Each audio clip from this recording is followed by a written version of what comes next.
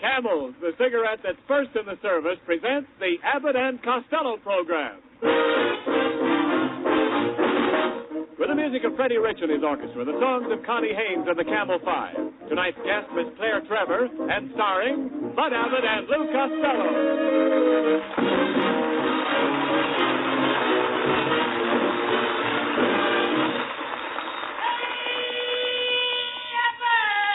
Costello, you're late again as usual. What kept you this time? Well, I got a phone call from my bank, and I had to run down there right away. What was the matter? The butter in my vault was melting. Oh. Costello! What do you want the vault for? Oh, in case I get some meat. Haven't you had any? Huh? Haven't you had any meat? No. The only way I can get meat is to stand over a gopher hole with a baseball bat. Oh, stop complaining. Things could be a lot worse. Nobody's worrying about getting meat. Oh, no? Yesterday I went to the market. The butcher put his arm on a counter, and before he knew it, 3 women bought it.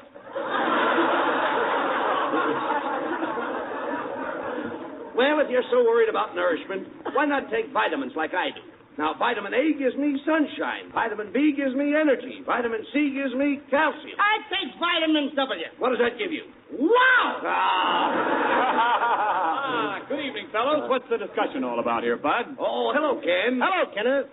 Costello's worrying about the meat shortage. Yeah. You know how he is. His eyes are bigger than his stomach. They are. Hello, Fat Eyes. Of course, I'm not worried about the meat shortage. Why should you, with that mutton head? You should talk, fat boy. Who's fat? I got a military figure. That's right. When you wear a belt, your stomach goes over the top. Now, quiet, Skinny. Why don't you get a pair of snowshoes? What does he need snowshoes for? When he takes a bath, he won't slide down the drain. Now, that's no way to talk. Oh, no? When he gets undressed, it's like unveiling a golf stick. Now. He's so skinny, he has to put a bell on his tonsils to prove he's breathing. Just a minute, Costello. You're always making fun of my physique. You should see my chest expansion. Yeah, go on, Ken. Show him. Take a deep breath. All right. And a boy. No, more, Ken. Deeper. That's it. Deeper. More air. Dear, guess I breathed too deep. Look, Niles, if that wife of yours only fed you some meat, you wouldn't fall apart that way. Oh, yeah? Well, look, my wife doesn't have to. I'm a vegetarian. I'm crazy about vegetables. You must be to be married to that old tomato. I heard that remark, Costello. Now, don't fret, darling. I'll tell him. Costello, I'll have you know my wife is a striking woman. And you got the black and blue marks to prove it. Now, Costello, you'll have to admit that Mrs. Niles has a winning smile. Yeah, and a losing face. Oh, is that so? I'll have you know my picture has been on many a cover. Magazine or manhole? Oh, you behave yourself. I ain't doing nothing. Now, be nice. How dare you talk that way? Why, men throw their hearts at my feet, clothes at my feet, gifts at my feet. What have your feet got that you haven't got? Now, wait a minute. This isn't getting the meat problem solved. You see, Mrs. Niles, before you came in, we were discussing the meat shortage. Oh, that doesn't affect me. I get my meat by the pound. Next time you pass the pound, get me some. I do not eat dog meat. You don't, huh? Here, Queenie. Come on, Queenie. Please, now stop that. Here, Queenie, come here. I think you stop that right away, right? Oh, Costello, please. Will you behave yourself? Leave Mrs. Niles alone. Now, don't tell me what to do, Abbott. I'm going to get some meat if I have to go out and hunt it myself. Come in. Hello, Costello. I just overheard that you were going hunting, and I thought I'd drop in and say hello. I'm the game warden up in the woods. My name's Boone, Mr. Boone. That's it. Boone, Boone. Boone. Hiya, Boone. I know your sister, Bath.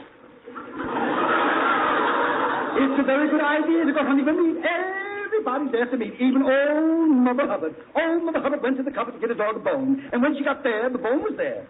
So she ate it. My name's Boone, Boone. Boone, Boone. Was your mother ever frightened by a broken record? I know a poem, too, Boone. This little piggy went to the market. This little piggy stayed home. This little piggy got roast beef. She knew the butcher.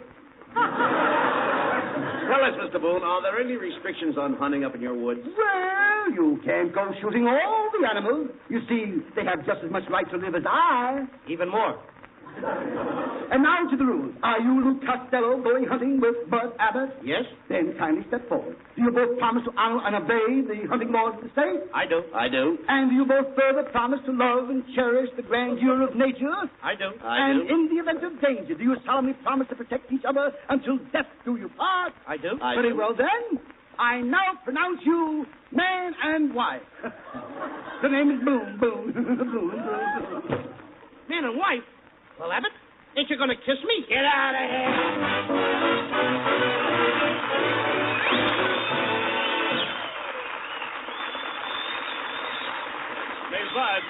Bud Abbott. Whoa, don't go away.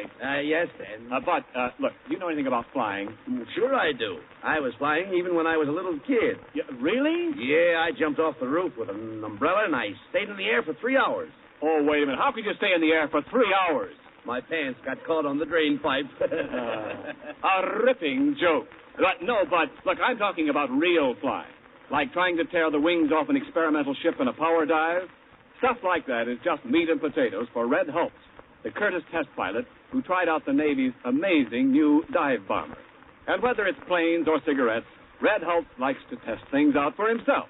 He said, quote, I picked Camels after I'd smoked them long enough to know that they were the only brand that suited me best on all accounts. They're really easy on my throat, and they give me that full, rich taste I like. Unquote. Yes, with men in all the services, Camel is the favorite, according to actual sales records in post exchanges and canteens. You're in good company when you smoke Camel. You're joining thousands of men and women who have been smoking them for more than 25 years. Smoking Camel, the cigarette we believe more people have been smoking longer than any other. Loyalty like that proves Camel's character, the thing that makes you like Camels more with every pack you smoke. You can find out about character for yourself in your T-zone. T for taste and T for throat. Your own proving ground for flavor and mildness. You'll find that Camels have more flavor, and it's extra flavor that helps them to wear well, pack after pack. Camels are extra mild, too, because they're slow-burning and cool smoking. For steady smoking, stick to Camel, the cigarette that's expertly blended of costlier tobacco. C-A-M-E-L-S. Camel, get a pack tonight. You'll want to buy a carton tomorrow.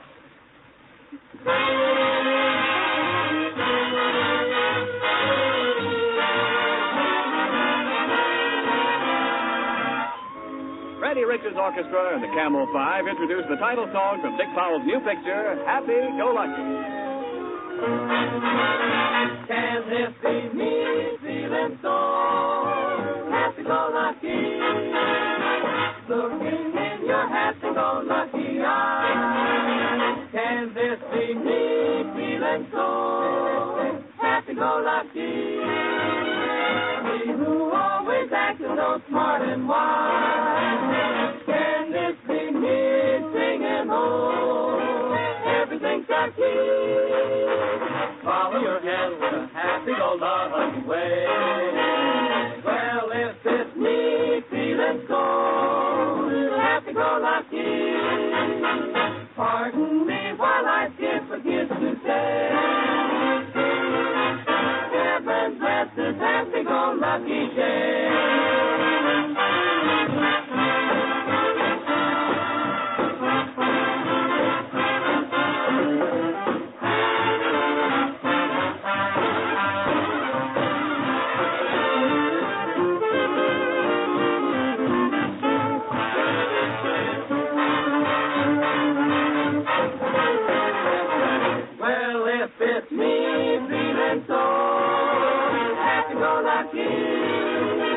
Pardon me while I forget to say, heaven will bless this happy-go-lucky day.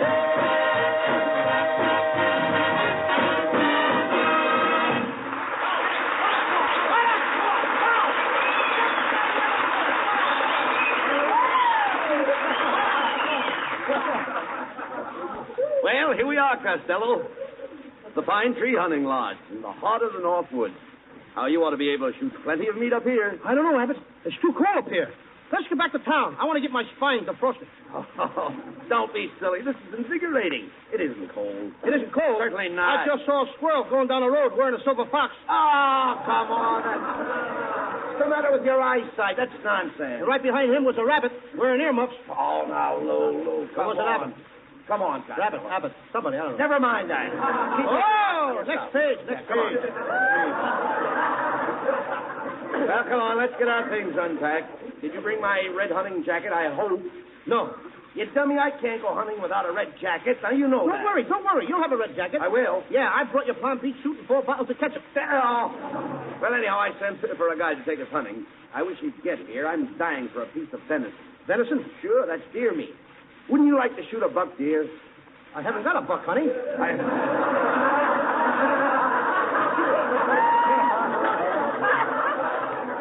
Look, I'm talking about hunting. Haven't you ever hunted before? Oh, sure. I caught a mink that shot $9 in 15 minutes. Now, that's ridiculous. How could you shoot $9 in 15 minutes? Did you ever go out with a hungry blonde? Sure, I should say not. Oh, skip it. And get that suitcase unpacked. Hey, wait a minute. Sounds like a mouse in that suitcase. Open it up. It's a mouse, all right. And I'm only 3.5 years old.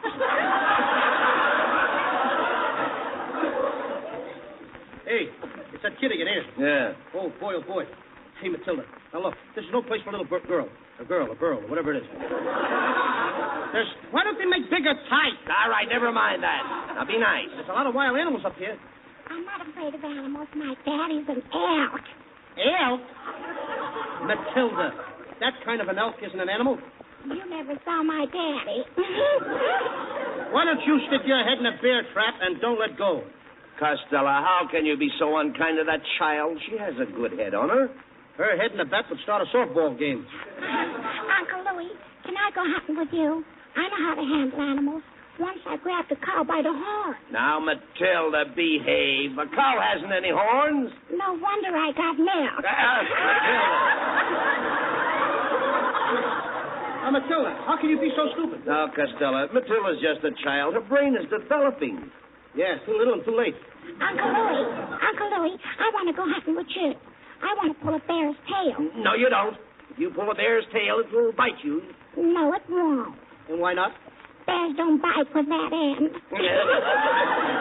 And look, Matilda, will you do us a favor, please? Just run along and don't bother us now. The guide is going to be here soon to take us hunting. And Uncle Louie and I have to unpack. Well, before I go, Uncle Louie, can I do my animal impersonation? Okay, anything at all. What is it? It goes like this. Kiss, ouch. Kiss, ouch. Kiss, ouch. Wait a minute. What's that kiss? Ouch. That's 2 porcupines necking. Will you get out of here?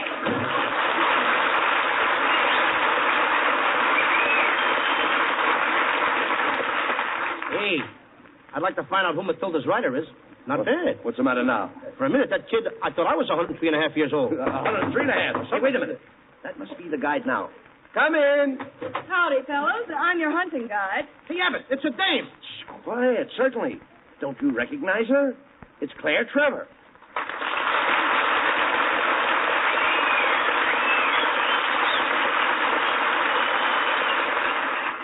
Now, wait a minute, Miss Trevor. We weren't expecting a girl. We thought a man was going to lead us. Well, didn't you ever follow a woman before? Well, once I followed a woman who used to catch minks. Tapper?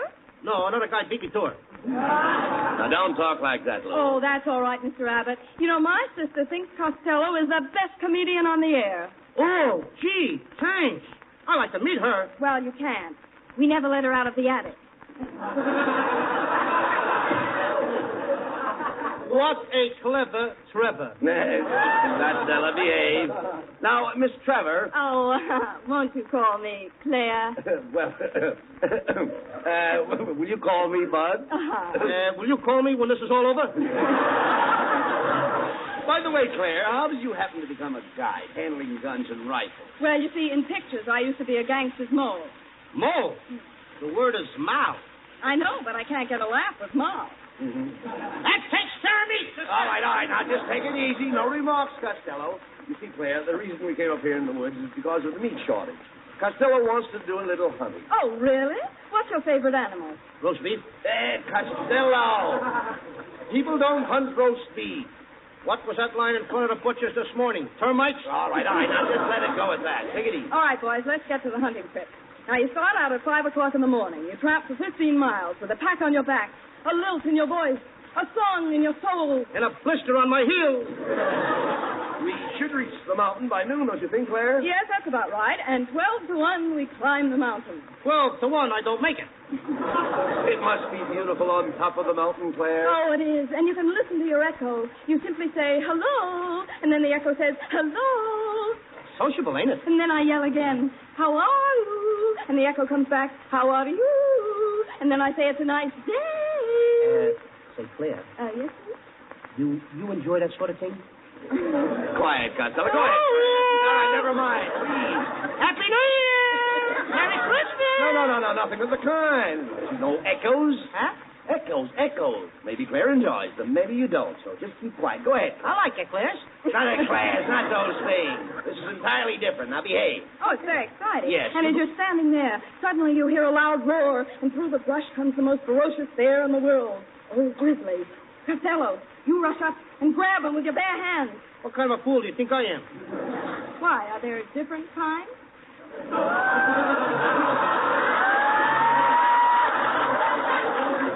Costello, what would you do in the face of such danger? Why, I'll do what I did once before. What do you mean? A bear was coming at me. No. I picked up my gun. You did? And with one bullet, I shot him in the foot and knocked all his teeth out. Now, wait a minute. How could you knock all his teeth out if you shot him in the foot? He was biting his nails.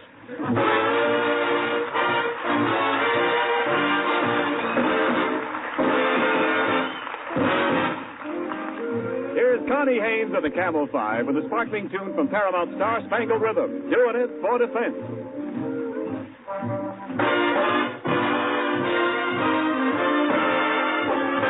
Mr. Bones, get this right. I'm your date for tonight. But when I hold you tight, I'm doing it for defense.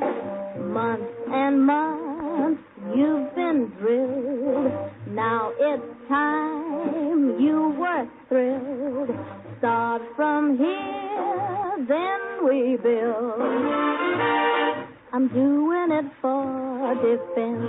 If you kiss my lips and you feel me respond, it's because I just can't afford a bond. If you think you carry Grant, brother, relax. You just received it on my income tax. Don't be hurt, don't get sore. I'm a pal, nothing more. This ain't love, this is war. I'm doing it for defense.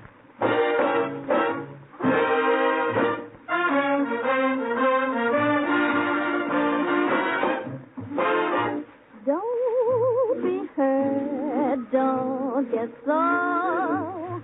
I'm a pal, nothing more. This ain't love, this is war. Mister, don't take offense. Doing it at my expense. For all of Uncle Sammy's strength, I'm doing it. Sister, for defense.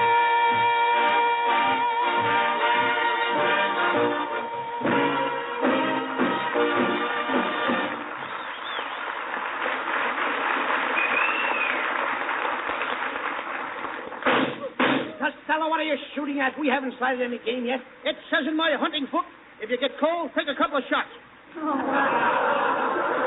Yeah, but you almost hit me. What's the matter? Eyes bad? What, Claire? Eyes bad. Is who? Is who a bad girl? Now, Is who? Hey. Miss Trevor's trying to pick up some animal tracks. Follow her. Okay. Gee, Claire, that's a nice bustle you're wearing. That's no bustle. My knapsack slipped. Oh, say, my dog must be on the trail or something. Hey, go away. Get him away from me. Be careful of that dog, Costello. It's an Airedale. I know. I can feel the air. Oh, dear, I suppose I should have brought a muscle. A Muscle? Muzzle.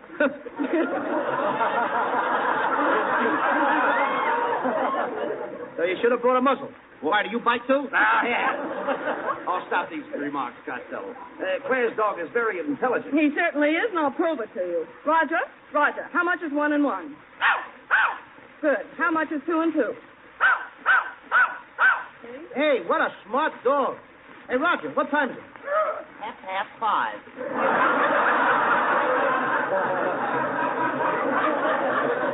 That ain't a hunting dog. That's a watchdog. Thank you. You're welcome. What am I talking to, a dog? Well, boys, you better get your guns loaded.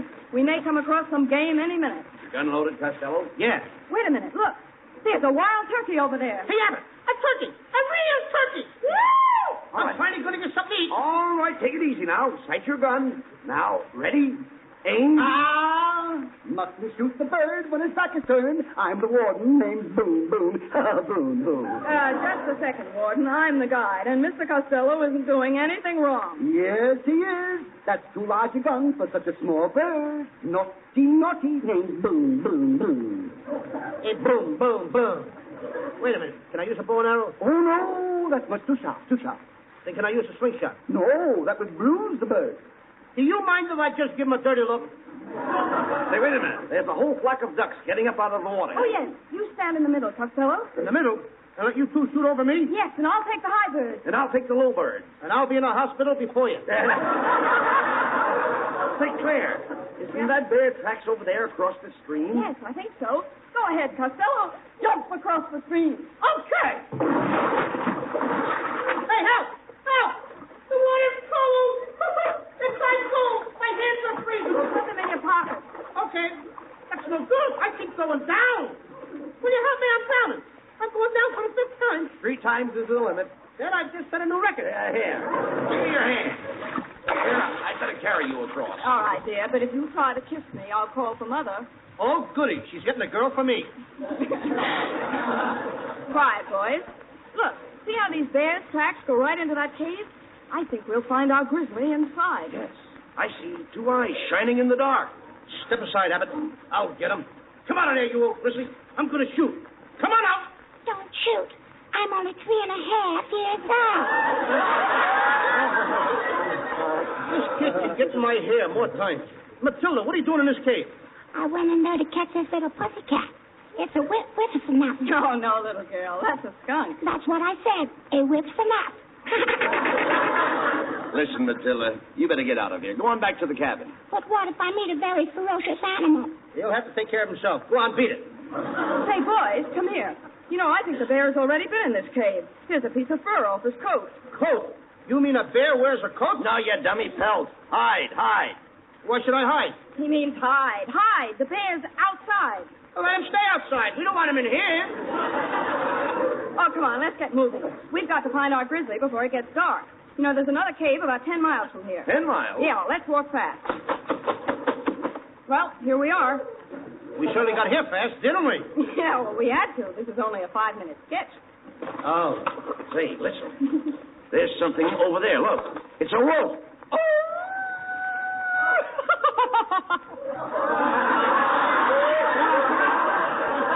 Now, wait a minute. That's Ken Niles. What's the idea, Niles? You can't be a wolf. Why not? He's from Hollywood.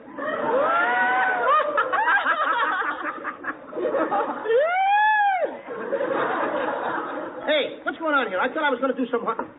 Oh, Costello, look. There's a little beaver down in the stream. Isn't he cute? I wonder what the little beaver's doing. Probably waiting for Red Ryder. Red Ryder. Why don't you try some beaver meat, Costello? Okay, hand me my gun. I'm Boone. Mustn't shoot the little beaver. For a cat, $50. After all, beavers build dons. You mean dams? Swearing tax, $40. You better pay, Costello. $40. Don't make me laugh. Laugh? Amusement tax, $20. Hey, Abbott, hand me my gun. Oh, don't shoot. Remember, I'm the game warden. Boone. Oh, you were the game warden. Costello. Oh, that was a terrible thing you did. Yes, Costello. Now you're in real trouble. You said it. I don't know how to cook a game warden.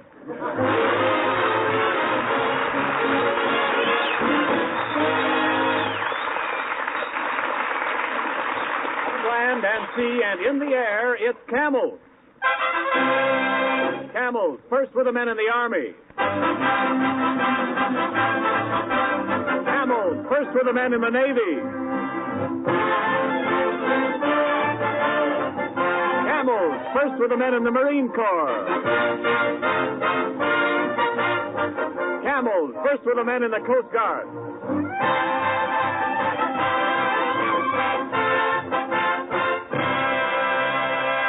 Yes, with men in all the services, Camel is the favorite, according to actual sales records in post exchanges and canteens. Remember that, whether you're buying cigarettes to send to men in the service or to smoke yourself. Camels have the flavor, extra flavor, that helps them to hold up pack after pack, no matter how many you smoke. And Camels have the extra mildness, slow burning and cool smoking that go with costlier tobaccos expertly blended. For steady smoking, stick to Camels. Your throat and your taste will tell you. C-A-M-E-L-S. Camels, get a pack tonight. Send a carton to that fellow in the service. And remember, you can still send Camels to Army personnel in the United States and to men in the Navy, Marines, or Coast Guard, wherever they are. The Post Office rule against mailing packages applies only to those sent to the overseas army.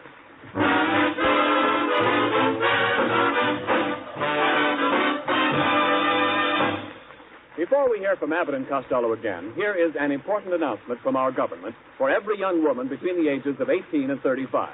Your country is facing a shortage of nurses, a shortage so serious that the safety of our war wounded and the health of our civilians are in grave danger. Mid-year classes for student nurses are being formed now. Every student nurse will immediately help to free trained nurses for overseas duty because students start hospital work right away. Women who are unable to afford tuition may apply for scholarships. Here's what you do. If you are a citizen between 18 and 35, graduated from high school and in good health, write today to Student Nurses, Box 88, New York City. And now, here's Bud Abbott and Lou Costello again. Thanks, Ken. Ladies and gentlemen, next Thursday night our program will be broadcast from the Navy Receiving Station at San Pedro, California. So, to Captain Feineman and his staff, and to my fine friends Chaplain Bennett and Lieutenant Commander Myers, thanks for the invitation, and we'll all be seeing you next week. And our guest will be Betty Hutton. So good night, everybody. Good night. Remember, Camel presents 4 great radio shows each week. Camel Caravan tomorrow night, Bob Hawk on Saturday. Monday night it's Blondie, and next Thursday night, Abbott and Costello with Betty Hutton. Claire Trapper, who appeared with us this evening, will soon be seen in Columbia Pictures' forthcoming Technicolor film, The Desperado. And now this is Ken Niles reminding you to hear the Camel Caravan tomorrow night and wishing you all a pleasant good night from Hollywood.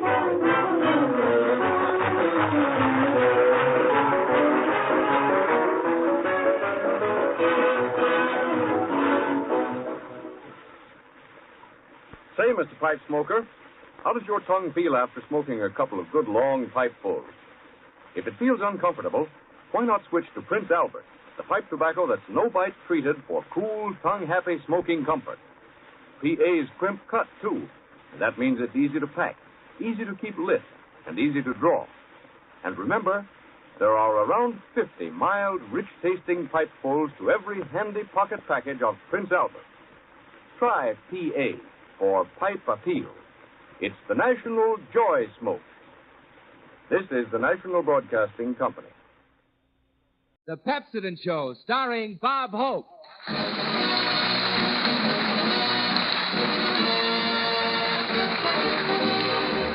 We hope you're feeling fine. Just sit back and recline. Bob Hope will call to wish you all a happy 39. Aw, thank you so much. How do you do, ladies and gentlemen? This is the Pepsodent Kid, Bob Hope, making a living by the skin of other people's teeth.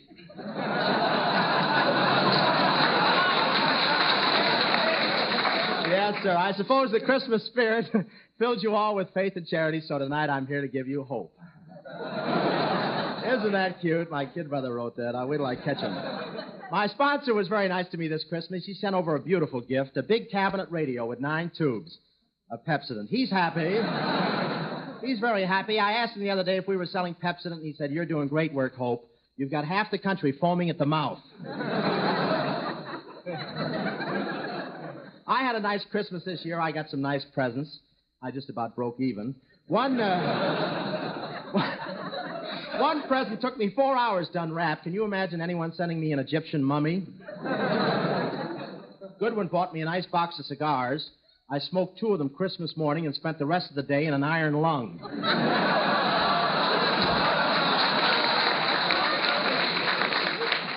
Skinny Edison, the band, chipped in and gave me a beautiful deep purple necktie. I turned it over, and on the front side it said, "Welcome, Legionnaires."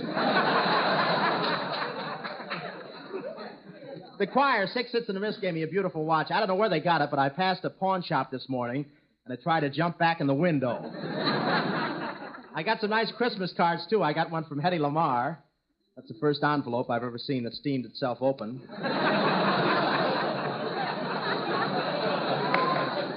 Say, Bill, tell the ladies and gentlemen who we have with us tonight, will you? All right, Bob. Tonight we're very happy to present as our guest one of the most popular teams on the radio, those Pine Ridge favorites, Lum and Abner. Then we have Skinny Ennis and his band, 6 Hits and a Miss, Honey Child, Jerry Colonna through the courtesy of Warner Brothers, and Bob Hope through.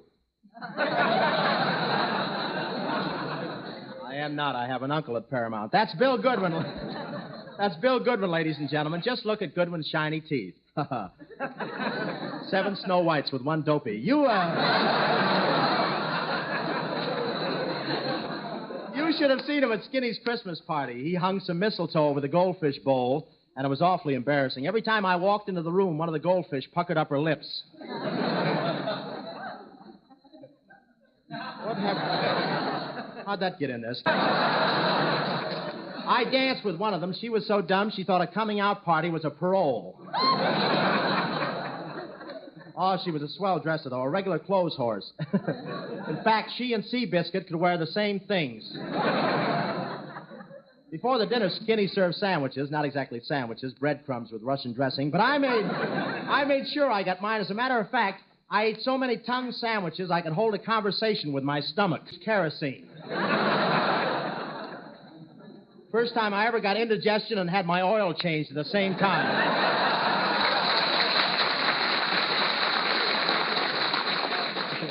But dinner was no fun. There was a crooked roulette wheel in the next room, and the magnet kept pulling the knives and forks out of our hands. After dinner, they served coffee and bandages, and then... Say, pardon me, Bob. Bob, there's a girl here who wants to see you. Has she got a face? Yeah? And she wants to see me? That's funny. Well, send her in. Things are picking up. Well, hiya, Mr. Hope. Well, honey child. Well. Honey child.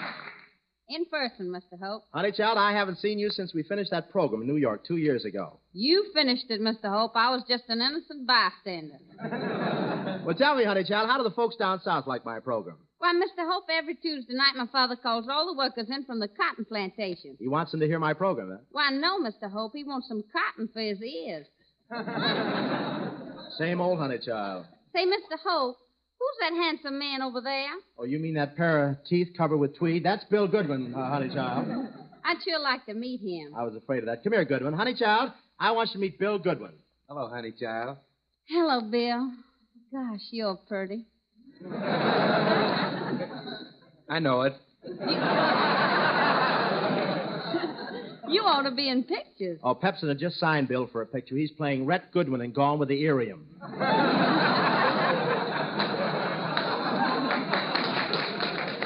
Hiya, fellas. Well, hiya, Skinny. I want you to meet Honey Child, Skinny. Well, look who's here. Hello, Dogface. Well, hello, Stinky.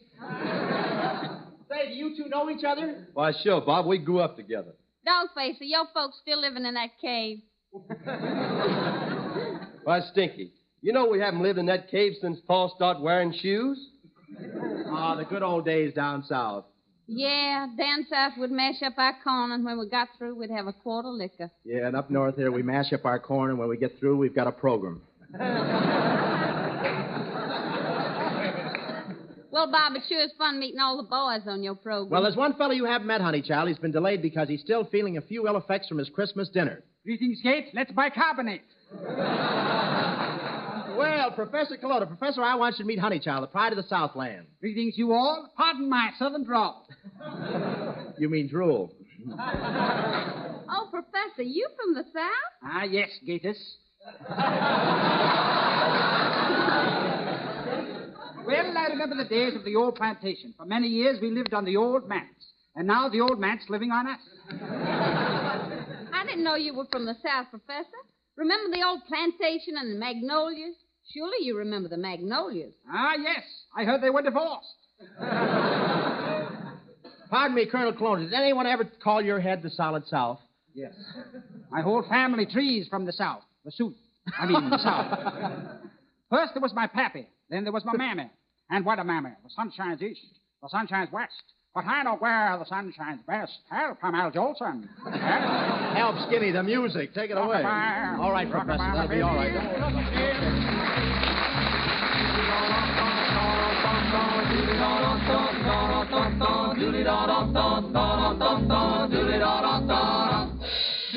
Crazy rhythm, here's the doorway.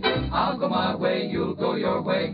Crazy rhythm, from now on we're through. Crazy rhythm, this is where we have a showdown. I'm too high hat, you're too low down. Crazy rhythm, here's goodbye to you. They say that when a highbrow meets a lowbrow walking along Broadway, soon the highbrow, he has no brow. Ain't it a shame and you're to blame? What's the use of prohibition? You produce the same condition. Crazy rhythm, here's goodbye to you. Crazy rhythm, I've gone crazy to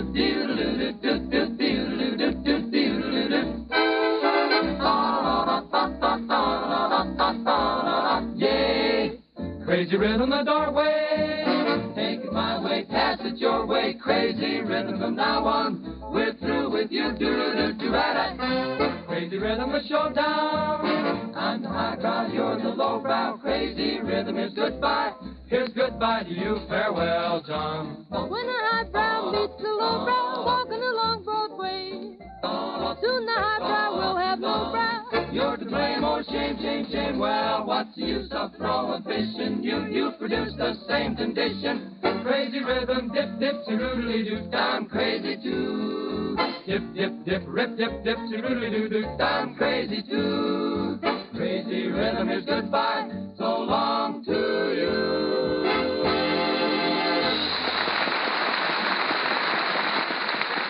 That was our 6 hits and a miss singing Crazy Rhythm. Say, Bill, have Lum and Abner shown up yet? No, not yet, Bob. Oh, well, Bill, I'll go and look for them, and while I'm gone, you say a few words to the boss, will you? All right, Bob.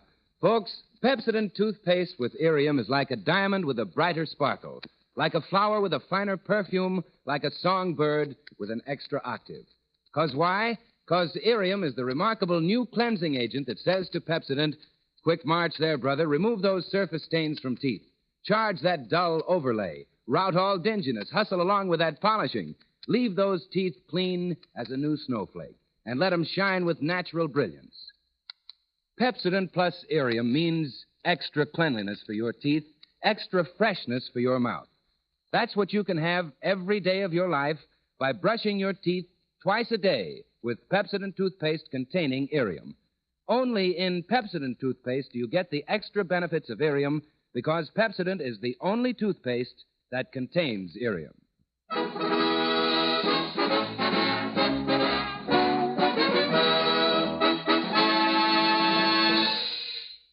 Granny, this is the place, all right, Abner.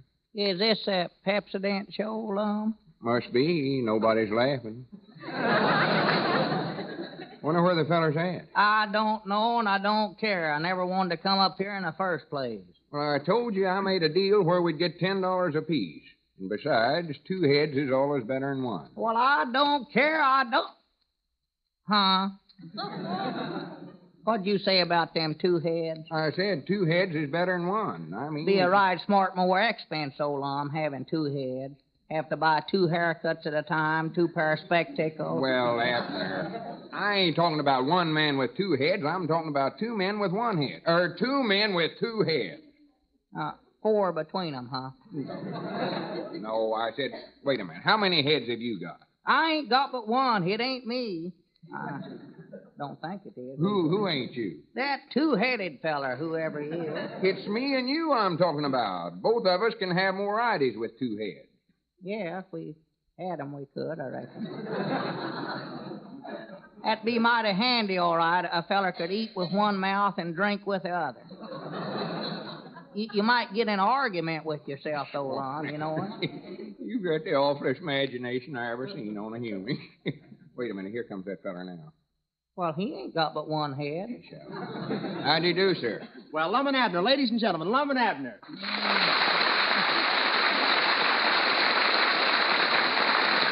Well, I see you fellas finally got here, huh? Yeah, I brung my partner. Abner, this is a feller you've heard 1,000 times on the radio. Well. You shake hands with Mr. What'd you call your name again? His name is Hope. Oh, I've heard you. You're that I hope feller, ain't you? No, that isn't me. You're thinking about the wrong program. No, I'm thinking about the right program. You're just the wrong feller. Don't give my sponsors any ideas. Now, look, fellas, I got a little play I want you to do tonight. Well, good evening, Abner. Good evening, Frank. Excuse me. Howdy, Frank. Frank who? Where? Huh? Oh, nobody. I was just wondering if I did have two heads, how I'd speak to myself. Pardon me, Lum. What is Abner talking about? Don't pay no attention to him, Mr. Hope. He's got an idea. He's got two heads. Yeah. I've got an idea they're both empty. Now, the first scene of our play is in the frozen north where the nights are 6 months long. 6 months long?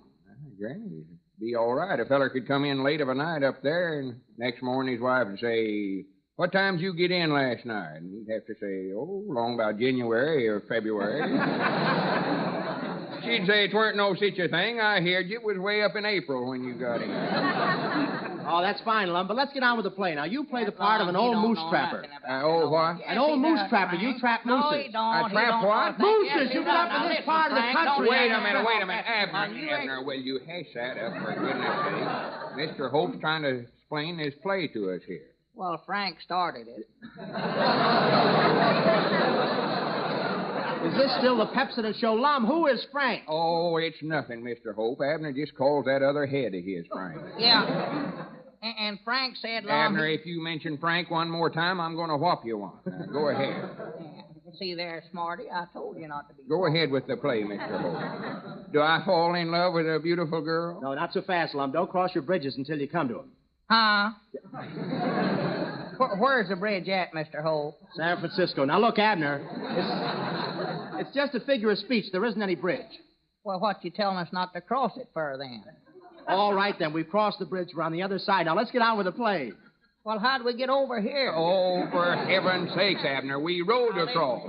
Now, go ahead, Mr. Hope. Well, you're going through the frozen north, and you meet another old moose trapper and his daughter. Is she pretty? Yes, and she's snowblind. She's what? Snowblind. So it's love. Wait a minute, Abner, for goodness sake. Will you please haste that up? Well, I was just taking up for you. Frank said you was backwoodsy and said you never... Oh, my goodness, Mr. Hope. He's back to that Frank again. Oh, look, Lum, we've got to get on with the play. Can't you keep him quiet? I can't do nothing with him, Mr. Hope. I brung him up here, but that's all I can do. Yeah, I know. You can lead a horse to water, but you can't make him drink.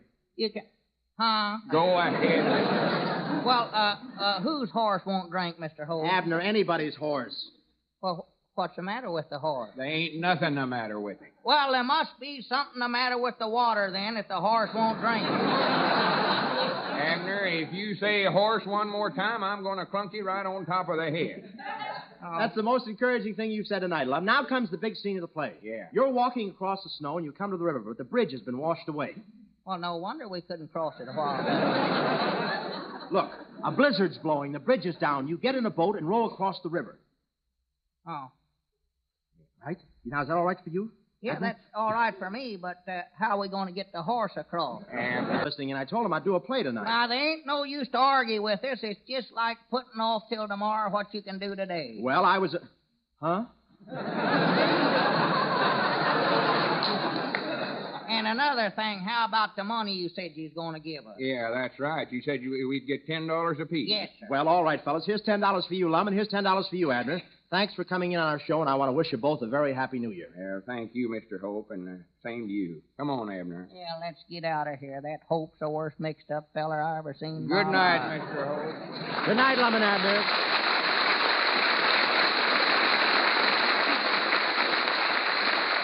Well, that's one bridge we've crossed. And now Skinny Ennis sings, What Is This Thing Called Love? Just a minute. Wait. Here, Mr. Just- Band Leader, just a minute. What here. is it, Abner? Mr. Hope, I think you shortchanged us just now.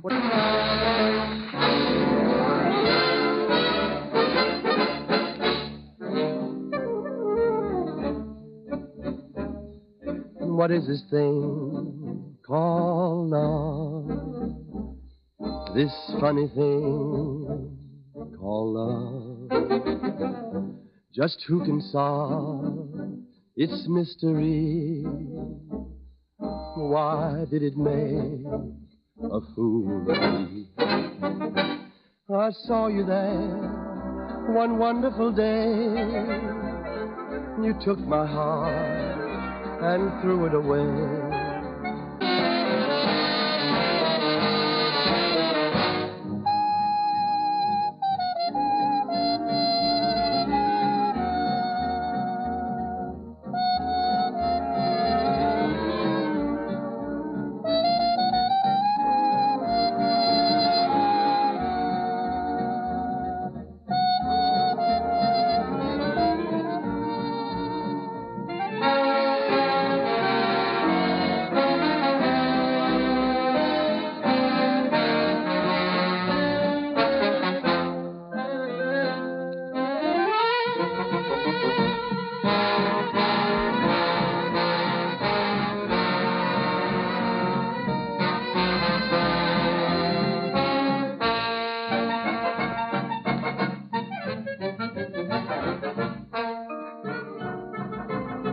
I saw you there one wonderful day, and you took my heart and threw it away. That's why I asked the Lord. Because although her conversation sparkled, her teeth did not. She knows better now. She switched to Pepsodent tooth powder with Irium, and now her teeth do shine.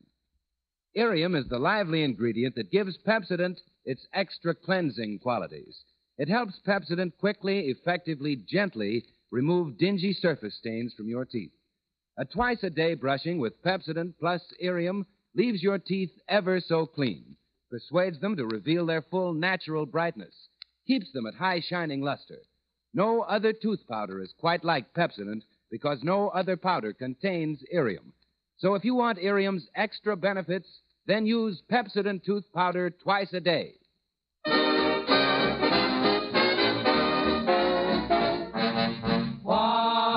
Why did we part? What has happened to the love in your heart? And now Bob Hope brings you his version of that popular song hit, Who Blew Out the Flame? We now take you to the Eagle Knob Firehouse, where we find that fearless firefighter, Fire Chief Hope. You kindle the spark. Hello, Eagle Knob Fire Department. You light 'em, we fight 'em. Chief Hope speaking. There's a terrible fire in my building. Can you come over right away? Well, the boys are playing badminton. I hate to disturb them. But the walls are falling, the roof is crashing, and people are jumping from the windows. Well, call us back when it gets out of hand. Me, Eagle Knob Firehouse. People come and people go, but nothing ever happens. Gee, Chief, I wish things would pick up around here. I haven't seen a fire hydrant since the last time I got a ticket for parking. Yeah. So long since we've seen those hydrants, they're going to the dogs.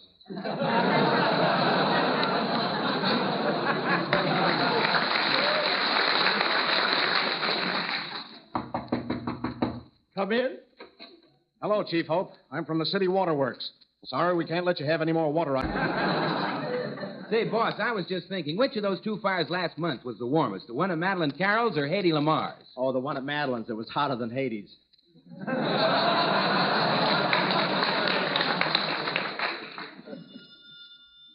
Hello. Hello. When you rescue a girl, do you hold her tightly and carry her to safety? Yes. And do you whisper sweet words of encouragement to her as you hold her in your big, strong arms? Yes, we do. Come on over. I'm starting the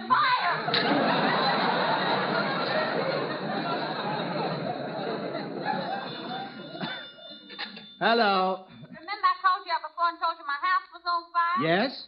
Well, it's still burning. Would you like to come over for the housewarming?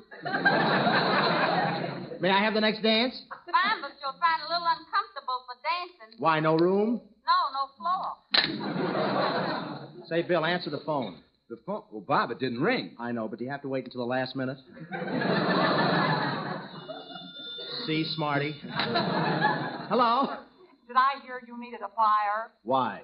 Well, I'm not doing anything tonight. Who are you? Mrs. O'Leary's cow. Mrs. O'Leary's cow. Tell me, is it true that you started the Chicago fire? It's a lot of bull. Well, listen, Leary, if I want you, how can I reach you? Call the stockyards and ask for Daisy. And if a man answers, Yes? it'll be milking time.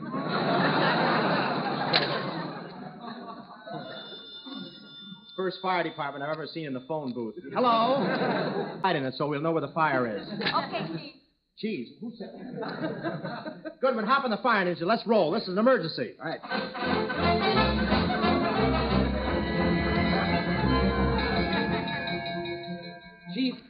Chief, there's Honeychild. Bill, if we don't get her out of that burning building soon, we'll have Southern fried chicken.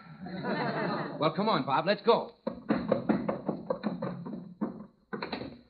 Honeychild, we've come to save you. Come, this room is in flames. General Lee, you Southerners never give up. Come on, let's get out of here. I'm sorry, I can't go with you. I just remembered I got a date with another fireman. Another fireman? Who is it? Greetings, Gate. Let's suffocate. A fighter, too. Many is the quiet night we spent around our fireside. In fact, as someone once remarked at our fireside, quote, "My friends," unquote.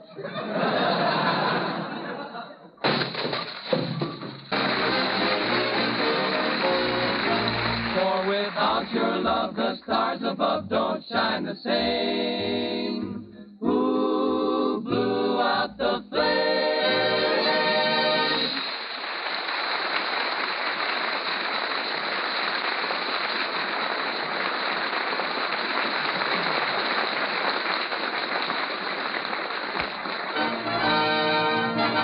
Nine with you, and thank you so much. And thanks for the memory of Lum and Abner's team. To say you were supreme, what cessant would be knowing your listening's been pleasant and bringing cheer throughout the year. Say, excuse me, Bob, but who's going to be with us next week? Well, Bill, next week we're going to have with us that... Lum and Abner appeared on this program through the courtesy of General Foods, the makers of Postum. What is this thing called love is from Wake Up and Dream. Until next Tuesday night at the same time, the Pepsi and Company bids you good night. Bill Goodwin speaking. This is the National Broadcasting Company.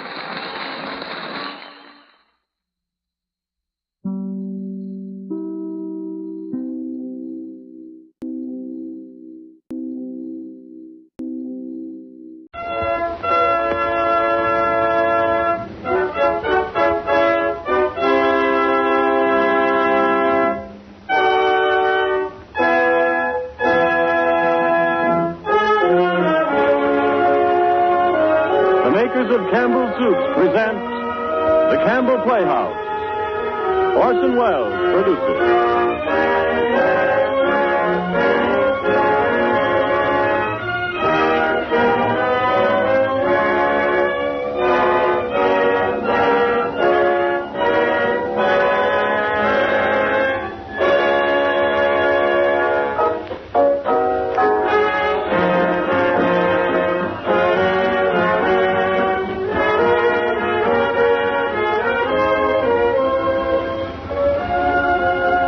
Good evening.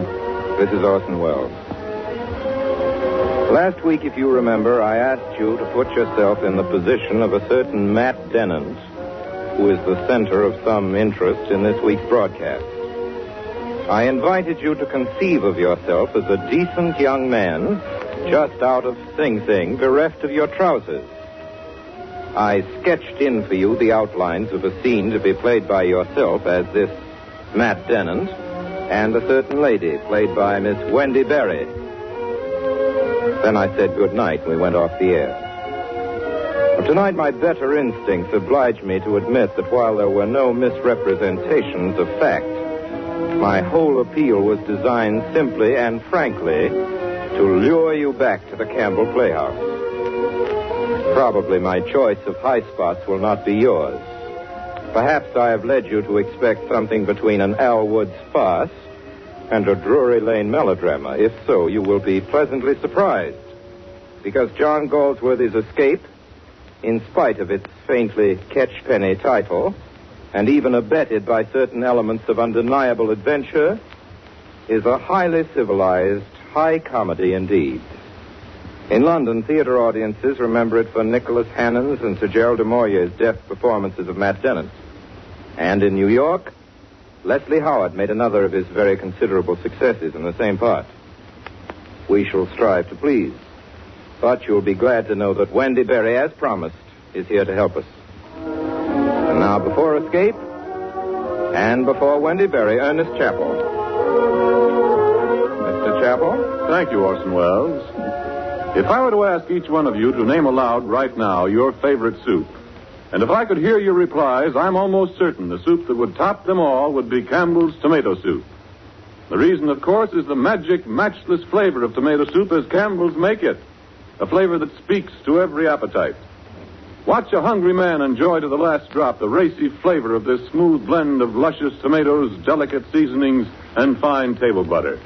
Set a fragrant plateful of Campbell's tomato soup before a tired appetite, and see its lively tang take hold of that appetite from the very first sip. And the way a child and a spoon and a bright, glowing bowl of Campbell's tomato soup make friends is a delight to mothers.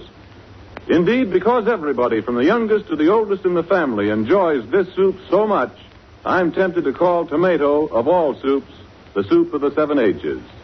It's always a happy choice for the main dish at lunch or supper, a welcome beginning for the day's main meal.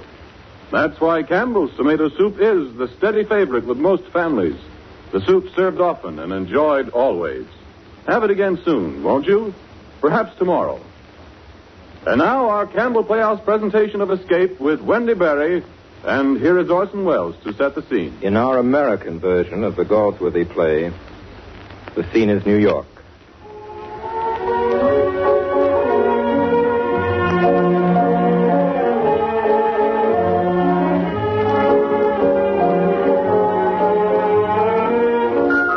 In New York, there's still a place or two where a civilized man can take his nightcap rather late-ish, with leisure and without a floor show. One of these is the grill room of the Plaza. Across from the Plaza, the last of New York's almost extinct horse carriages. A brace of withering Victorias some of us still charter these autumn nights when we'd like to take a girl around the park or smoke a pipe before turning in. The night of the murder, Matt Dennett found himself alone, and after a spot of something in the grill with a pipe to smoke and an urge to smoke it in the open air, he hired the dowdiest of these dowdy old dowagers and started off. That's where our story begins. Yes, sir. Business ain't what it used to be. Why, I remember when I bought this mare. Elsie's her name. Get along there. 28 years ago, that was. You could hardly get through the park on a Sunday morning for the Hansons and the Flies and the Victorias. Hey, Gus. And on a nice warm evening like Gus, this. driver. Yes, sir? Will you stop here by the lake, please? Sure thing. Whoa, mare, whoa. Yes, sir. Nowadays you're lucky if you get 2 rides a night. Whoa, whoa. And if it wasn't for a few steady customers like you, Mr. Dennett, men that's fond of horses. Thanks. Here you are. Getting off, Mr. Dennett? Yes, I think I'll walk from here. In this part of the park, at night? Sure, what's wrong with that? Okay. Good night, Mr. Dennett. And thanks. Good night. Get up there.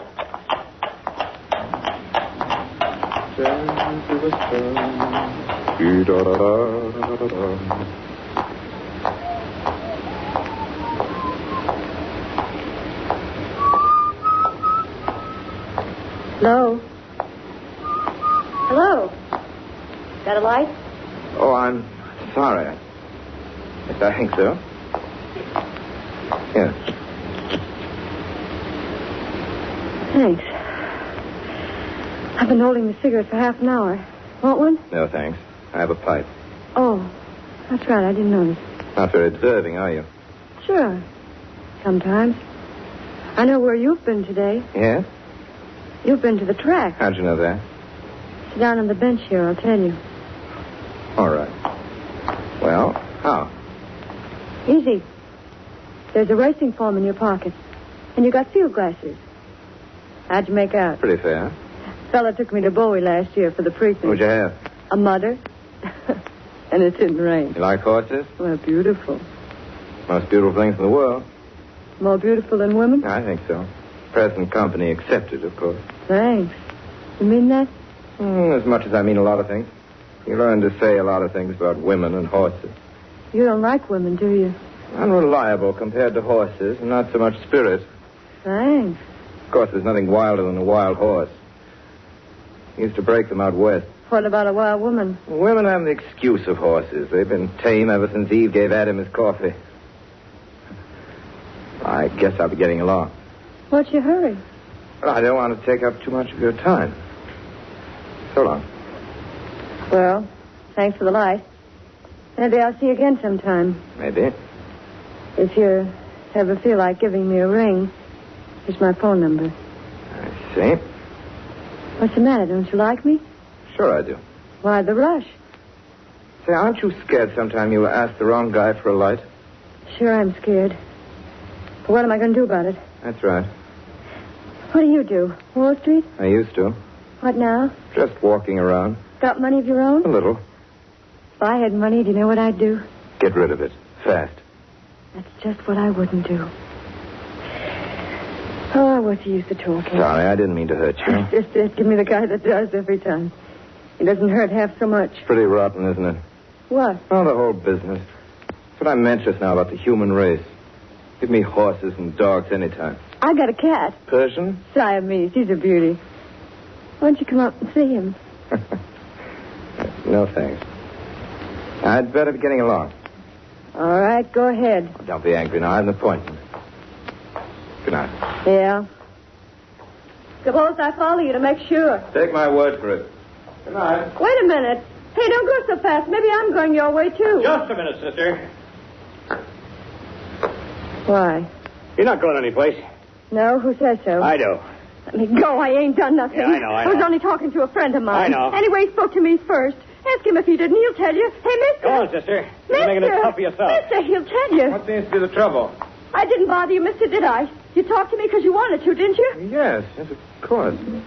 Sure I did. It's won't approach you. I saw her sitting here when you come by. Who are you? Detective Murphy, 27 Precinct. I've been watching this woman for some time now. This ain't the first time I've seen her. I don't know about the other times, officer, but you're wrong about this. I spoke to her of my own accord. Well, I know that's a lie. What's the matter? Can't two people talk together? I'm making no complaint. Look, mister, you keep your nose out of this. I know what I'm doing. I got my orders. It's the third time I watched her. That's a lie. I've never seen him in my life. Well, I've seen you, sister, plenty. So come on, get going. Let her go, officer. On your way, wise guy. I'll run you in, too. You heard me. Let her go. You want to come along, too, huh? All right, you asked for it. And we'll have a little company. I asked you to let go of that girl. Or do I have to do it for you? You're an officer, huh? Now, listen. I've had enough out of you. You need a little of this. You drop that blackjack. Drop it. Now, then. Hey, mister, don't hit him. Don't hit a cop. I'll show you. I'm going to make you... I'll go. Don't hit him. Don't hit him. You shouldn't have done that. Go on now. Better beat it before he comes to. Oh, but he... Run. Go on, run. Look at him. I know. I hit him hard. Sure you did, but look at his head. He hit his head on the railing. Railing? What railing? Here. Say, that cop don't look right to me. What do you mean? Look at his head. Come on, let's get out of here before they come. Cold. Here, take a sec. Get some water from the fountain. No, come on. Suppose he's dead. Go on. Get some water. Hey, look out. There's somebody coming. You better go. What about you? Go on. Do as I say. Run for it quick. All right. Good luck, mister. Thanks. Hey, what's going on here? Give me that light. It's Murphy. He's out cold. Yeah? Hey, feel his heart. I'm afraid he hit his head. Huh? Who are you? What are you doing here? We had an argument. I hit him. He fell and he hit his head on the railing. I'll say he did. What's your name? Matt Dennett. You say you hit him? That's right. Ryan, put in a call to headquarters. Mr. Dennett, you come along with me.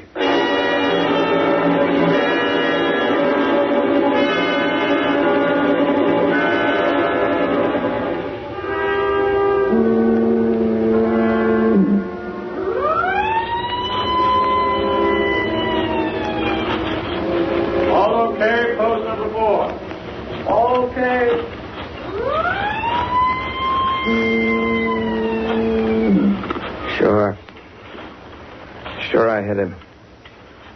I didn't kill him, though. It was the railing that killed him. They gave me 5 years for the railing. 5 years, huh? Yeah, manslaughter. A cop?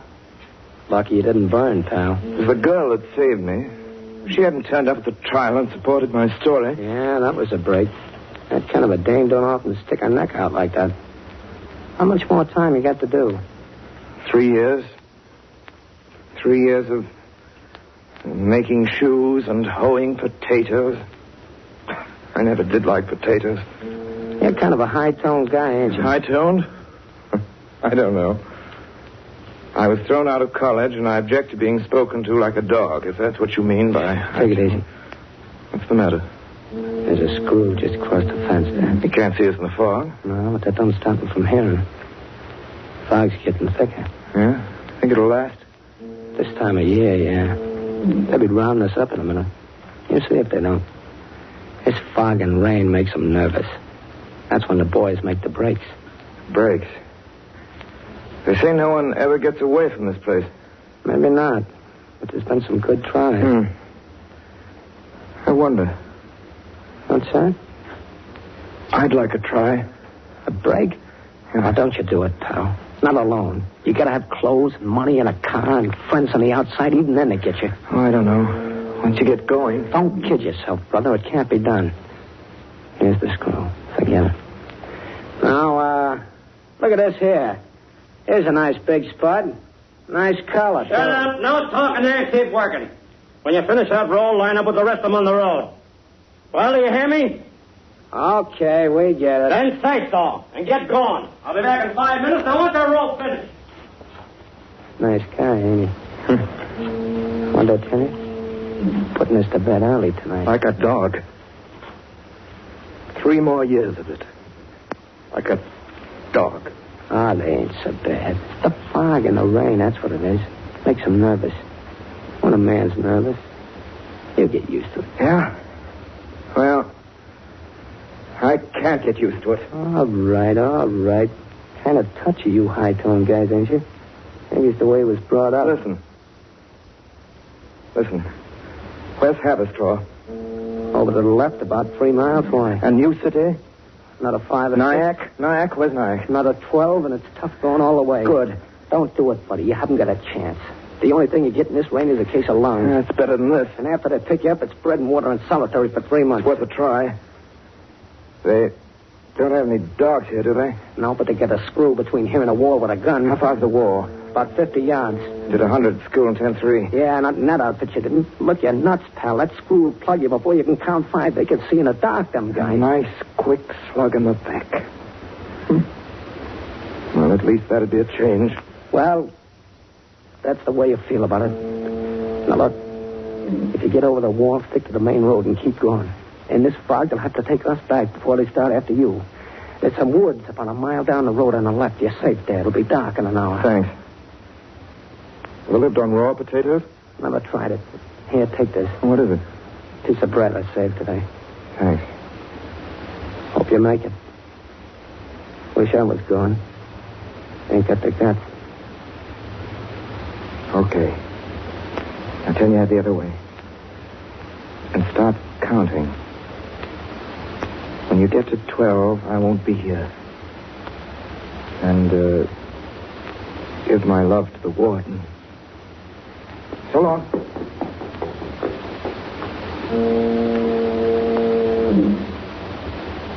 1, 2, 3, 4, 5, 6, 7, 8, 9, 10,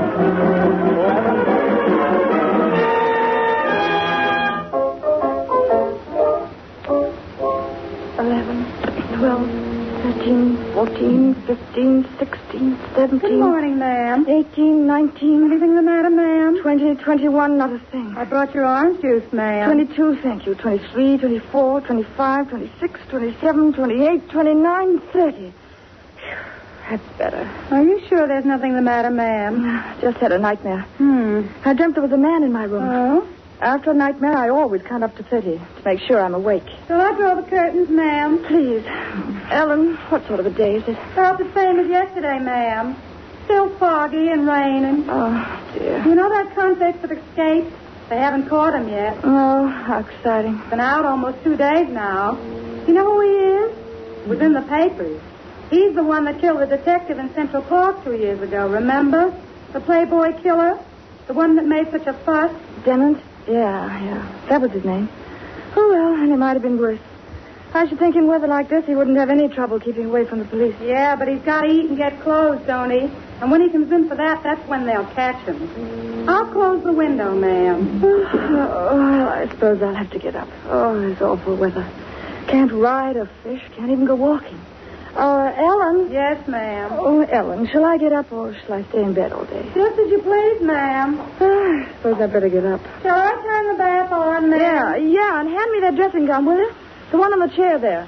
Oh, this room's like an ice house. Here you are, ma'am. Thanks. Sorry, ma'am. The water's not very hot this morning. Oh, that settles it. I'll not take a cold bath. Yes, ma'am. Ellen, you go right down and find out what's the matter. When the water's hot, you call me. Yes, ma'am. Until then, I'm staying right here in bed. Yes, ma'am. Oh, what a day. Hey, what's going on there under my bed? Oh, Is that a man? Yes. 1, 2, 3, 4, 5, 6, 7, 8, 9. Don't worry. Everything's all right. 10, 11, 12, 13, 14, 15. What are you doing in my room? Really, I'm terribly sorry. 16, 17, 18, 19, 20. Quiet. I wonder if you'd mind very much speaking pianissimo. I know who you are. You're the... Yeah, that's right. Oh, how did you get in? Through the window. I've been under the bed for hours. Oh, have you? I'm sorry. How was I to know it was a lady? You mean because I don't snore? No, that's not an infallible test of sex. I didn't either. You'd have heard me. You mean to say you went to sleep under my bed? Sure, quite soundly. Of course, if I'd known. Really? Well, aren't you going? I'd like to, but where? Well, really, I can't tell you. Look at me. Where can I go in these clothes? Oh, the stripes. Yeah, that's right. Do you expect me to lend you some? Hardly, but I would be eternally grateful if you could give me something to eat, anything. Well, there's some candy on the table over Thanks. there. Have one? You know, you've got quite a nerve. I ought to turn you over to the police. I could do it, you know, just by ringing this bell. Oh, of course you could, but then I don't think you will. No? No. I know who you are. Do you? Your name's in the paper. Now, look. Do you realize my position? Sorry, I'm afraid I only realize my own. Well, what am I going to do? Suppose I don't hand you over. How are you going to get out of here without being seen? Mind if I finish the candy? It's not very good. I've been 40 hours on 2 raw potatoes and a piece of bread. Mind if I pour myself a drink of water? No, too? of course not. Thanks. What are you doing? Nothing. Why'd you go over there so quickly? To signal? No, I didn't signal. Well, if you must know, I put my things into a drawer. This room looks awful. Do you know that you're only 3 miles from the prison? Yeah, I do. The first night I thought I'd get to have a straw, but I walked around in circles. I say, is that a razor there on the washstand? It's my husband, and don't you dare touch it. After all, there's a limit. You know, I'm not going to hand you a weapon. Oh, no, of course not. But you wouldn't mind if I shaved, would you? With this beard, I haven't a chance, even if I did have clothes. I'm a very quick shaver. It takes me 1 minute. I do it in 32 and a half strokes. I'll show you. All right, go ahead. There's his brush and his soap. Thanks.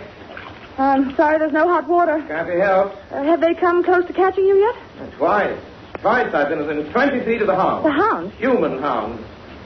You know, there's nothing so awful as a shave like this. I'm sorry. Except, of course, not having it. Can I use this towel? No, take the blue one. Thanks. Oh, that's better. Would you mind put on my shoes out of the bed? Go ahead. Thank you so much. So you actually slept under my bed, huh? I did. Well, that's amazing. Amazing. It will be if I get away. No one ever has, you know, from that place. Tell me, Mr. Dennett, weren't you Todd with my brother? He used to talk about a Matt Dennett who did the 100-yard dash in 10-3. Quite likely. I was just tarred with a lot of brothers. What is his name? No, I can't tell you that. You're right. Never tell a convict anything he can tell anybody else. Well, I really don't see what else I can do to help you. I don't either. Worse luck. I read your trial. Was everything you said true? Gospel. Oh, I suppose the police do keep after those girls. No wonder you lost your temper. Yes, but you know, I didn't. I wasn't really angry with him. I hit him. I'm sorry enough for the poor guy afterwards. You have, huh? Well, Mr. Dennett, what happens now? You've been very kind. I don't want to impose on you any more than I have to, but you know I'll never get out of here this way. Why not? Take a look out of the window. See that man down there is the police. Oh. I could signal to him just now so easily, couldn't I? You wouldn't. People don't give away their own kind. Oh, no? Go try some of the other rooms in this place. Try the couple next door to me. Yes? They turned on the heater, ma'am, so I talk to her? Oh, no, thanks. Not right now. Do you think she heard us? I hope not. Well, thanks again. You don't know how swell it's been after 2 years in jail to talk to a lady. I won't leave any traces. What are you going to do? Wait till the gent downstairs is looking the other way, sneak along your balcony, drop down at the end of it, and run for it again. Are you still a good runner? Pretty fair. I wasn't so stiff. Oh, no. Now, look here. When I go to my berth, I'll make sure there's no one in the hall. If I don't come back, go down the stairs. Hanging by the door, you'll find my husband's raincoat, a long tweed one with stains, and a fishing rod in a basket, and an old hat with flies in it. Put them on and go out the front door. The river's down to the left. Can you fish? Yes. Oh, well, you better then. I won't be able to see you, but if you get by safely, whistle The Lady's in Love with You. Do you know it? You know it? Sure. We used to hear it in jail on the radio. I can't thank you enough. I think you're wonderful. Oh, good luck. Oh, no, wait, here. Take this flask. If you see anyone looking at you, drink. Well, nothing gives people more confidence in a man than to see him take a drink. Right. What are you going to say to your husband? Yeah. Well, I'll worry about that when he comes home. Oh, and here's $10. It's all I've got with me. You know, I think you're sublime. I doubt it. If I'm caught, I'll swear I stole everything, and if I get out of this... Forget it. Now get behind the door now. Here we go, huh? All right. The coast is clear. Oh, no, wait. Get back. Here comes the maid. Ellen? Yes, ma'am. Would you mind getting me the dress I sent down to be pressed last night? Yes, ma'am. Yes. Is your husband back, ma'am? No. Why? Oh, I thought I heard you talking. Oh, I wasn't talking to anyone, Ellen. Just counting to myself. All right, ma'am. I'll get the dress now. That's the gray one, isn't it? That's right, Ellen. Very well, ma'am. This is getting a little hectic. Now go on, quick. And when you get into the street safely, don't forget to whistle. No, I won't. Goodbye. Goodbye.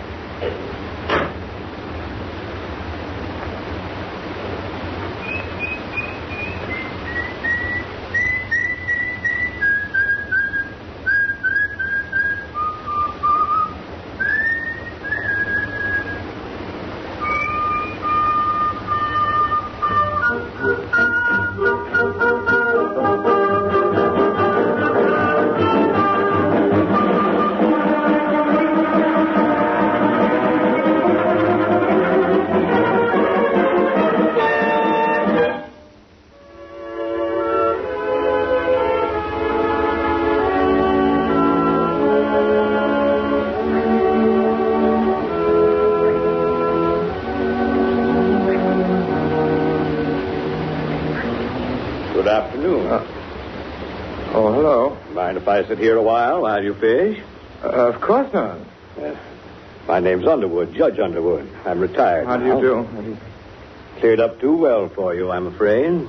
It's a bit bright now, yes. For fishing, I mean. Yes. Best eating in the world, our local trout, except maybe the blue trout out in Washington. Let's see. 1, 2, 8. 8 of them, eh? Yes. Delicious with butter and potatoes. I'll say. Pretty foggy this morning, wasn't it? Get quite a lot of these fogs here in the valley. Only good for convicts, eh? Escapes, you mean? But they never get away, I believe. No, so I'm told. But they try, you know. They do try. Yes. Always wondered what I'd do if I bumped into an escaped convict. Yes, you'd have quite a problem there, wouldn't you? Well, between the law and one's instincts as a gentleman, if it's gentlemanly to hold conversation with a felon, what do you think? Seems to me anyone who tries to escape must have a lot of nerve. He's taking a long chance. Yes, I don't envy him. This is getting to be a pretty law-abiding country these days.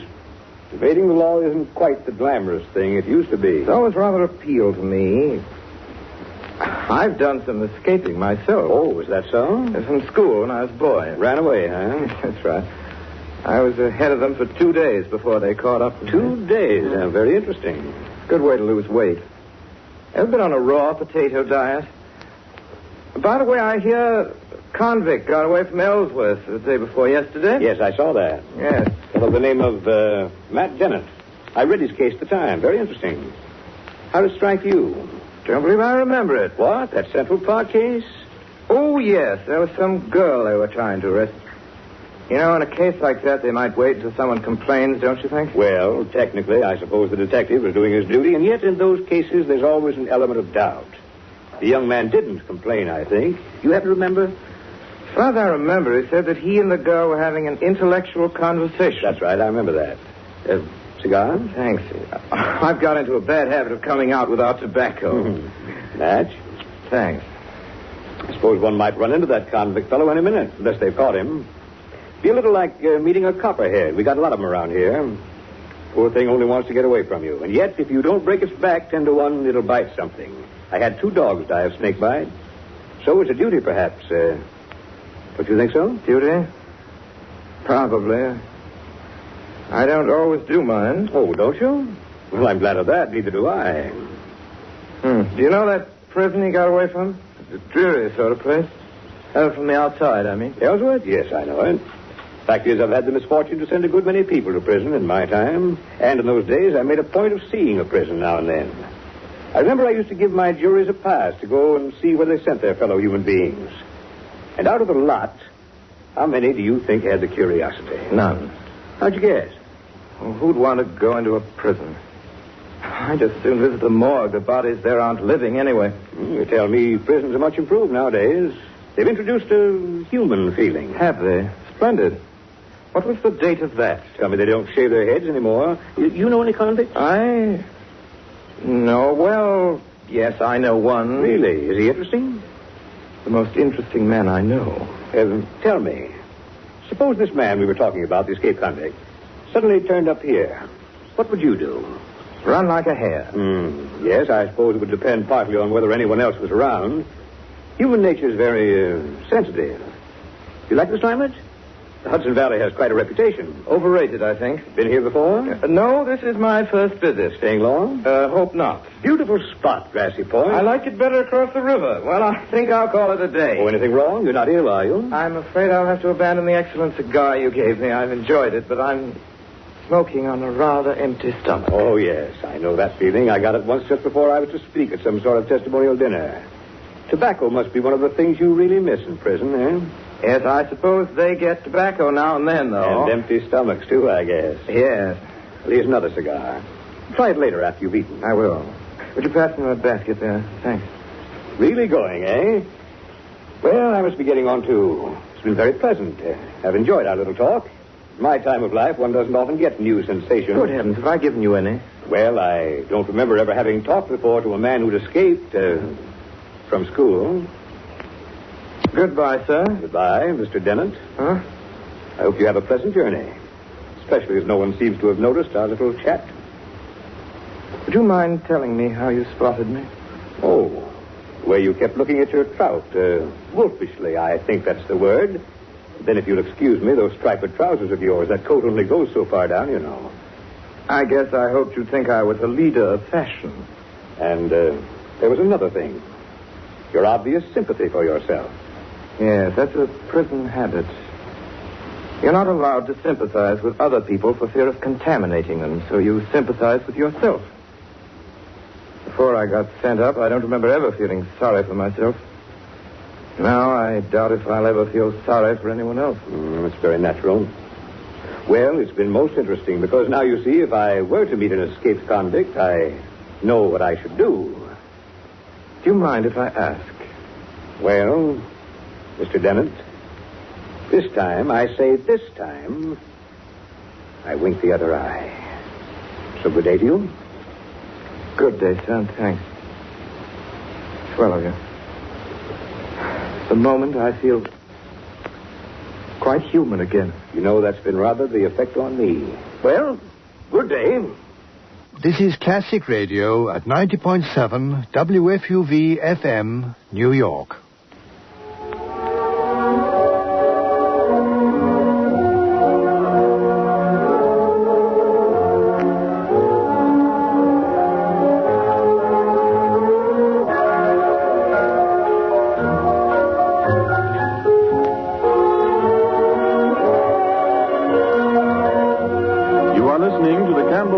Presentation of Escape, starring Orson Welles and Wendy Barry. This is the Columbia Broadcasting System.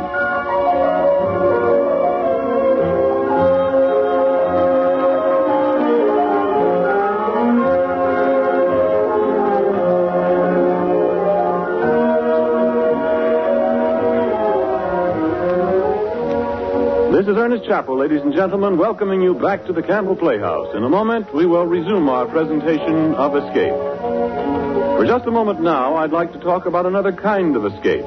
I mean the happy escape for Mother from so many of the labors of the kitchen. Time was, and it was only yesterday, when Mother all but lived in the kitchen. She had to do so in order that her family might have tempting and wholesome dishes. Soup making, in particular, was a long and tedious family need, and so she patiently devoted herself to her soup kettle. Today, times have changed. The home soup kettle is more and more going the way of the candle mold and the spinning wheel, as women everywhere have tried Campbell's soups. They've tasted these soups of Campbell's and realized that they are indeed made the true home way, delicious and wholesome and nourishing. Women have watched their families enjoy them, and they've heard their husbands say there's just no sense if you're going to all the bother of making soup anymore, not when we can buy such fine soups as these. And so I'd like to invite you, if you haven't already done so, to try some of the 21 tempting Campbell soups. Try, for instance, Campbell's chicken soup for its rich chicken flavor. Or try Campbell's vegetable soup with its hearty beef stock and 15 different garden vegetables. If you will, I'm pretty sure that when your family tastes them, they'll say to you, too, let's have these soups of Campbell's right along. Now we resume our Campbell Playhouse presentation of Escape, starring Orson Welles and Wendy Berry.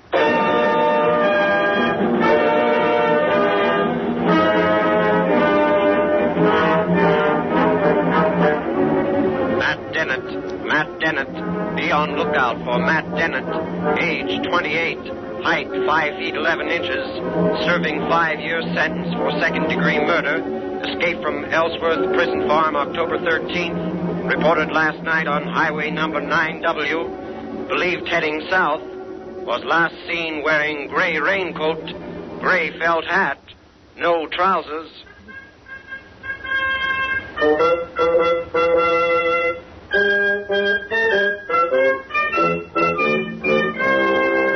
All right, so it's cleared up, mine error. So it's cleared up. I made a mistake. So it's cleared up. So maybe after this, you wouldn't be so smart about the climate. It's going to rain. And you, Mrs. Smarty, you never makes mistakes, I don't suppose. You gotta have arguments, you two, all the time. Just because you're married don't mean you got a legal right. Leave him alone already, Mama. Certainly. So now we are here, we're having a picnic, and everything is nice. Certainly, Irving's right. Everything's very nice. I sure was hungry. Potato salad? There you are, Irving. Help yourself. So eat, please, everybody. Remember, it's free. Gratis and for nothing. Enjoying yourself.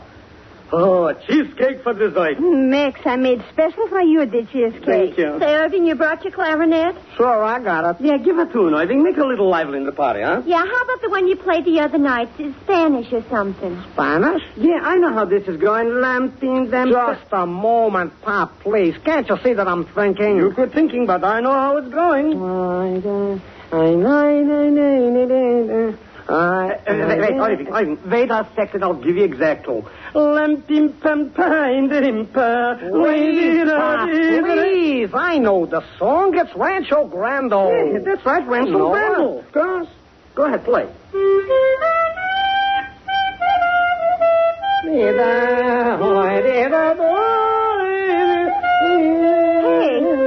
who's that? Somebody's coming. Hello? Good afternoon. Good afternoon to you. I wonder if you could put me right for Nyack. I seem to have got lost. Nyack? Oh, that's some hike, buddy. That must be about 10 miles. 15. That far, is it? Yeah, sure. You see, you go south through Pearl River, you want to stand, and then you go up the hill and to the left. And you'll see the signs. Maybe if you wait a while, we'll give you a lift. No, thanks. I like the exercise. Then, fishing? A question to ask. After fashion, trout. Any luck? 8, rather small. Here they are in the basket. Say, they look good. Would you like some? Oh, I didn't mean that. Don't refuse, Rosie. This is an insult. That's very nice of you, mister. It certainly is. Thanks. Hey, give me the newspapers, Irving. I'll wrap them up. Here you are. Thanks. That's all right. I read it already. Turned out to be a nice afternoon, didn't it? You drive far? Spring Valley. Yeah, Irving, he's Rosie's boyfriend. He took us in his machine. He's got relations, you know. Anything there of an escaped convict? Escaped convict? Sure, Irving. I told you about it this morning. Do you remember? I was speaking to you. He got away in the fog the night before last. I'm sure Do you know what it reminds me? Yeah, like in a movie I saw with Georgie Raft where he comes into the bedroom, and then you see his hand come right over her pillow. I thought I'd die. Hey, maybe it's here in the paper there about him. Move the fish over and give a look. Of course it's in the paper, Pop. Didn't I tell you about it this morning? Don't you remember? That's here fella from Park Avenue, the one who killed the cop on Central Park. Don't you remember, Pop? The playboy killer. Everything he knows. First he's mentioned the weather, and now he's a policeman. Never mind, Pop. Never mind. I'm a policeman. I bet half the cops in the state is after him right now. So let him look, and I hope they'll catch him. They're no good. I thought he had some tough luck, So that's tough, huh? He hit a detective, he busted his head, and he killed him. So where did he come up to catch sympathy? The jury found it was a quarrel. The man made no attempt to evade arrest. Besides, when the detective fell, he hit his head on a railing, and the doctor said he died of concussion. Concussion. And if I would have been the judge, I would have given him absolutely the electric chair. Already is a judge now. He only got off because he was society. Absolutely. You understand, buddy, the whole thing is with the social structure. Say, is that your car out there on the road? Sure is, buddy. How does she run? Absolutely perfect. Would you believe, mister, that I could take you in places in that machine that half your big cars wouldn't even get you in there? Now he's a mechanic. Really? That's swell. A mechanic he is a judge, a social service. Listen, come on, everybody. We're going. All right, please, Pop. Never mind. Well, Never good mind. afternoon. I hope you enjoy the fish. You sure you don't want us to give you a lift? No, thanks. So long. So long, buddy. Goodbye, and thanks for the fish. A thoroughly charming, nice young fella. A nice boy. Hey, such a nice young man. Pass me the cheese, please. Hey, Pop, did you see what he did? Will you please to pass me the cheese? But, Pop, did you see what he did? All right, then what did he did? He snitched some of the food. He snitched some of the food. Why would a man like him snitch other people's food? Listen, I saw him with my own eyes. He took the cheesecake. He took the cheesecake. Ridiculous. Absolutely ridiculous. What are you talking about, Rose? He took the cheesecake. Why should he take a cheesecake? He took it. Say, Pop, I just thought of something. That's what I was thinking. Pop, did you notice his pants under his coat? I am not interested in pants. I'm looking for cheesecake. What was the matter with his pants? He wasn't wearing any. Listen. First is a judge, then he's a mechanic, then he's a social service. No, he's a detective. Pop, please, don't you get at the pants. He wasn't wearing any pants. Hey, what's that? Max, the machine. I think the Chevy. Hey there! He snitched the machine. Hey, stop thief! Stop thief! Policeman! Can you imagine that? Pop, the one in the papers, that's him. The crook? The murderer, Pop, the playboy killer, that's him. Wait till I get a hold of that guy. I'll show him who's the... All right, Irving, all right. Don't get excited. Pick up the basket, take the fish, and let's get out of here already. 8 fish for a Chevrolet. How's that for a trade? Did I tell you this morning? Better it should have rained.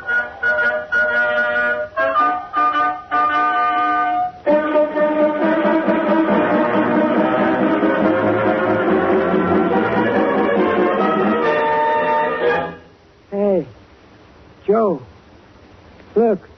Where? Behind the haystack. It's a man. Man? Yep. He's asleep. He's wearing a raincoat. Sam. Yeah? Know what I think? You think so? Look at his legs. He's waking up. Good afternoon. Seems to be the trouble. What seems to be the trouble? We was just talking. Say, would you mind pointing that pitchfork the other way? Police told us to be on the lookout for an escaped convict, and we thought maybe you was it. That's good. Well, now you see that I'm not. We don't know who you are, Whose mister. place is this? Old man Conklin. I'll see Mr. Conklin. I reckon Mr. Conklin be wanting to see you, too. Joe, you go get the old man. Last it's always in the tomato patch. Okay, I'll be back. Don't let him go, Sam. I won't. Well? This convict fellow must be around here somewhere. Stole a car. Found it a little ways up the road, in a ditch. What's the car got to do with me? Ain't saying. Leave that for Mr. Conklin to decide. All right, what are we waiting for? Let's go down and see this Mr. Conklin. No, I reckon you better sit right here for a spell. Anything you say. How are the crops this year? Yes. The rain must have done them a lot of good, eh? The rain... Oh, come come on now. Do I talk like a convict? Can't say. Never heard a convict talk. And if you ate him, what was you doing hiding in the haystack? What do you mean hiding? Police say he had fishing rod with him, too. Convict fishing. It's ridiculous. Might be. Look here, I've had enough of this. You stay where you are. I'll run you clean through this pitchfork. Hey, what's the trouble, Joe? Now, there he is, Mr. Convict, up there. Papa, look at the man. Never get out the house, like I told you. Oh, Papa. One. Now, then, what's going on here? Mr. Conklin? That's me. My name's Matthew. John Matthew. I'm staying at New City. These men of yours seem to think I'm a convict. Well, I'll tell you, we're kind of close to state prison. Yes, I know. Got to be careful when there's a break. And the state trooper says this is the worst dangerous man they've ever had. Sarah, get along with you. Oh, Pa, I want to stay. They can't. It's my youngest daughter, Sarah. Hello, Sarah. Oh. Hello. State trooper here less than an hour ago. Gave a description that fits you pretty well, mister. You better get him back here and let me talk to him. An idea. Joe, go down to the house. Call Santelli at the courthouse. Tell him to come over. All right. Sarah, go along with Joe. Oh, Pa, I want to stay. Now then, mister... What did you say your name was? Matthew. Matthew? So you're staying at New City? Yes. Maybe you can tell me the name of the place you're staying. I never pay any attention to names. You remember the name of the place you're staying at? I'm don't you? afraid I don't. Have a porch on the side with 3 windows? Yes, I had breakfast in there this morning. That porch burned down 2 years ago. I guess you left in a hurry after breakfast because you forgot to put your pants on. Under your coat. All right, Mr. Conklin, you win. Gee, Pa. Kind of thought you was him the minute I saw you. Sam? Yes, Mr. Conklin? Get out of the house, run, catch Joe. Say it's a convict, all right. Tell him to bring out the wagon. Yes, sir. Yes, sir. Come on, be a sport. Give me a chance. Can't do that. No use asking me. I suppose not. Oh, well, I gave them a good run for their money. I've had 48 hours free. See, you having a cigarette? Use a plug myself. Haven't you? No, thanks. Hey, mister, would you sign my book? Now, Sarah, that's no way. Well, I got to get somebody, don't I? It's no fun collecting autographs if I don't get somebody. Well, all right. Here, mister, sign the book for the little girl. All right, Sarah, I'll sign it. Do you want it in ink or in blood? Gee, that'll be swell. Mine or yours? Got a pencil? Here. She's got a fountain pen. Put to my friend Sarah Conklin devotedly. To my friend Sarah Conklin devotedly. All right. Yeah. Gee, thanks, Mr. Dennis. Now, when you're an old lady, you'll be able to say you've met Murderous Matt. Mr. Conklin. Yeah? Won't you give me a chance? Ain't a better criminal? Not me. Of course not. It was foolish of me to ask you. Well, that's that. I guess there's nothing more to say, is there? Goodbye. What are you talking about? I said goodbye. I'm going. Going where? Hey, you can't do that. Why not? I don't see who's going to stop me. Can you? Put down my pitchfork. Joe, Sam. Too bad you sent them away. Joe, Sam, come back here. Wait for them now. Sorry. So long. Goodbye, Sarah. Goodbye, Mr. Dennis. Hey, come back here. Come back, Joe. Sam, why don't you answer? What is it, Mr. Conklin? I'm getting the wagon. There he goes, Miss Conklin. Attaboy, Mr. Dennis. There he goes. Attaboy. What'd you say, Sarah? Nothing, Pa. After him, boys. He's heading for the pasture. Get him. Or he gets parole. Oh, I hope he gets away. I sure hope he gets away.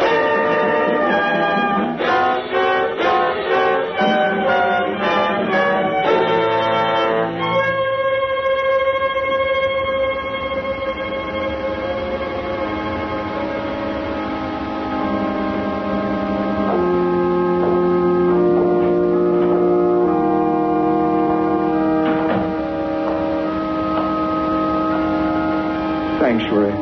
Who are you? Have you been here long? I was hiding behind those coats in the vestry. Oh. You're the convict they've been looking for. You oughtn't to have come here, into a church. I don't know where I'll go now. Wait. Close the door. I think I read about you. You're that Matt Dennett. Yes. Poor fellow. I didn't mean to kill him. I've been sorry. Where have you come from? Who was chasing you? Farm down that way. Conklin, farmer, 2 hired hands, a state trooper, Lord knows who else. My parishioners. And you came to me for sanctuary. Sanctuary. I wonder. This is a situation I've never had to face, Mr. Dennis. Well, if you would just let me rest a bit, that's all I'll ask. Oh, of course. Sit down. Thank you. I locked the door. Not that window? Oh, no. No, they can't see in. I expect you're hungry, too. No, thanks. I'm beyond it. You know that feeling? No. I'm afraid we of the church lead 2 regular lives. Well, Father, how does it look? Can you give me up? Father. As one man to another, who am I to give you up? I can't help you to escape, but if you want rest, you're welcome. Wonder what our Lord would have done. Oh, that, Mr. Dennett, is the hardest question in the world. Nobody ever knows. Very tired? I never thought one could feel so tired. I have a little brandy here. Sometimes someone gets faint in church. Thank you. Here, drink it down. Thanks. Oh, I say, that reminds me. I wonder if you'd return this flask for me. It's empty, and here's the address. I ripped the label out of the coat. You might say, with unending gratitude. But please don't give that name away. I'll see to it. What made you escape? Stick a bobcat in a cage and open the door by mistake and see what happens. Yes, I know what you're thinking. I've done my time and more. Didn't you have a fair trial? You can't try bad luck. Oh, bad luck. Well, I oughtn't to have hit him, of course, but for an ordinary knockout, 6 weeks or something like that is about all you'd get. I got 5 years because of a railing. If you're quiet in your own mind, that's the only thing. Well, you needn't worry, Father. I'll be caught all right. I'm not worrying about that. What bothers me is my own peace of mind. I don't like the thoughts that keep rising in it. Your parishioners, eh? Yes. When you've gone, shall I be entitled to have been silent about you, without telling them that I've been silent? Am I entitled to refrain from helping the law without letting my parishioners know it? And if I let them know it, can I keep what little influence I now possess? And is it right for a priest to go on where he has no influence? That's my trouble, Mr. Dennett. I see. They're here. Who is that? No, Thomas, I'm busy now. I can't let anyone into the church till service time. Very good, Father. My sexton. The hospitality of the Lord. I shan't forget, Father. I don't want to be on your conscience. I'll be moving. No, wait. I'll have vespers in a few minutes. There'll only be a few gathered together, I'm afraid. You can rest in the vestry through the service. Nobody comes in here. Thanks, Father. You're all right, but I'd rather go and take my chance again. It's dark now, and I don't like to give up. I'll give them another run and be caught in the open. You might give me your blessing, Father. Oh, no. I'm not certain enough of myself. Not certain enough. It takes a bishop, at least, to give a blessing. The real thing this time. What is it? Open the door, please. Who is it? Officer of the law, open, please. Shall I give up, Father? Get behind those coats in the closet. Right. Sorry, Father. Sorry to trouble you, Father, but it's about that escaped convict. I told you, Thomas, I could see no one till after Vespers. I know, Father. I know, but this officer here thought you ought to be told. I saw a man coming in here a while back. What's all this about, officer? It's the escaped convict, Father. This man says he found him in a haystack on the South Mountain Road, but he gave him the slip. Says he came in here. You been here long, Father? An hour at least. Front door's locked, but I have men at the side. You sure he's not inside, in the church? I don't know whether you have the right to search a holy place, but... Well, look for yourselves. As quietly as you can, please. Look behind, please. Take it easy. You go with them, Thomas. I'll stand here. But supposing that convict... It'll be quite all right, Thomas. Yes, Father. Now, quick. Up there, it's out the church. No use, they're coming back. We're in there. Oh, Conklin, looked already? Trace of him. My customer. We'll catch him yet, though. He got away from you. Yes, he did. Run and twist like a rabbit he can. He's foxy, he is. Say, what's behind them coats? More coats, I think. I'll look. Yes, that's all there's in there. A few coats. Well, that sure is a funny thing. Fella saw him coming in here. Sure you saw him? I saw him, all right. Well, sorry to have caused you all this trouble, Father. It's got to be done, you know. Quite all right. Thomas, it's time to ring the bell for Vespers. Yes, Father. And I'm afraid I'll have to ask you all to go too, please. Unless, of course, you'd like to stay for the service. No, can't do that.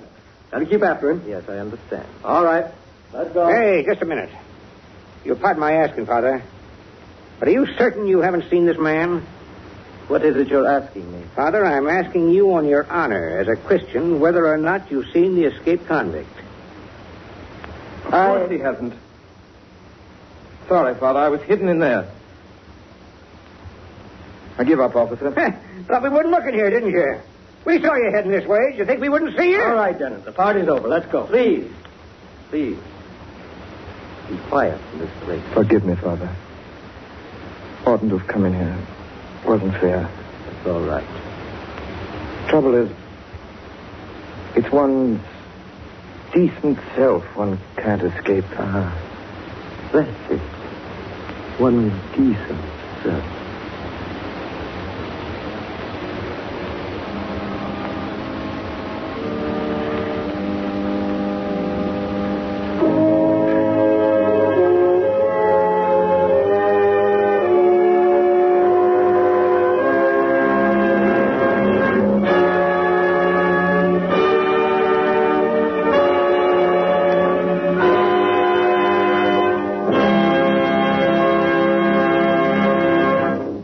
This concludes our Campbell Playhouse presentation of Escape, starring Orson Welles and Wendy Berry. In just a moment, Mr. Welles will return to the microphone with Miss Berry. Meanwhile, I'd like to take long enough to tell you just what it is that gives Campbell's tomato soup its superb, its really matchless flavor. First, of course, are the tomatoes. Campbell's use only tomatoes grown under their supervision. Tomatoes that are extra luscious, heavy with fine flavor and deep in color. And then Campbell's take these specially grown tomatoes and smoothly blend them with golden table butter and add delicate seasoning to bring out all the full, rich tomato flavor. Have you had Campbell's tomato soup lately? I say lately because this has been a great tomato year, and you'll enjoy more than ever the taste these fine tomatoes give to Campbell's tomato soup. So won't you take this as a friendly reminder of the rare good eating that awaits you in a steaming plateful? And remember, too, you can delightfully vary your way of serving it sometimes by adding an equal quantity of milk instead of water to enjoy a luscious, extra nourishing cream of tomato. Won't you want to put on your grocery list tomorrow Campbell's tomato soup? And now, here is Orson Welles. Ladies and gentlemen, it gives me great pleasure to introduce to you our guest of the evening, one of the gayest and most charming ladies in Hollywood, Miss Wendy Berry. Thanks, Orson. Good evening, ladies and gentlemen. Miss Berry's brief life has been full of surprises, ladies and gentlemen. She was born in Hong Kong, China. By the time she was 17, she'd been around the world 6 times. 7. And in and out of no less than 7 young ladies' academies. 6, Orson. I'll never get this right, but thank you, Wendy. Going into pictures was accidental. I'm sure I'm right about this. Alexander Korda caught sight of her at a luncheon table. Dinner.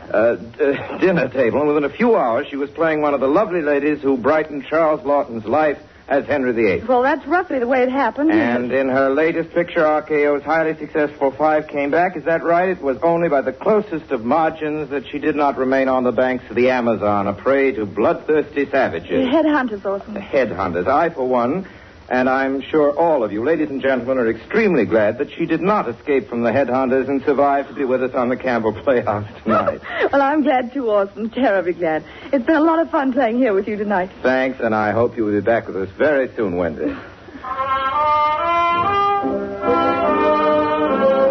tonight in our Campbell Playhouse presentation of Escape, Miss Wendy Berry, our guest, played the lady in the hotel. Ray Collins was more than ordinarily busy in the roles of the murdered cop, the forgiving judge, and the unforgiving farmer in the order named. Brigoli number 2 was Everett Sloan, who started off as the convict, made a quick change into the character of Irving, the young picnicker, and rounded out the evening as the second farmhand. Edgar Barrier was the priest and the cabbie. Jack Smart was another cop and another farmhand. The girl in the park was played by Bea Benaderet, who was also present at the picnic. Henriette Kay was the maid, and Mabel Albertson was Bessie. And here comes the surprise. In case you didn't guess, the foremost picnicker of them all was that really great and really inimitable Benny Rubin. Music for the Campbell Playhouse, as always, was conducted and in part composed by Senor Bernard Herrmann. And now just a word about next week's story. Next week we transplant another fine play from the other side of the ocean, and hope it does as well here on the radio as it did there on the stage. If this one does not, you can blame me for it, because this one is probably the biggest hit that ever clicked in 7 languages since plays have been written in prose. The story is Lillian. Need I say more? The star is Helen Hayes. Can I say more than that?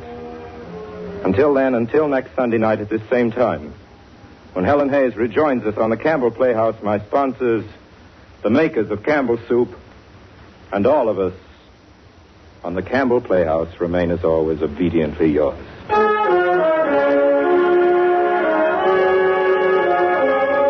The makers of Campbell Soup join Orson Welles in inviting you to be with us at the Campbell Playhouse again next Sunday evening when we will bring you one of your most favorite plays, Lillian, featuring Orson Welles and Miss Helen Hayes, our exclusive Campbell Playhouse star.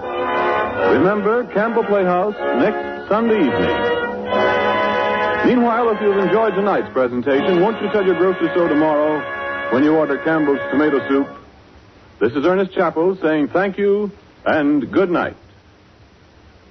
A great new daytime show for radio listeners. Lanny Ross, radio's popular star, singing your favorite songs. Hear him every Monday, Wednesday, and Friday morning over most of these stations. See your daily paper for time and station. Why not make a date for tomorrow with Lanny Ross? Ladies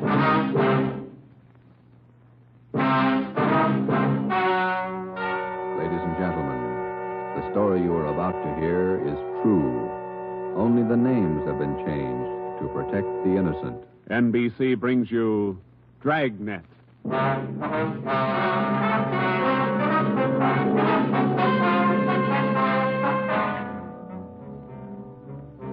You're a detective sergeant. You're assigned to robbery detail.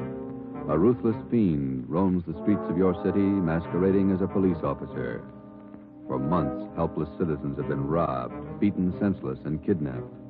The criminal is a twisted genius, vicious, cunning. Your job is to get him.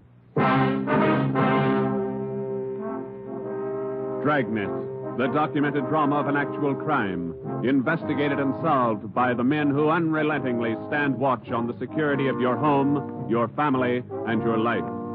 For the next 30 minutes, in cooperation with the Los Angeles Police Department, you will travel step by step on the side of the law through an actual case from official police files, from beginning to end, from crime to punishment.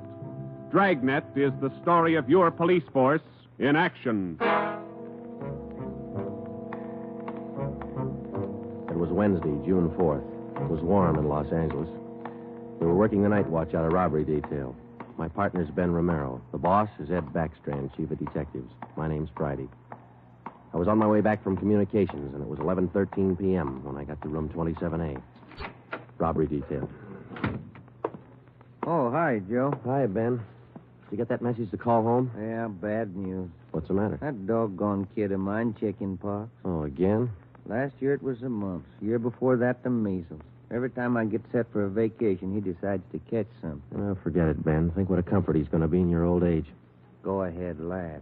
You'll find out. Yeah. How are you, Friday? Romero? Fine. What can we do for you? You don't look like you remember me. Oh, no, wait a minute. Name's Savage, isn't it? George? Johnny, Sergeant. Johnny Savage. You remember now? Oh, sure. Those liquor store robberies out in the Wilshire district. About 6-7 years ago, wasn't it? 10 years, Romero. You ought to remember that. You were at the trial. We testify in court every week. 10 years is a long time. It's longer in the state pen. It's a lot longer. Yeah, you cried a little at that trial, didn't you, Savage? You said we beat that confession out of you. Yeah, that's why I figured I'd drop in for a little visit. Kind of apologize to you fellas. You gave me a square deal. I guess I kind of lost my head. I figured I'd apologize. Oh, that's all right, Savage. When'd you get out? A couple of weeks ago. I did it the hard way. Served 10 flat. I don't know my day. You find a job yet? Yeah, Friday. I'm working nights. What kind of a job? Laborer in a warehouse, south end of town. Good. You decided to level? 10 years in prison's a long time. You learn a lot of things. Nights are long, you think a lot. You get things straightened out. I hope you mean that. Sure, I mean it, Friday. I've got everything straightened out. I know who my friends are, and I know who to watch out for. You sound like maybe you're on the right track. I got it figured, Romero. Unlike you two fellas, you caught me red-handed, and you sent me up for 10 years. Well, you did all right, Savage. 5 armed robberies. You got off pretty easy. You got a break, Savage. Make the best of it. Sure, I'm not kicking. 10 years, a real break. That's right. Well, just dropped in for a little visit. Maybe I'll see you fellas sometime.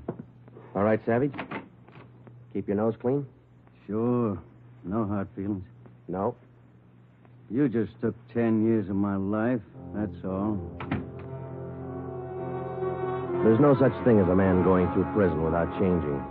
And Ben and I have seen him switch in both directions. Some men learn their lesson after they land behind bars, and when they're released, they turn into good citizens. Johnny Savage was sour. We made a mental note to check him out later on, and then we went down to the record bureau and pulled his coming out mug. That's about all we had time for, because about an hour later, we started to get busy. Hot shot, Joe. Grab it. On the corner of Selma and Naples, the drugstore, 211 and probable attack. On the corner of Selma and Naples, 211 and... What you got, Joe? Selma and Naples, 211 and attack. Come on.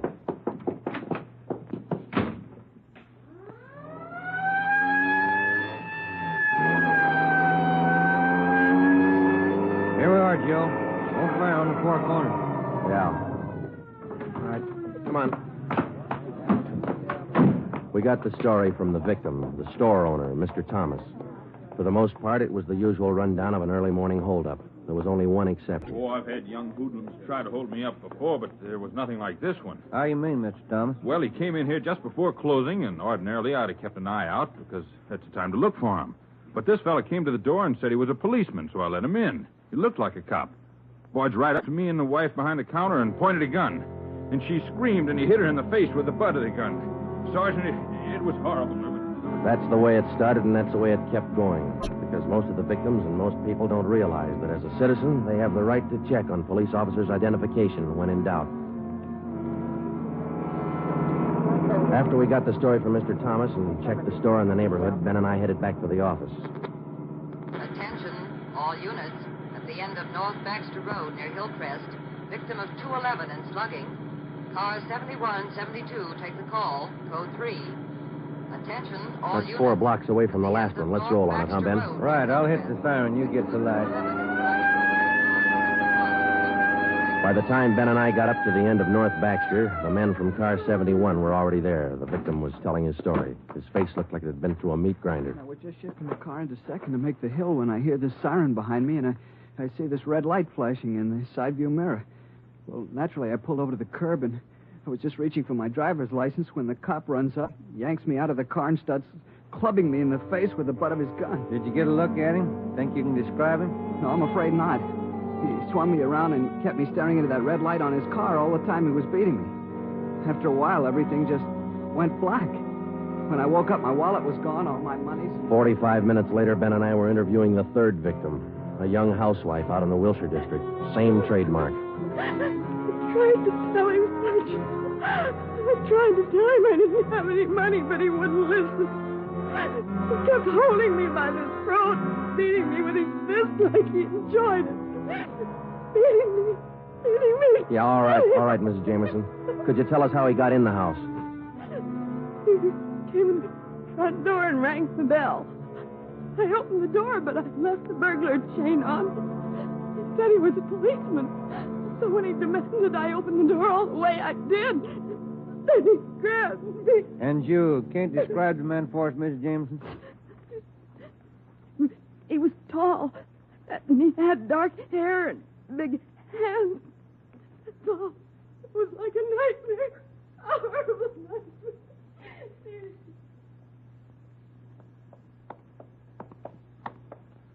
Tall, dark hair, big hands. Your guess the same as mine, Joe? Maybe. Let's wait and see. Come on, let's check with the boss. Hi, Mike. Hi. He's waiting for you in there. Come on, Ben. Chief of Detective's office. Hannon. Sit down. Yeah, Skipper. All right, you two, let's have it. The guy with the red light? Yes, the guy with the red light posing as a policeman. Why hasn't he been picked up? You know as much about it as we do, Ed. We got our first call around midnight. He knocked over a drugstore out on Selma. He hasn't stopped working since. Didn't you get any definite lead on him? No description, no license number? Nothing. He's tall, big hands, dark hair, that's all. Fine. Either of you got any ideas? Could be anybody, Skipper, with that description. You're sure it wasn't anybody on the force? We sent all the victims down to personnel. Lowry showed him the mug book of all police officers. Wasn't one of our men. Works fast. Drugstore, a motorist, a pedestrian, a housewife out in the Wilshire district. Went right in the house after her. 4 of them, right in a row. 5. Huh? There's a 20-year-old kid in the next room. Came in just before you got here. A couple of hours ago, he was sitting in a car with his girl up in Mulholland Drive. This red light bandit comes along, slugs him, and kidnaps the girl. Kidnapped? She still missing? Not a trace. When did this happen? A couple of hours ago. They brought the kid over from Georgia Street Hospital. We can talk to him now. He's had a bad time. Right in here. Okay.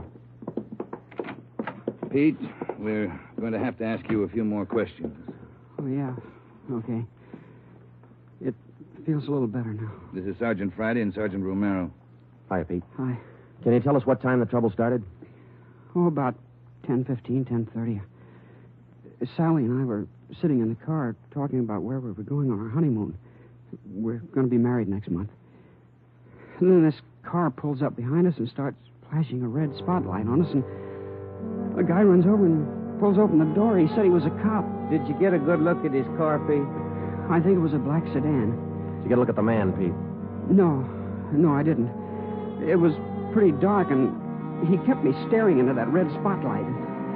It all happened so fast. Then he started slugging me, and I went down. What happened then? Well, the next thing I knew, Sally was screaming.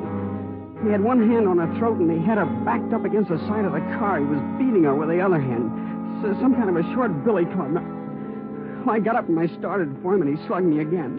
When I came to, Sally was gone. Anybody check the area up there, Ed? Yeah, Davis and Griffin. Didn't find a thing. Oh, Sergeant, you gotta find it. You got to. I wouldn't know what to tell her folks. I wouldn't know what to say. That's all right, Pete. We'll find her. You take it easy. Got a hot shot, Ed, up on Summit Road near Westmore. A woman, unconscious. Ambulance follow-up. Possible dead body. All right, Hannon. Look after Pete here. Friday, Romero, let's go. Up ahead, Romero, to the right. Okay, Skipper. Yeah, there's the ambulance and the cruiser car. Sure a lonely-looking spot. All right, come on. Hiya, Doc. What'd you find? Hiya, fellas. Right over here.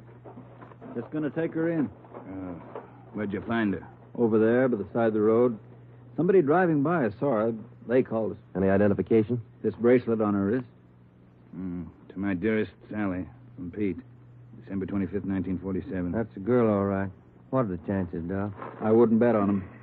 Pretty bad shape. Well, have you seen enough? Yeah. Friday, Romero, call the crime lab and check the area for footprints and tire tracks.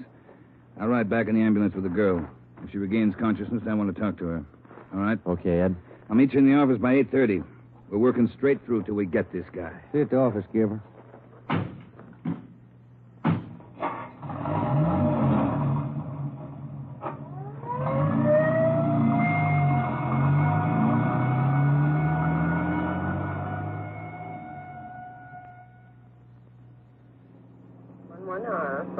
What time you got, Ben? 7 minutes to 4. Long night. Hey, that car up there ahead. Let's take a look at it, huh? Black sedan. Hey, look, he's flashing a red spot on that convertible. Come on.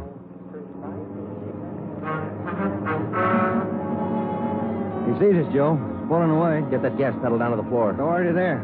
He's turning off right. Hit the siren. I'll get the light. We're gaining a little, Ben. Next corner to the left. Joe, where'd he go? The fancy driver. Try the alley up ahead to the left. Must have turned up that cross street. Get through the alley and double back on him. Right. There he is, Ben. Look out. Watch it, Joe. Watch it. He's going to ram us.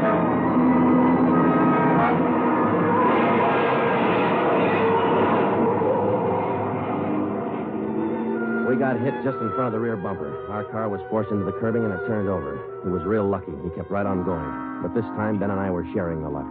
All we got out of it was a couple of nasty cracks in the head and a few bruises, but it was enough to keep us in a hospital under observation for a day. By this time, Ed Backstrand was fuming. So were the newspapers. During the day we spent in the hospital, the red light bandit went on a real blitz. He pulled 6 more jobs, 1 liquor store, 2 residential holdups, and 3 car robberies. 5 of the 6 victims were slugged and beaten. Davis and Griffin had taken over for Ben and me, and by the time we got back on the job, they'd built up a lead for us. We've been working with Wilkerson up in auto theft, Joe. He's used 4 stolen cars already. We got the makes and numbers on each one of them. How about the dark sedan he was driving when he rammed us? The boys picked it up this morning out on Sepulveda. We're checking it for prints now. Oh, that's fine, Dave. You got any description on the guy yet? No luck there, Joe. He works too fast. Nothing at all? The same as you had. Tall, black hair, big hands. Loves to use them. Friday, Romero, got a minute? Okay, Skipper. Check you later, Hyundai. Sure thing, boys. Sit down. How do you feel? Pretty fair, Ed. Little stiff here and there. All right, did Davis fill you in? Up to date. Okay, I just called the doctor who's handling Sally Wilder, Pete's girlfriend. You remember? Oh, yeah. She's been in pretty bad shape since we found her up there on Summit Road. This morning she took a turn for the better. She's conscious, and her doctor thinks she might be able to talk to us a little bit. Good. When? About an hour. I cleared it with the doctor and with her family. You'll only be able to stay a couple of minutes, so make the most of them. That's all. All right, Ed. We'll check with you later. Say, Joe, Ben, here's some mail came for you fellas while you were gone. Oh, thank you, Mike. We're going over to the county hospital. We ought to be back in a couple hours. Okay. Say, there's been a couple of phone calls, too. Yeah, anything important? I don't think so. The guy just called to say hello. Said his name was Johnny Savage. He just called to say hello. I presume you men are aware of the girl's critical condition. Yeah, that's right, Dr. Froman. We saw her before she was taken here at the hospital. Yes. You understand, of course, that you'll be able to see her for only a few minutes, and please try your best not to excite her, huh? Right, Doctor. Sally isn't able to talk. Bad mouth and face injuries, so your questions will have to be answered simply yes or no and nod of the head. Okay, we got you. We only have a few questions, and we want to know if she can identify the man who beat her from these pictures we've got here. All right, Sergeant. This way, please. Thank you.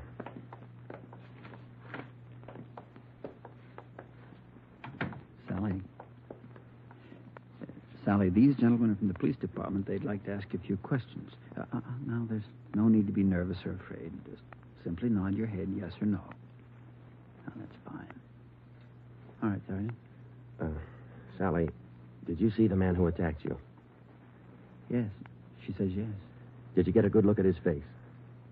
You did. All right, Sally, now you can answer these three together. Just yes or no. Was he tall? Did he have dark hair? Did he have large hands? He did. Ben. Oh, yeah, Jim. Hand me the folder. Oh, yeah. Here you are. Thanks. Now, there's just one more thing, Sally. I'm going to show you some pictures now. Take all the time you want before you make up your mind about each one. If you recognize any one of these men as the person who attacked you, just nod your head, all right? Oh, that's fine. Good. Here's the first one. No? All right. Here's the next one. No. How about this one? No? All right. Here's another. You recognize him? This was the man? Are you sure, Sally? Thank you. That's all. Let's go. Did you find what you wanted, Sergeant? Yes, Doctor, we did. Here, it's this one. Nice-looking chap. Who is he, Sergeant? His name's Savage, Dr. Froman. Johnny Savage. When we got back to the office, we checked in with Ed Backstrand. In 5 minutes, an all-points bulletin and a full description of the suspect was broadcast to every radio car, every motorcycle officer, to every sheriff and law enforcement agency in Los Angeles and Southern California. By nightfall, the manhunt was on. More than a dozen extra patrol units were called in for duty that night, and when they pulled out of the police garage, the name, the picture, and the full description of Johnny Savage was in the possession of every officer. The same for the patrolmen, whether they walked a beat downtown or out in the residential areas. The picture of Johnny Savage went with them. Everything was done that could be done. On the second night of the manhunt, far out on the edge of town, Johnny Savage, the red light bandit, got his 12th victim, a 63-year-old storekeeper. Attention, all units. 939 Markham Street, near Clark. 211 and slugging, code 3. Ambulance dispatched. All units. 939 Markham Street, near Clark.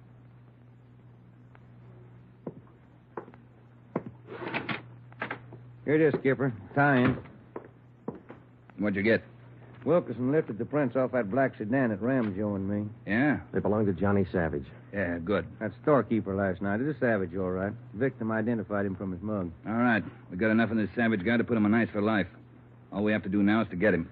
Well, look, the way we figure it, Ed, this red light bandit is using stolen cars with cold plates, so there's no way of tracking down the cars at regular commercial garages. He's got to be renting private garages someplace around town. All right, let's get the neighborhood patrolman on the job. Advertise it. All over town. It's a city ordinance, isn't it? People who rent private garages are bound by law to register the car and license number with the police. Start a campaign if you want, but find those cars. Right. Wait a minute. Hello, Backstrand. Yeah? When? I see. Yeah, thanks. What is it, Ed? It was the hospital. About the girl, Sally. Sally Wilder? What about her? She died 5 minutes ago. That night, everybody went back on the job as usual. The cruiser cars, the patrolmen, the motorcycle officers, and about a dozen decoy cars. Armed policewomen riding alone in cars or parked in lonely spots with a police officer escort. Our car, 80K, was still in the garage for repairs, so they assigned us another one. And we started to make the rounds. Everything was usual. Except one thing. We weren't tracking down just a thief anymore or a sadist who liked to put people's faces in. We were out to get a murderer. It was a perfect night for the suspect. Dark, no moon. I gave Ben 2-to-1 odds, and I put up $5 that we'd get Savage that night. I lost the $5. We cruised until 7 the next morning, but there wasn't even a nibble. We had breakfast at the Federal Cafe, a little restaurant down the street from the City Hall, and it was about 8:15 when we got back to the office. We were pretty tired. Robbery detail, Romero. I would like to speak to Sergeant Friday. Just a minute. For you, Joe. Okay, thanks. Friday talking. Sergeant Friday, I want to talk to you. Well, I'm listening. Go ahead. I want to talk to you in person as soon as possible. Can't you tell me over the phone? What is it? I cannot tell you over the phone. It is very important. Can you come now? Well, now, look, mister, I'm awful sorry, but we're very busy down here. 554 Ramona Avenue. Can you come now? Well, what's this all about? Who is this speaking? My name is Carl Savage. My son's name is John.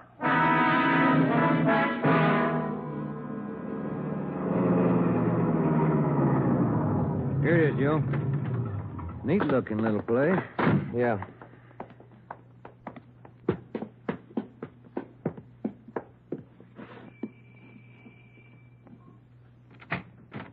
Yeah? I'm Sergeant Friday. You Mr. Savage? Yeah, come in. Okay. This is my partner, Sergeant Romero. How do you do? I will be brief, gentlemen. I am the father of John Savage. I wish for you to catch him. I will help you. I noticed the name on the mailbox outside, Mr. Savage. You changed your name lately? I changed my name 10 years ago when John first got into trouble. My own name I had to change. The shame. Always from him, my son. Shame. Mr. Savage, has your son been home since he got out of prison? Yeah, many times to ask for money. I would not give him any, so he struck me. Last night I read in the newspaper the little girl he beat up. She is dead. Then I make up my mind.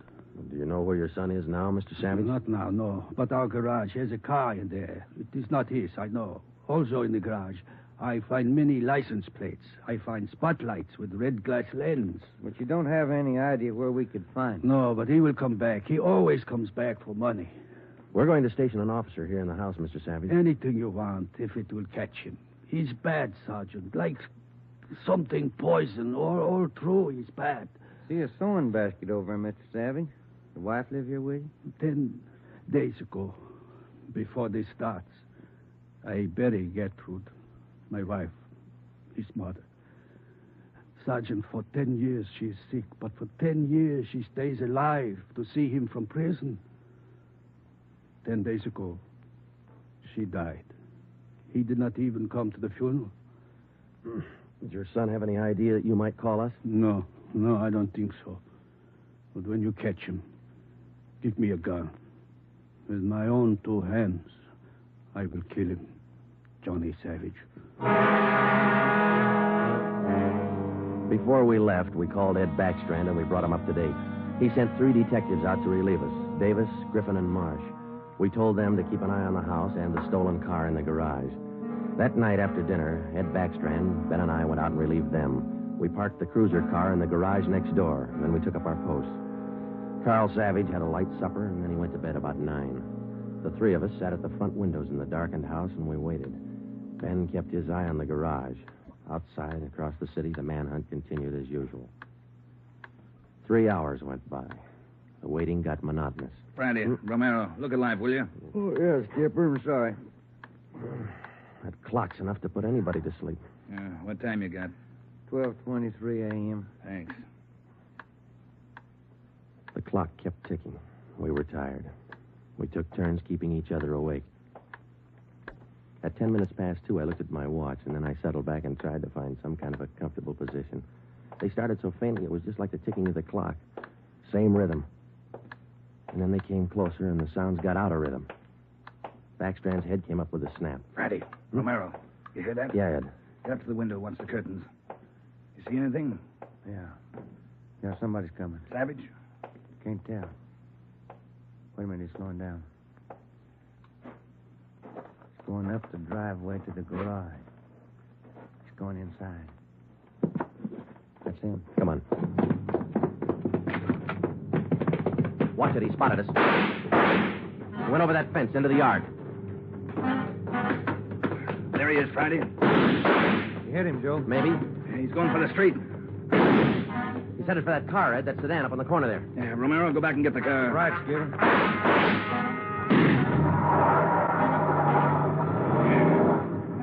Must have parked up the block before he came around. Where's Romero? I don't know. Oh, here he comes now. All right, let's go.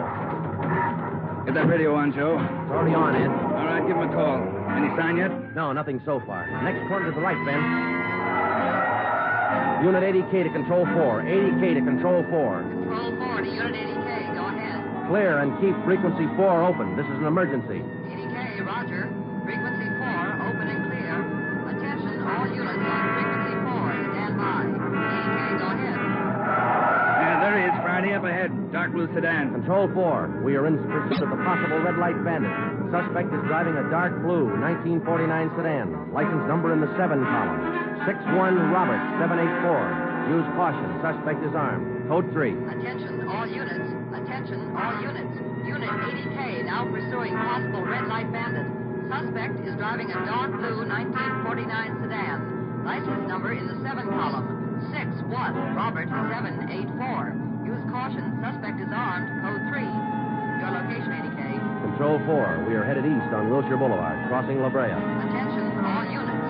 Suspect is headed east on Wilshire Boulevard, crossing La Brea. Watch it, Romero. Don't lose him. I see him, Skipper. Control 4. Still pursuing red light bandit. Headed east on Wilshire, now crossing Rossmore.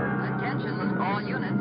Suspect is still headed east on Wilshire, now crossing Rossmore. Suspect is armed. Use caution. Code 3. That truck pulling out up ahead. Hit the siren, will you, Skipper? Yeah. Hold on, it's a tight squeeze. Easy on, Romero. A lot of traffic up ahead. He's got to slow down. Control 4. Suspect headed east on Wilshire, crossing Western Avenue, closing in. There he goes. Took a right down Sherman Alley. The dead end. Yeah. Control 4. Suspect turns south into Sherman Alley, closing in on suspect. Attention, all units. Suspect has turned south into Sherman Alley. Suspect is trapped. Converge on Sherman Alley. There he is, Skipper. Pulling up ahead. He's jumping out. All right, take the mic, will you, Ed? Here. Come on, Ben. I'll direct the other cars in. If you need help, holler. Right, Skipper. All right, which way to go, Ben? Down between those buildings. Come on. Starting up the back fire escape. All right, keep him busy. All right, Savage, come on down. He wants to go the rough way. One more chance, Savage. Come on down. No use, Joe. He's heading up for the roof. Come on. He climbs like a monkey. Come on, let's get him. Yeah, all right. Come on. All right, here, I'll give you a hand. Here's the roof. All right, where'd he go? I don't know. Let's spread out. All right, Savage, you're through. Throw your gun out. Come out with your hands up. Watch it, Joe. He's running for the edge. He's going to jump. I'll get him. All right, tough guy back here. You lousy copper, you dirty, lousy cop. I'll kill you out. You're through, Savage. You're through.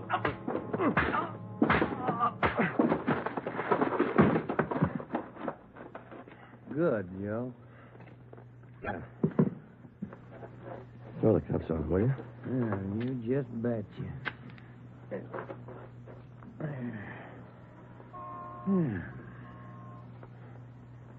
You want to smoke? Yeah, I can sure use one. Thanks. Quiet up here. Yeah. I was just thinking. Well? Carl Savage, this guy's father. Mm-hmm. What about him? Nothing. What would you do, Ben, if your son was a murderer?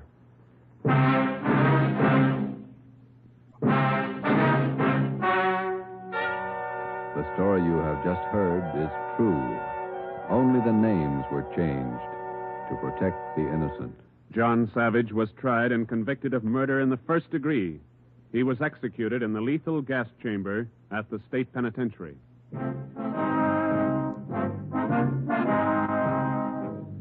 You have just heard the sixth in a new series of authentic cases from official files.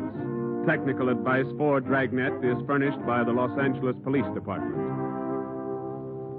Tonight's program is dedicated to Patrol Officer Robert Steele of the Montana State Highway Patrol, who on the morning of November 2nd, 1947, gave his life so that yours might be more secure.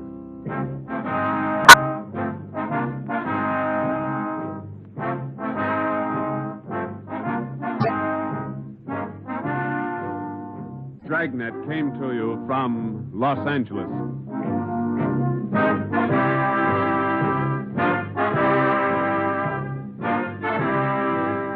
This is NBC, the national broadcasting company.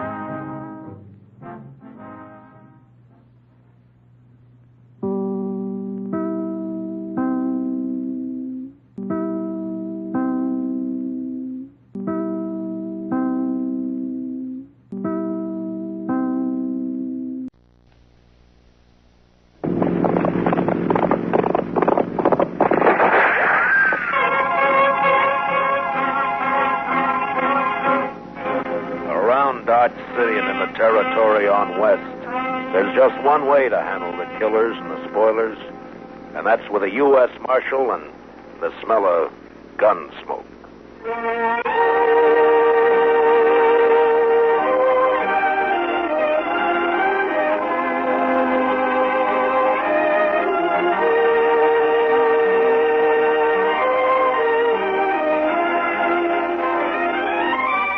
Gunsmoke, starring William Conrad. The story of the violence that moved west with young America. The story of a man who moved with it. Matt Dillon, United States Marshal.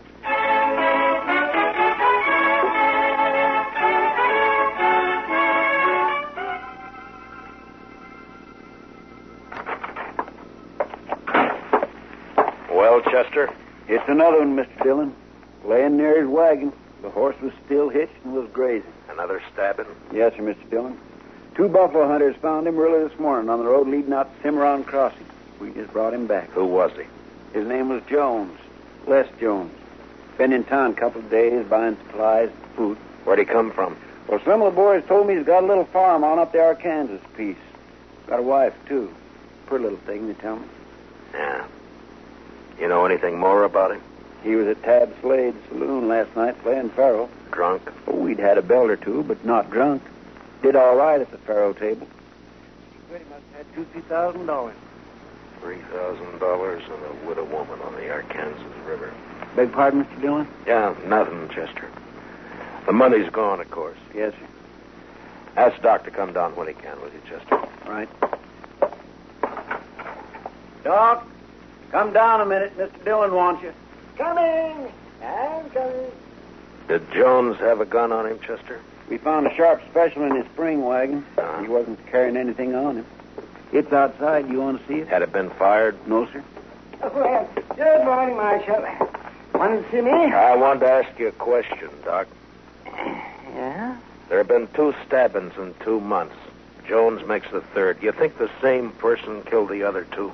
Well, there's no way to be sure, but from the position of the wound in the body, and from the angle of the knife thrust, I'd say that the killer or killers used the same... Doc, I just wanted a simple answer. Yes, I think the same person murdered all 3 men. Yeah. Any way of telling how long Jones has been dead? Oh, well, I'm not a Pinkerton man, but I'd say sometime after midnight. Between 3 or 4 in the morning, maybe. And I'd also say from the amount of bleeding... Okay, Doc. Chester? Yes, Mr. Get Dillon? my horse. I'm going to ride out to the Jones place. I figure Miss Jones will want to know.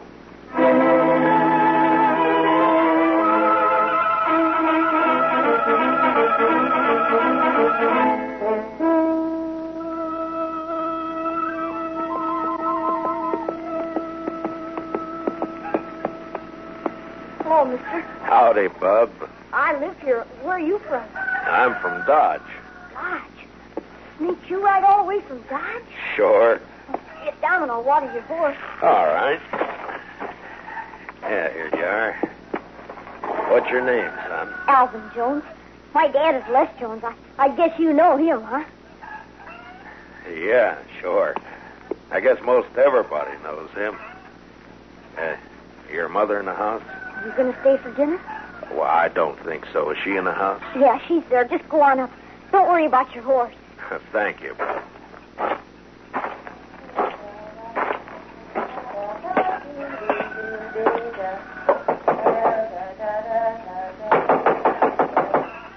Alvin, stop that. Don't be It's not Alvin, Miss Jones. Oh, I am sorry. I thought it was my son. My name is Dillon, Miss Jones. Marshal Dillon of Dodge. Come in, Marshal. Thank you, ma'am. You care for some buttermilk? Or maybe out here men don't drink buttermilk like they do at home. Well, thank you, but nothing for me. Miss Jones, I got some unpleasantness for you. Yes? It's about your husband. He's in trouble? I left Dodge 4 hours ago. I thought I should be the one to tell you. He's hurt bad. More than bad, Miss Jones.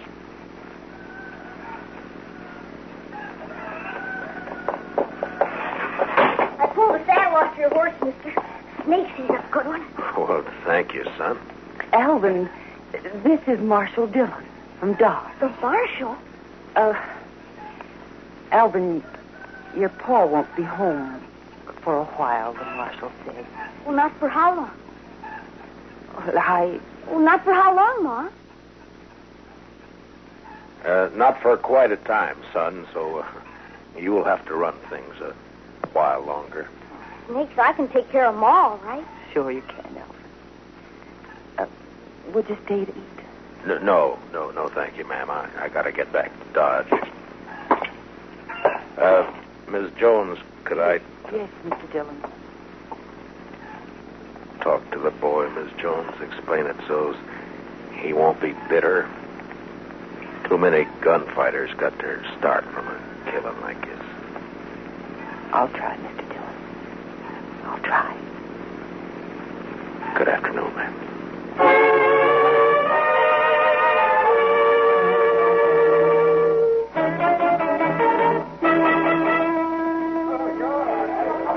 And make sure you got enough whiskey to finish the night this Thursday weather. Oh, we've got plenty, Mr. Slade. If no fight starts that... Oh, Mr. Slade. There's company coming. Marshal Dillon just walked in. Oh, set that bottle of rye up on the bar. Yes, sir. Howdy, Matt. Join me in a drink? Thank you, I will. What kind of drive? Been traveling? Yeah, I've been up the river a bit to the Jones place. Jones? Tell his wife she's a widow. Oh, yeah, I heard about that. It's too bad. He was in here last night, wasn't he? Oh, yes. Matter of fact, he was. You wouldn't know anything about his being killed, would you? What are you asking me, Dillon? Straight question. Are you saying I killed him?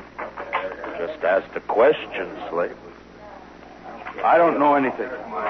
Someone knifed that man after he left here. He was taking a lot of money out of your place.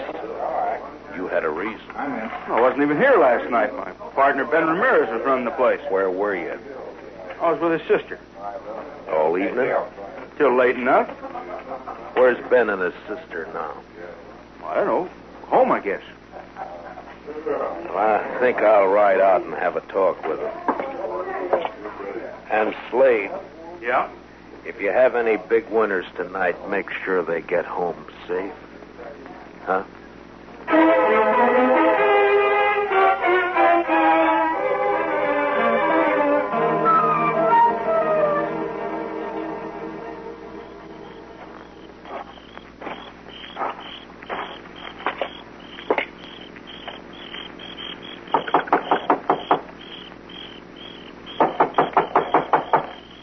There's no one there. Huh? You look very foolish. You cannot see me? No, I can't see you. Well, don't be mad at me. I'll come to where you are. You see? Once out of the shadow, and here I am. What do you want? I'm looking for Ben Ramirez. He is not at home. Or his sister. I am his sister. What's the matter? You don't believe me? Well, yes, but I thought... You thought I would be in the house? Why, when the night is so beautiful? You want to talk with me? I want to talk with your brother. But he's not here. So why not talk with me? My name's Matt Dillon. I'm Marshal of Dodge. I know. I've been wanting to meet you. Yeah, I've come on business. I like business. Talk with me. Last night, maybe after midnight, a man was killed on the river road. Killed? By a knife stabbed in the chest. Why do you tell me this? He was carrying $3,000 he won at Slade's. And so? Tab Slade told me he spent last evening with you. He came for dinner. He often does. He thinks he loves me. Your brother, was he here? Tab Slade and Ben own the saloon together. They're partners. They think at least one should be there all the time. Ben went down after we ate. Did Slade, was he here long? Yes. He's my fiancé. So it's all right. Isn't it, Marshal? Why, that's your business, Miss Ramirez. My name is Evelita. You could call me Eve. Well, when do you expect your brother? I don't know what my brother does. He may be home soon. He may be late. I don't know. I've seen you when I've been in town, Matt Dillon. Yeah? I don't ride in often. Slade's such a fool. He and my brother don't like me to come to town. Well, Dodge is rough, Miss Ramirez. Always he has to protect me. Men are such fools. But Matt Dillon is not so. Are you? You wouldn't keep me out of town? Well, that's not my affair, Miss Ramirez. It'd be for your brother and Tab Slade to say. Tab Slade thinks we will marry. Well, we won't. Because I don't love him. I don't love anybody. But I could. Maybe. Miss Ramirez. Don't you find me attractive? Well, yes, why don't you kiss me? Well, no, I didn't mean no.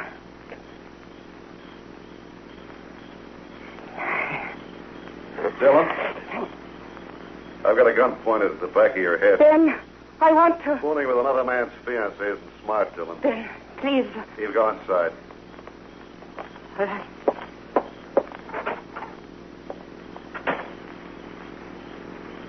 Aren't you going to say anything, Dillon? What do you want me to say, Ben? Oh, by this time, most men will be crawling. You're a hard one, Dillon. I can't fight a man who's behind me in the dark with his gun drawn.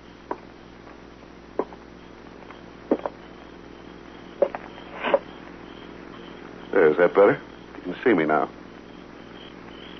It takes a small man to make love to another man's woman. You can't haze me into a draw. I'm not trying to. I don't want a gunfight. I just want to talk, Dillon. Well, you're calling it. I saw Slade just a few minutes after you left this place. He told me you were trying to tie us with a murder. I said he was wrong and came up here to get the straight of things. From what I saw a minute ago, he might have been right after all. You'd like his woman, so it'd be handy to have him out of the way. Is that the way you figure it, Ramirez? Yeah, that's the way I figure it. The only reason I came to your place was to talk to you. I want to find the killer of Mr. Jones and thought you might be able to help. Well, you're not going to get any information sniffing around Eve. What's your plan, Ramirez? I'll give you some advice, Marshal. Tab Slade's been a good friend of me, and I'll help him protect anything that's his. Eve's his, so stay away. You're not going to find a killer while you're saying pretty things. Are you through? All right, then listen to me. You say Slade had nothing to do with those killings. I won't say he did because I don't know, but I'm going to find out who did it, and if it was Slade, I'll get him. Now, do I ride back to town? Yeah, ride back to Dodge, Marshal, and between here and where your horse is tied, don't so much as twitch a finger. I don't know whether you're a fool or a brave man, Ramirez, but just let me give you one bit of advice. Don't tire the wrong brand. It's easy to do. Just walk away, Marshal. To your horse. And walk easy.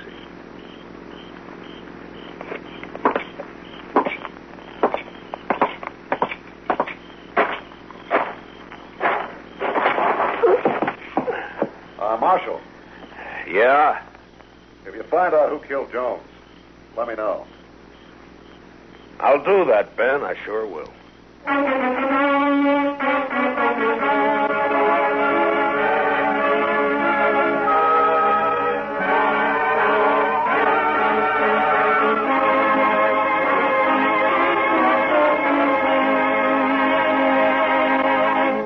We will return for the second act of Gunsmoke in just a moment. But first... Hello, I'm Kathy Lewis, the girl who plays Jane on My Friend Irma. Irma, tie this string around your finger to remind you that starting Sunday, we go on the air at 9:30 p.m. instead of 6 p.m. Eastern Daylight Savings Time. All right, Jane. Good girl. Now, what's that string to remind you of? To buy some more string? That's My Friend Irma, whom you can now hear on Sundays, 9:30 p.m. Eastern Daylight Savings Time. Remember, My Friend Irma is now heard at a new later time on Sundays. Check your local schedules. Now, the second act of Gunsmoke.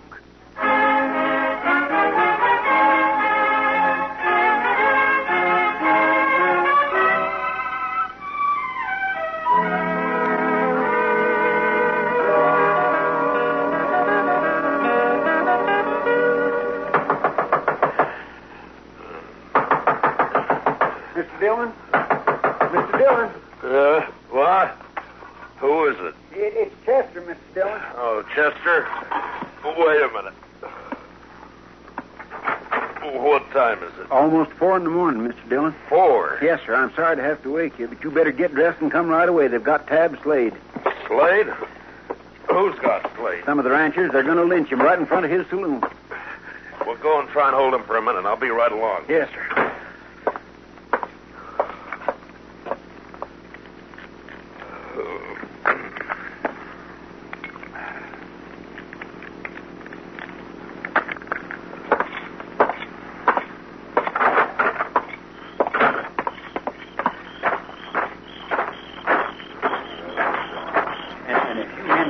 This lynching, Mr. Dillon's going to have every one of you up for trial. There's no reason for you to get hurt. All right, Chester, I'll take over.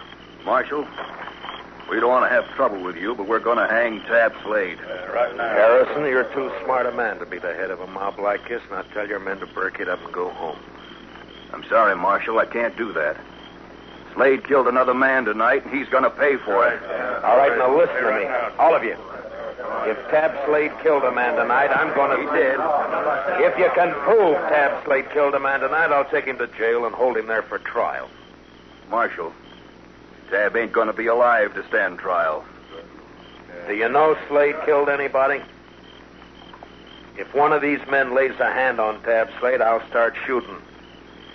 There'll be a lot of men dead. How about you, Marshal? Might be you could get hurt, too. That's right, John. You could kill me, all right. But which of you is going to shoot first? And die first? Huh? Well, which one? Chester? Yes, sir. Go pull Slade off that horse, cut the ropes, and take a gag out of his mouth. Yes, sir, Mr. Dillon. And you men, don't anybody make a mistake. Don't you move a shadow. All right, just a minute. All right, Slade, get down off of there. Thank you, sir. All right, Chester. Give me a chance. Now, you and Slade walk back to the far side of the street, slow. Yes. I tried to tell him I had nothing to do. The rest of you just stand where you are, looking right here at me. First man so much as moves his eyes will be in real trouble. We're across the street, Mr. Dillon. Good, Chester. Now walk Slade down to the jail and put him in a cell for safekeeping. Now, Harrison, you and your boys head for home, and if you got any sense at all, forget to tell your families what you were almost a party to. Now, good night, gentlemen.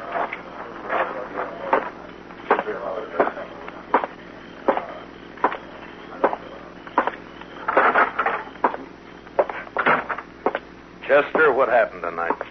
A man named Olson, a rancher, was at Slade's place. Gambling? Yes, sir, and he did pretty fair. He left around midnight and was found about 2 hours later. He'd been stabbed. His money was gone. You talk with him? Yes, sir. He just mumbled about having tried to be friendly. He said that several times, Mr. Dillon. Just being friendly. And then he said, I fired a couple of times. I think it hit. You mean he hit whoever stabbed him? I think that's what he meant. You say anything else? Nothing. Well, that's not much help in just that. He can't tell us any more. I'll talk with Slade and I'll bring him out. Huh? Yes, sir. Mr. Dillon wants you, Slade. Matt, you gotta believe me. I don't know anything about the killing, this one or any of the others. I don't have to believe anything, Slade. I'll find out for But I myself. didn't do it, Matt. Why is everybody sure you did? Why are they so sure that they're trying to lynch you? Look, does a lynch mob have to be sure of anything? Slade, before you came here to Dodge, you were a gunfighter. You had a bad reputation. You were in with the Kansas Raiders, Sure, that's too. right. The Raiders were killers and thieves. Some were. Now, when a man with your background goes straight, he's always suspect. Matt, I didn't have anything to do with the killing. What about this partner of yours, this Ramirez? I met him in Kansas. Him and his sister, we joined up and came out here. So we make good a team. Where's Ramirez now? I don't know. Matt, please listen to me. You gonna marry to his believe me. sister? No. Yeah, Matt, I don't know. Why isn't Ramirez around now that you're in trouble? Please, maybe he doesn't know. I don't know. He'd know by now. The news is all over Dodge. Chester? Yes, sir, Mr. Dillon? Put Slade back in his cell, then load your shotgun and keep a close watch on him. Well, where are you going, Mr. Dillon? I'm going to take a ride out to the Ramirez place. I want to have a talk with Mr. Ben Ramirez and his sister, Eve.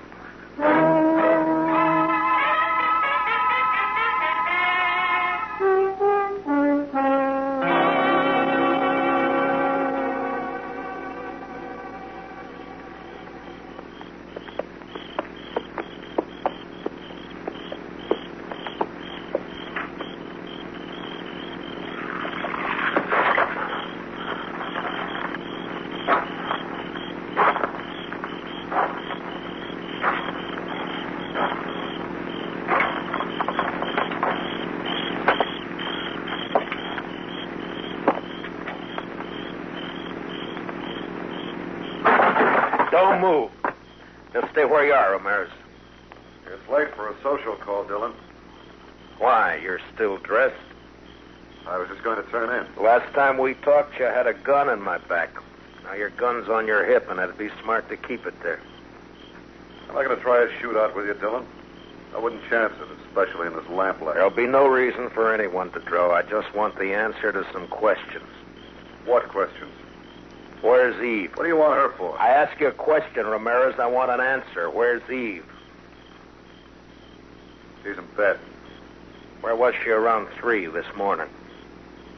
Here, I suppose, asleep. I think you better get her out here, Ramirez. What's so important about Eve? A man was killed this morning, and I think she might have done it. You know what you're saying? Yeah, I know. You're calling my sister a murderer. That's right. And if you're going for your gun, Ramirez, make sure you're ready to die. I told you before, I'm not a fool. But if I can trick you, I'll kill you. Don't try, Ramirez. Why do you say my sister killed a man? No hand around these parts would stop for anyone on the road at night. Not unless it was someone they knew or someone they didn't have to fear, like a woman. Like your sister. You don't know anything, Dillon, and you're guessing wrong. I didn't know when I got here, but now I'm sure.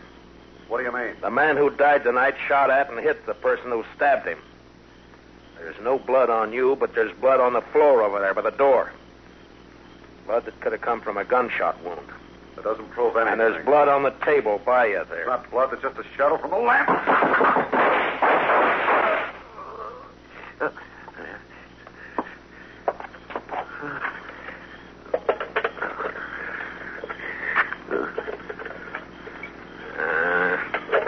The lamp won't light. Does it hurt, Ramirez? I hurt inside. Bad? I won't be around for the trial. Did she do it, Ramirez? Did your sister kill those men? She's not my sister. She's my wife. Wife?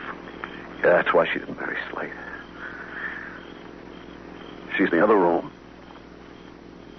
Hurt bad. Get a doctor for her. Ramirez? She's no good. But I loved her. She's got a horse.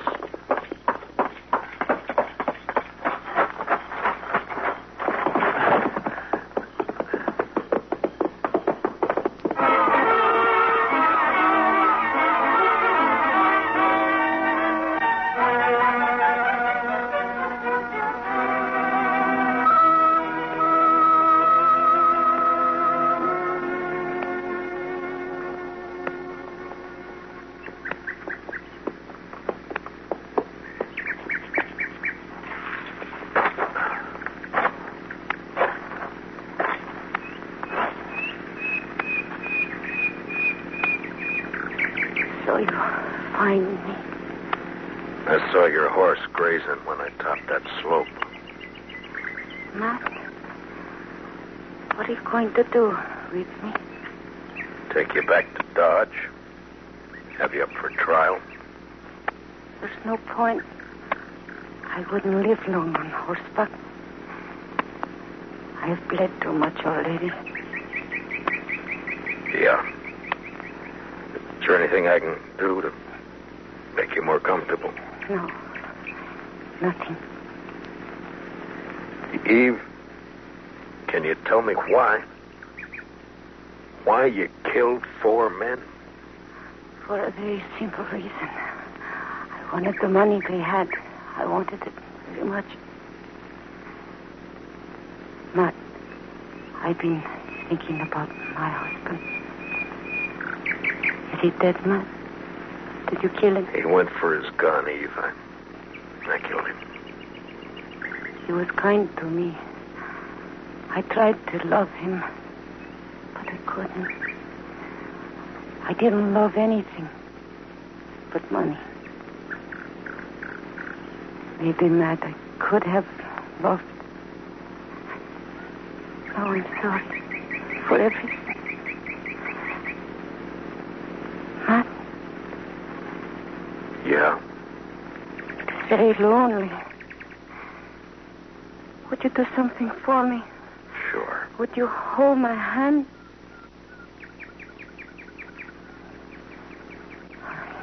Good. That's good. Very good. I'll just rest here a minute longer. Perhaps I can.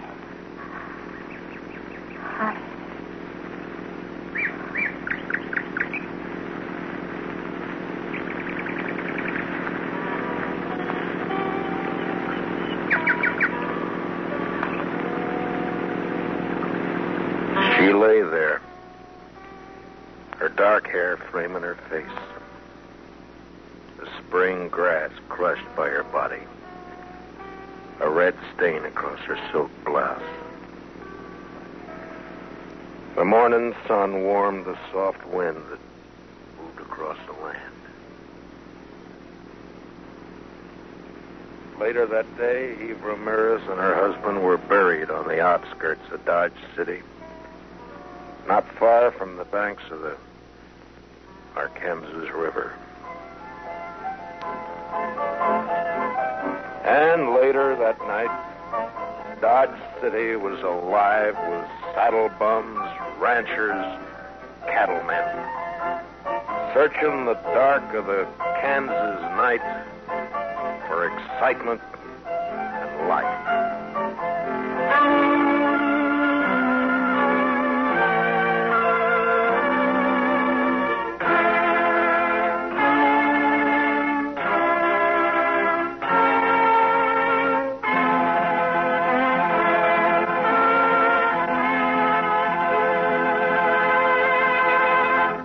Gunsmoke, under the direction of Norman MacDonald, stars William Conrad as Matt Dillon, U.S. Marshal.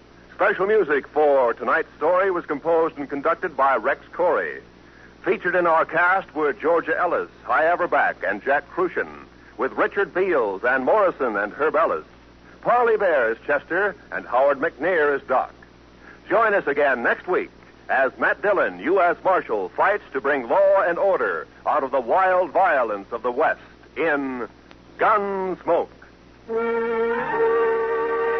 Don't miss Gangbusters and the Case of the Variable Blonde later tonight on most of these same CBS radio stations. This is Roy Rowan speaking, and this is the CBS Radio Network.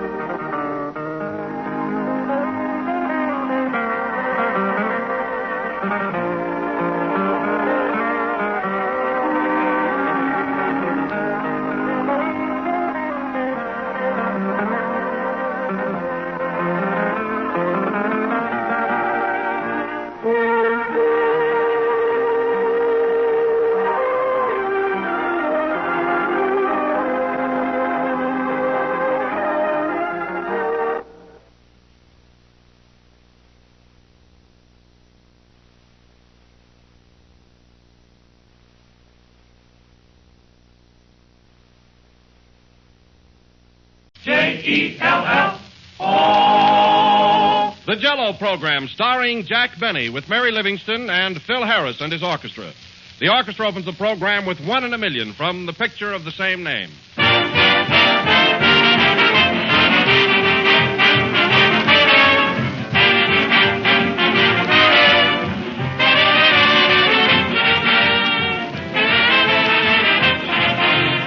Rain or shine, I always plan to have Sunday night supper at home. That's one of our American customs that I wouldn't pass up for anything in the world, and especially when supper is topped off by a great gleaming dish of Jell-O. Jell-O is certainly a swell way to end a swell day. That famous true fruit flavor always hits the spot because each of Jell-O's 6 delicious flavors comes from fresh, ripe fruit. Whether you serve strawberry, raspberry, cherry, orange, lemon, or lime, you'll always appreciate Jell-O's extra rich fruit flavor. But remember, Jell-O is the only gelatin dessert that has that extra rich fruit flavor. So just be sure you get the real thing. Always ask for genuine Jell-O.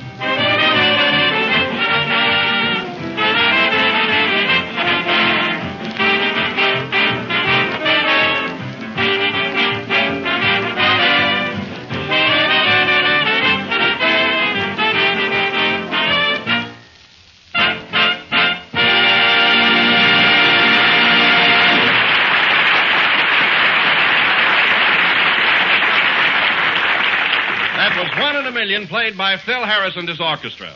And now, ladies and gentlemen, we bring you that... Hold it a minute, Don. Oh, sure, Jack, sure. What is it? Well, this being the first program of the new year, I think you ought to inaugurate it by giving me a nice, friendly introduction. Of course. You know what I mean, Don. Not too mushy, but something with a little dignity to it. Mm-hmm. You know, I'm tired of starting out each week with a strike against me.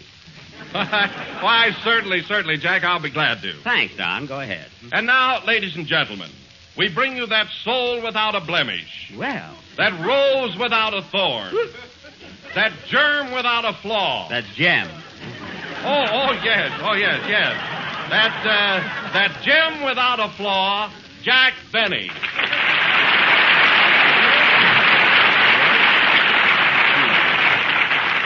Hello again. This is Jack Benny talking. And thanks, Don, for 2/3 of that introduction. I might have known that you'd start the new year wrong. Oh, I'm sorry, Jack, but the temptation was too great. Oh, that's all right, Don. Happy New Year anyway, and may all your troubles be colossal. Mm-hmm. The same to you, Jack. The same to you and many of them. By the way, Don, did I say Happy New Year? Yes. Well, cancel it. Thanks, and just ignore mine. Well, we're off to a nice, lousy start, aren't we? But no kidding, Don. We're still good friends, and we have had a lot of fun, haven't we? Yes, sir, and I hope the new year will be just as pleasant. Oh, we yeah. certainly have had some great times together on this program. We sure have, Don. Laughing, talking, and cutting each other's throats. But it was great fun. Come in. Mr. Benny? Yes? I want to take this opportunity of wishing you and your company a very, very happy New Year. Well, and who are you? I'm fine, thank you. Goodbye.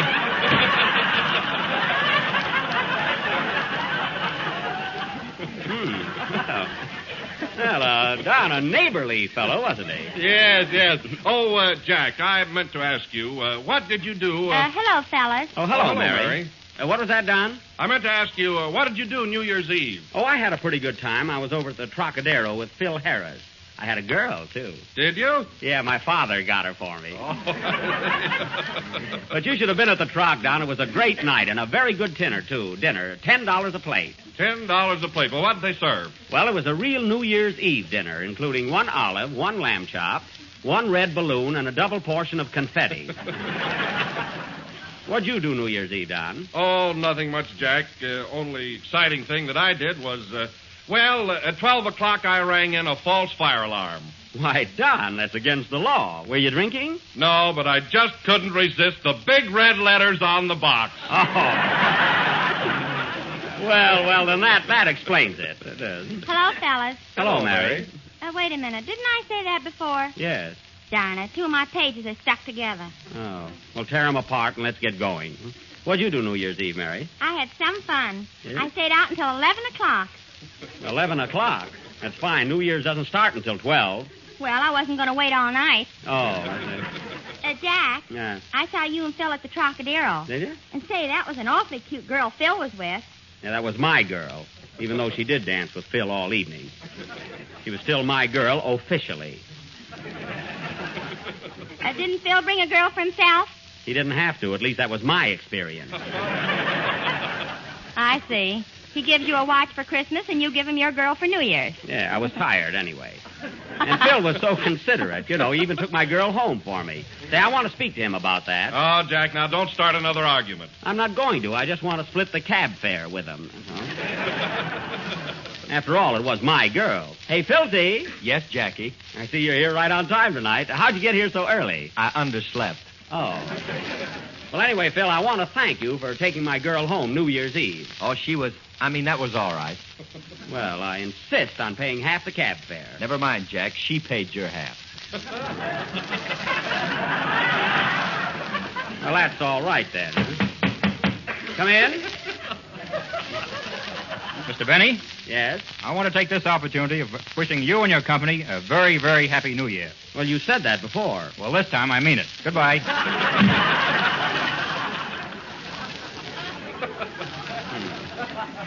That's what I get for broadcasting in a hallway.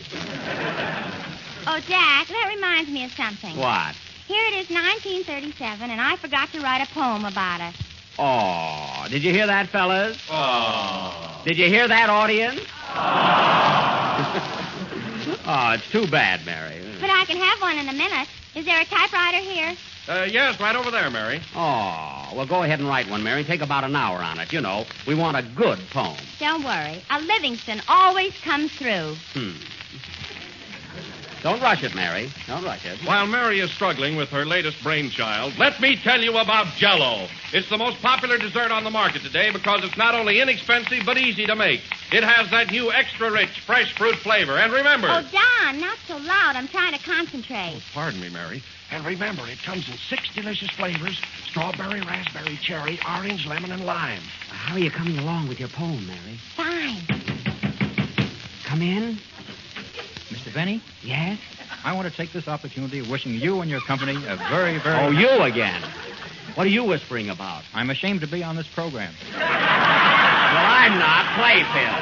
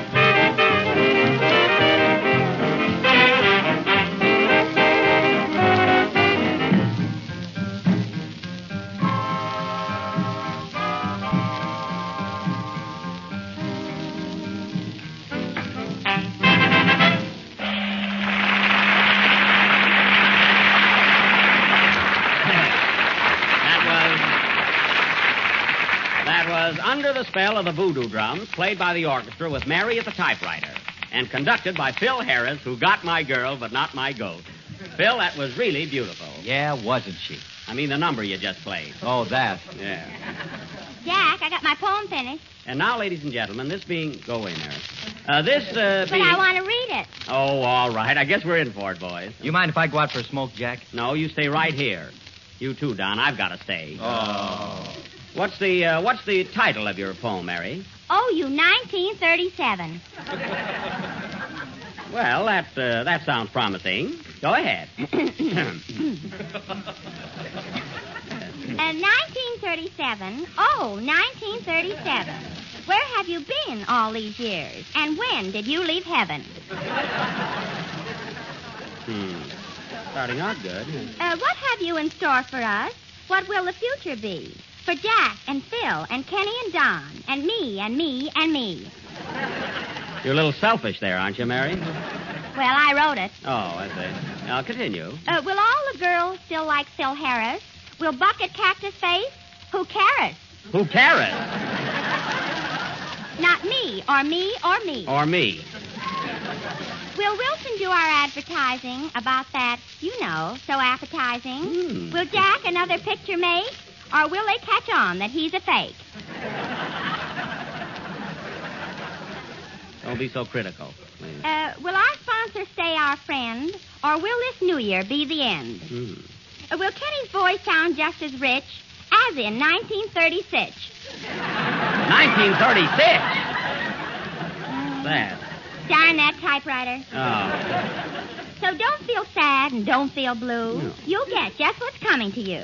And happiness there sure will be for you and me. And me and me. I knew that. Oh, you 1937.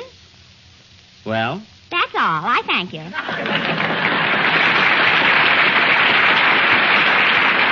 Well, Mary, that tone did show a little thought. Hello, fellas. Happy New Year.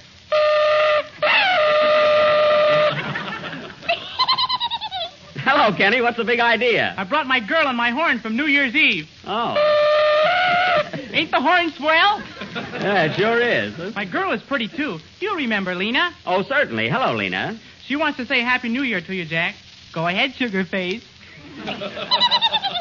Well, the same to you and many others. Thanks. Hey, Kenny, your girl... Oh, really, your girl must like me, Kenny. She comes up to see me quite often. You know? And she liked you in your new Paramount picture, College Holiday, too. Oh, did you, Lena? Yeah, you're a regular broken-down gable. Thanks.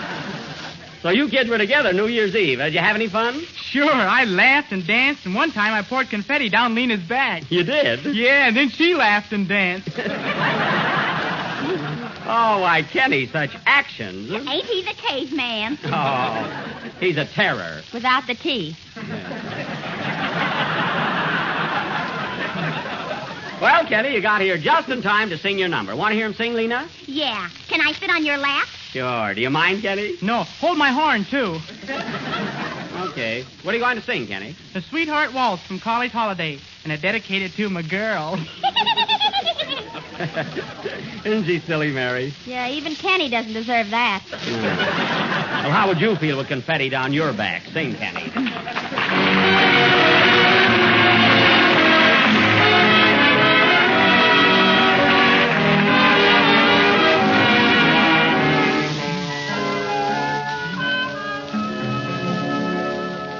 Although there are more than we two on the floor, we'll pretend that we're all alone.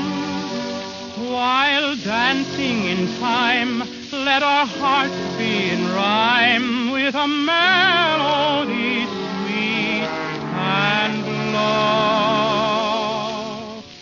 We've waited so long for our favorite song, for the song that we call our own. So rest your head on my shoulder while we dance the sweetheart waltz. Close your eyes and drift to paradise, and there together let us stay until the music fades away. The dance will be through, but if I only knew you'd be mine when the music falls, my heart would go right on dancing at the end of the sweetheart waltz. At the end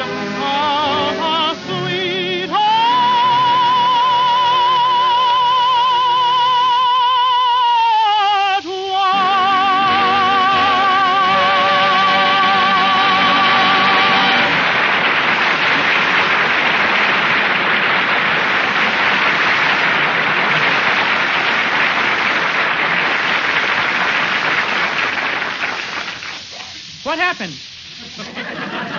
What happened? Kenny, you just sang your song. Oh, thanks, everybody. That was Sweetheart Waltz, sung by Kenny Baker, who didn't know what he was doing.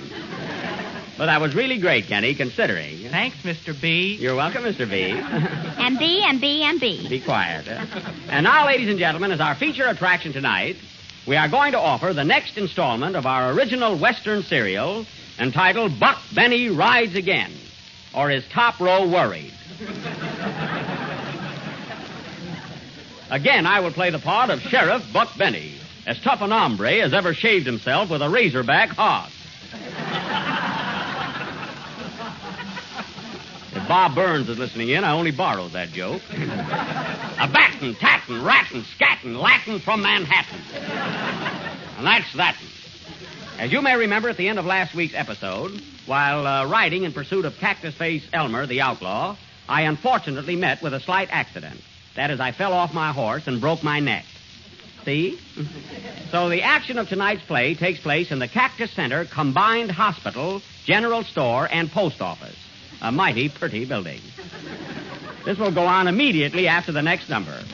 So play something, Phil, and give me a chance to dash over to the hospital and jump into bed, you know.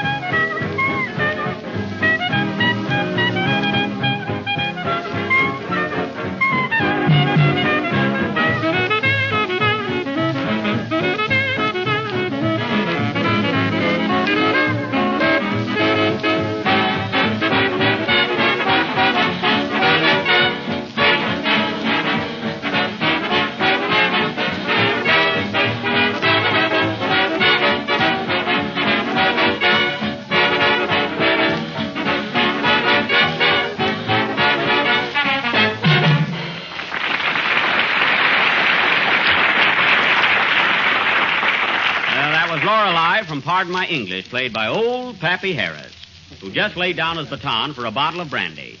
He'll be following the baton any minute. And now for our play, Buck Benny Rides Again. The scene, Cactus Center Hospital, General Store, and Post Office. I'm in bed now, folks. Curtain. Theme song.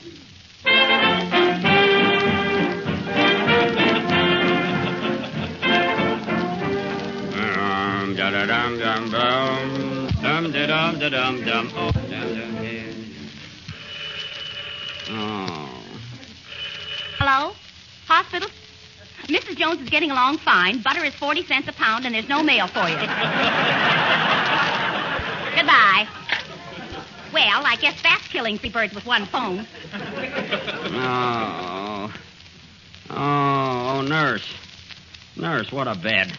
These are the worst springs I've ever seen. Well, the winters have been bad, too. Fine nurse. Where's my horse? Right alongside of you. Oh, hello, partner.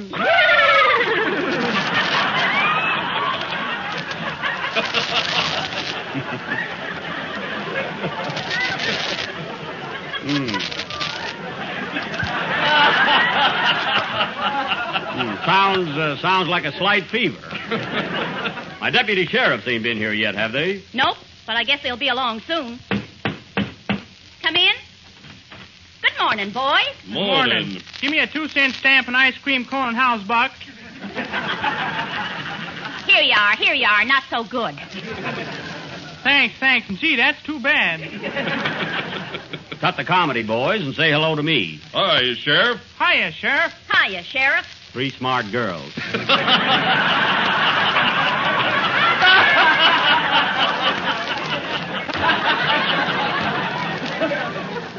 Well, boys, any news on Cactus Face? Well, we were out looking for him this morning and found his clothes down by the riverbank. He either committed suicide or took a bath. Most likely suicide. He ain't the bathing type. What'd you do with his suit? We're wearing it. Well, boys, the next time you share a suit, you better find one with 2 pair of pants. Deputy Baker, you're a disgrace running around like that. Oh! What's the matter, nurse? I just put my glasses on. Better scram, boys, especially you, Baker. Don't I get to talk about Jell-O? Not today, deputy. So long. So long. How are you feeling now, Buck? Much better, nurse. I'm coming along fast. Well, slow down. I need the work.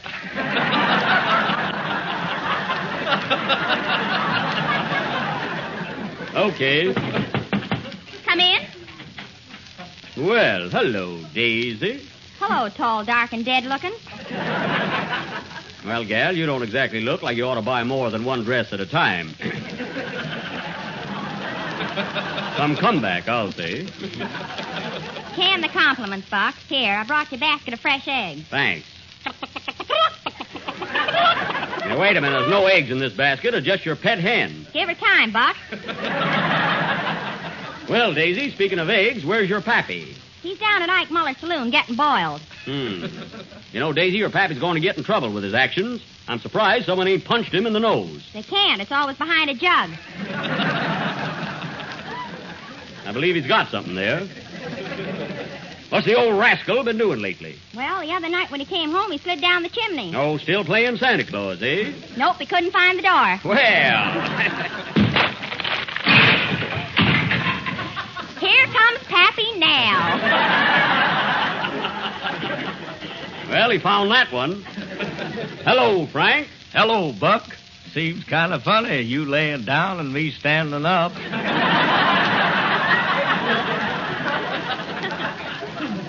Nice rhythm there. Listen, Frank. You put that gag over. What's the idea of crashing in here like that? Ain't you never been in a hospital before? Why, sure. I was here last fall to have my tonsils and pink elephants taken out. Oh, that's too bad. Yeah, the tonsils has gone permanent. That's good. Excuse me, folks, but I got to take the sheriff's temperature. Here, Buck, put this thermometer in your mouth. Shucks, nurse, those things are a fake. Ate 3 of them this morning. Didn't do me a bit of good. Well, you should have chewed them. Oh. I think you're running a little fever, Buck. What are you laughing at, Daisy? Buck fever. Daisy, you're plumb giddy today. Who's there? It's the doctor. Well, come in. Hello, are you Buck Benny? That's me. Are you a doctor? I'm not a friend, then, sir. Here's my card. Physician, surgeon, and what my patients say about me is a lie.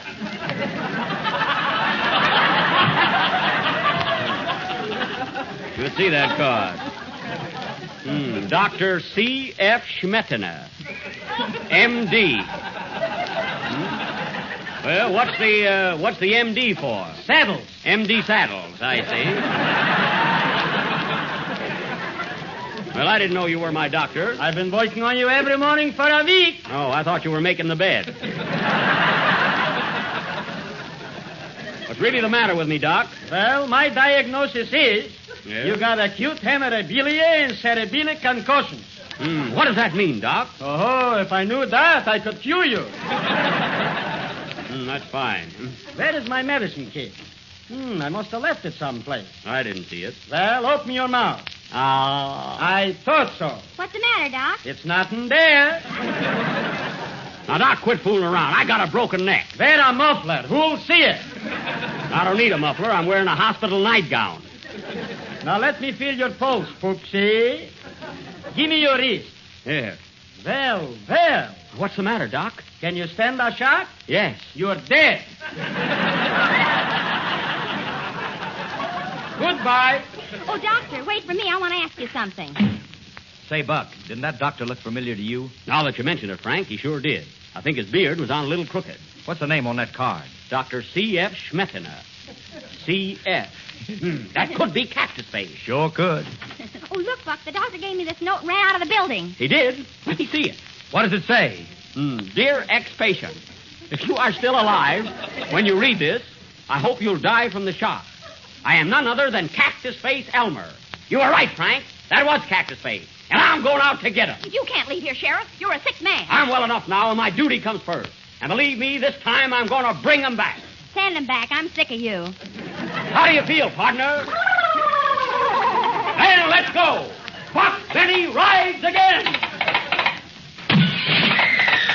What happened? Do you really want to know? Yes. Then tune in next Sunday night. Will Buck get Cactus Face? Will he have to pay for the window? Will it snow in New York? Will it rain in California? Be with us next Sunday night and you'll know. Play, boys.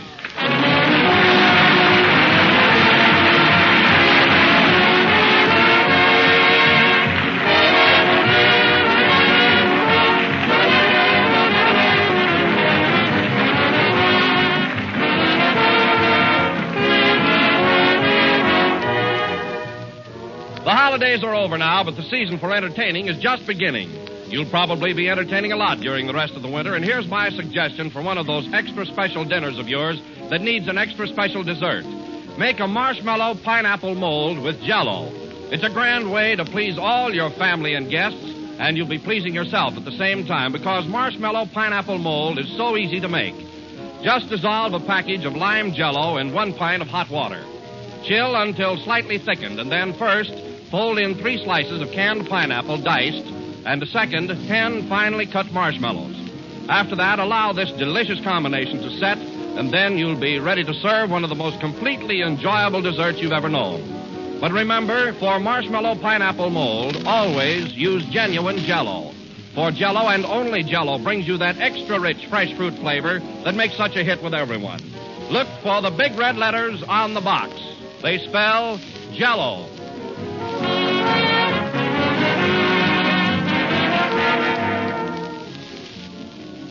This is the last number of the 14th program in the new Jell-O series, and we'll be with you again next Sunday night when we continue with Buck Benny Rides Again.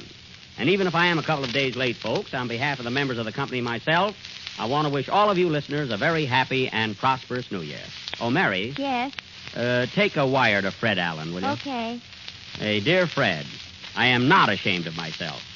When I was 10 years old, I could play Flight of the Bumblebee on my violin, too. You know how to spell Signed, Jack Benny.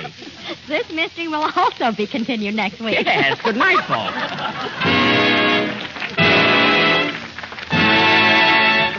J-E-L-L-O. Patsy Flick, who played the part of the doctor on this program, appeared through arrangement with Warner Brothers Studio. The tune of Pretty Girl Is Like a Melody is from the great Ziegfeld. The Jell-O program reaches you over the Red Network from the NBC studios in Hollywood. This is the National Broadcasting Company.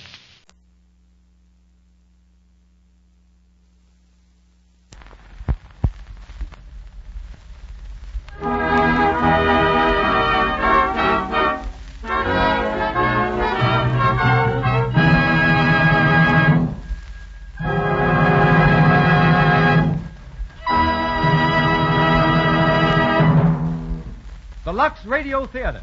Great dramatic program with the stage and screen's most famous stars. Tonight's star, Zazu Pitts. Supported by Gene Lockhart, featured comedian of stage and screen. Zazu Pitts, the most bewildered star in Hollywood.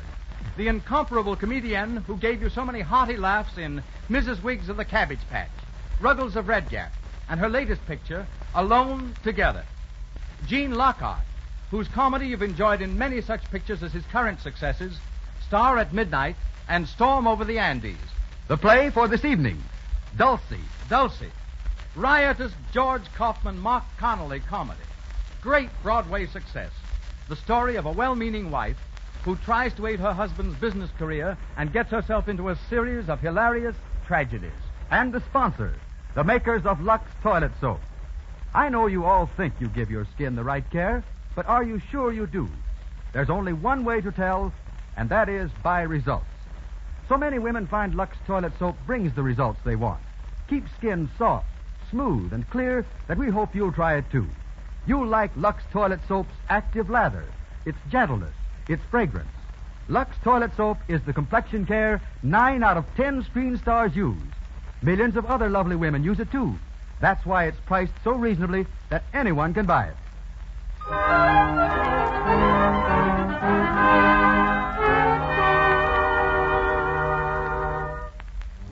And here's Mr. Garrick to tell you about the play. In tonight's play, you will hear Miss Zazu Pitts in the part of Dulcinea Smith, a high-spirited but rather giddy young married woman. Dulcinea, called Dulcie for short, has always had an overwhelming urge to be of assistance in the business affairs of her hard-working husband. And with her usual uncanny knack of doing the wrong thing at the wrong time, has invited a house full of guests to spend the weekend. Mr. Gene Lockhart will be heard in the role of Charles Forbes, whom Dulcie has invited with the hope that he will further her husband's financial interests. The first guest to arrive is her brother, Willie. And as our curtain rises, we find him alone in the well-furnished living room, idly turning over the pages of the evening newspaper. The door opens to admit Gordon Smith, Dulcie's husband. Good evening, Bill. Oh, hello, Gordon. Been here long? Oh, about an hour. Kind of hot in town, so I thought I'd come out early. Of course. Glad you did. I don't suppose Dulcie's home yet. No, the butler said she was across the street someplace. Mrs. Kennedy's, I think. Oh, yes, the regular Friday afternoon ladies' club. Gosh, but I'm tired tonight. Had a hard day at the office. How's the artificial jewelry business, if any? Well, it's looking up a bit, Bill. Anything new on Forbes' merger? It's coming along. I hadn't said anything, Gordon, but I rather felt you were up against it when I saw you last week. Thanks, old man. I was a bit. You'll be all right if this new deal goes through? Yes, I think so. I'm to get 16 2/3% of the stock of the combine. Oh, you think that's enough? 16 2/3? No, it isn't. But I'm up against it. I've got to take what he gives me or have that crowd to fight. Forbes is a tough customer. That's hard luck. Worse, I may be able to do something with him over the weekend. He's coming out here, you know. Yes, so I understand. Bringing his wife and daughter, too, isn't he? Yes. I didn't know you knew them that well. Well, I don't, except Forbes in a business way. I wasn't keen for it, but Dulcie thought it'd be nice to have them. And, well, you know how your sister is about those things. Yeah. When she makes up her mind to do something, there's no stopping her. Oh, hello, Willie. Hello, Dulcie. Gordon, darling, how are you? All right, dear. My, did you have a hard day at the office? Well, not bad. Oh, my, it's nice and cool in here, isn't it? I always say if there's any breeze at all, we get it in this room. A ring for Henry, will you, darling? I want him to fix these flowers. Yes, dear. Aren't they pretty, Willie? Right out of my own garden. Yes, they're swell, sis. We're having guests for the weekend, Willie. Very important guests. And I want the place to look just right. Who do you think's coming? Don't tell me now. The Forbes. Why, Willie, how did you know? Oh, someone must have told you. Yes, the Forbes. Mr. and Mrs. Forbes and Angela. My, isn't it strange, Gordon, that Mrs. Forbes is only 10 years older than her daughter? What? Yes. Huh? Of course, she's not really Angela's mother, dear. She's her stepmother. Mr. Forbes' second wife, you know. Oh, she's so nice, Willie.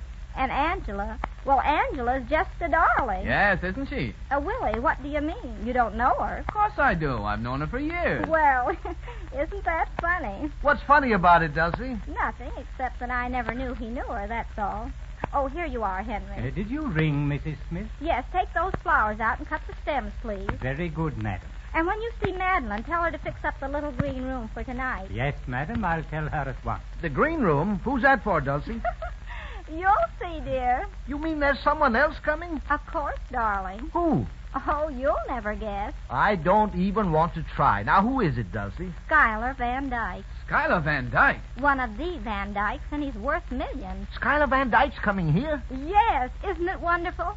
He's a marvelous man, and you ought to hear him play the piano. You'd never think he was a Van Dyke. He's so democratic. Where the devil did you meet him? Oh, several places. And this afternoon he was at Mrs. Kennedy's and played for us.